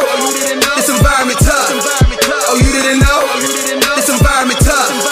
Oh, you didn't know? This environment tough. Oh, you didn't know? This environment tough. Policy scholarship. This is the knowledge you can't get in colleges. If you read from the Bible, obey the commandment and know who your mother and father is. Tune in to sa.neter, cause he the protector of the gods. I'm talking about Dr. Benjamin, Yusuf, Yacanan, and John. We got a scale of my art. If he light as a feather, let's go and weigh his heart. I am the shrine of Ptah. If you can say I am, better recognize a god. All I see is pseudos and frogs. Kudos to my dogs. Shit judo for you frogs. I think it's time to hop off the environment. Oh, you didn't know? This environment tough. Oh, you didn't know? This environment tough. Oh, you didn't know? This environment tough. Oh, you didn't know? This environment tough. Will survive. Comedic knowledge on the rise. Raising consciousness divine. To the truth we subscribe. Jabari leading the way. Shaka almost don't play. sa.neter don't open the gates. And up and banging the day. It's a family for the culture. Rebuking all you vultures. Self environment full of soldiers. Unlock your mind, they'll exposure. HOK is the squad. Debating the truth is a nod. Watch where you step in the pod. Or they'll tear you apart. Oh, you didn't know? This environment tough. Oh, you didn't know? This environment tough. Oh, you didn't know? This environment tough. Oh, you didn't know? This environment tough. Oh, you didn't know? This environment tough. Oh, you didn't know? This environment tough. Oh, you didn't know? This environment tough. Oh, you didn't know? This environment tough. The Adjustment Bureau. We make Negroes adjust.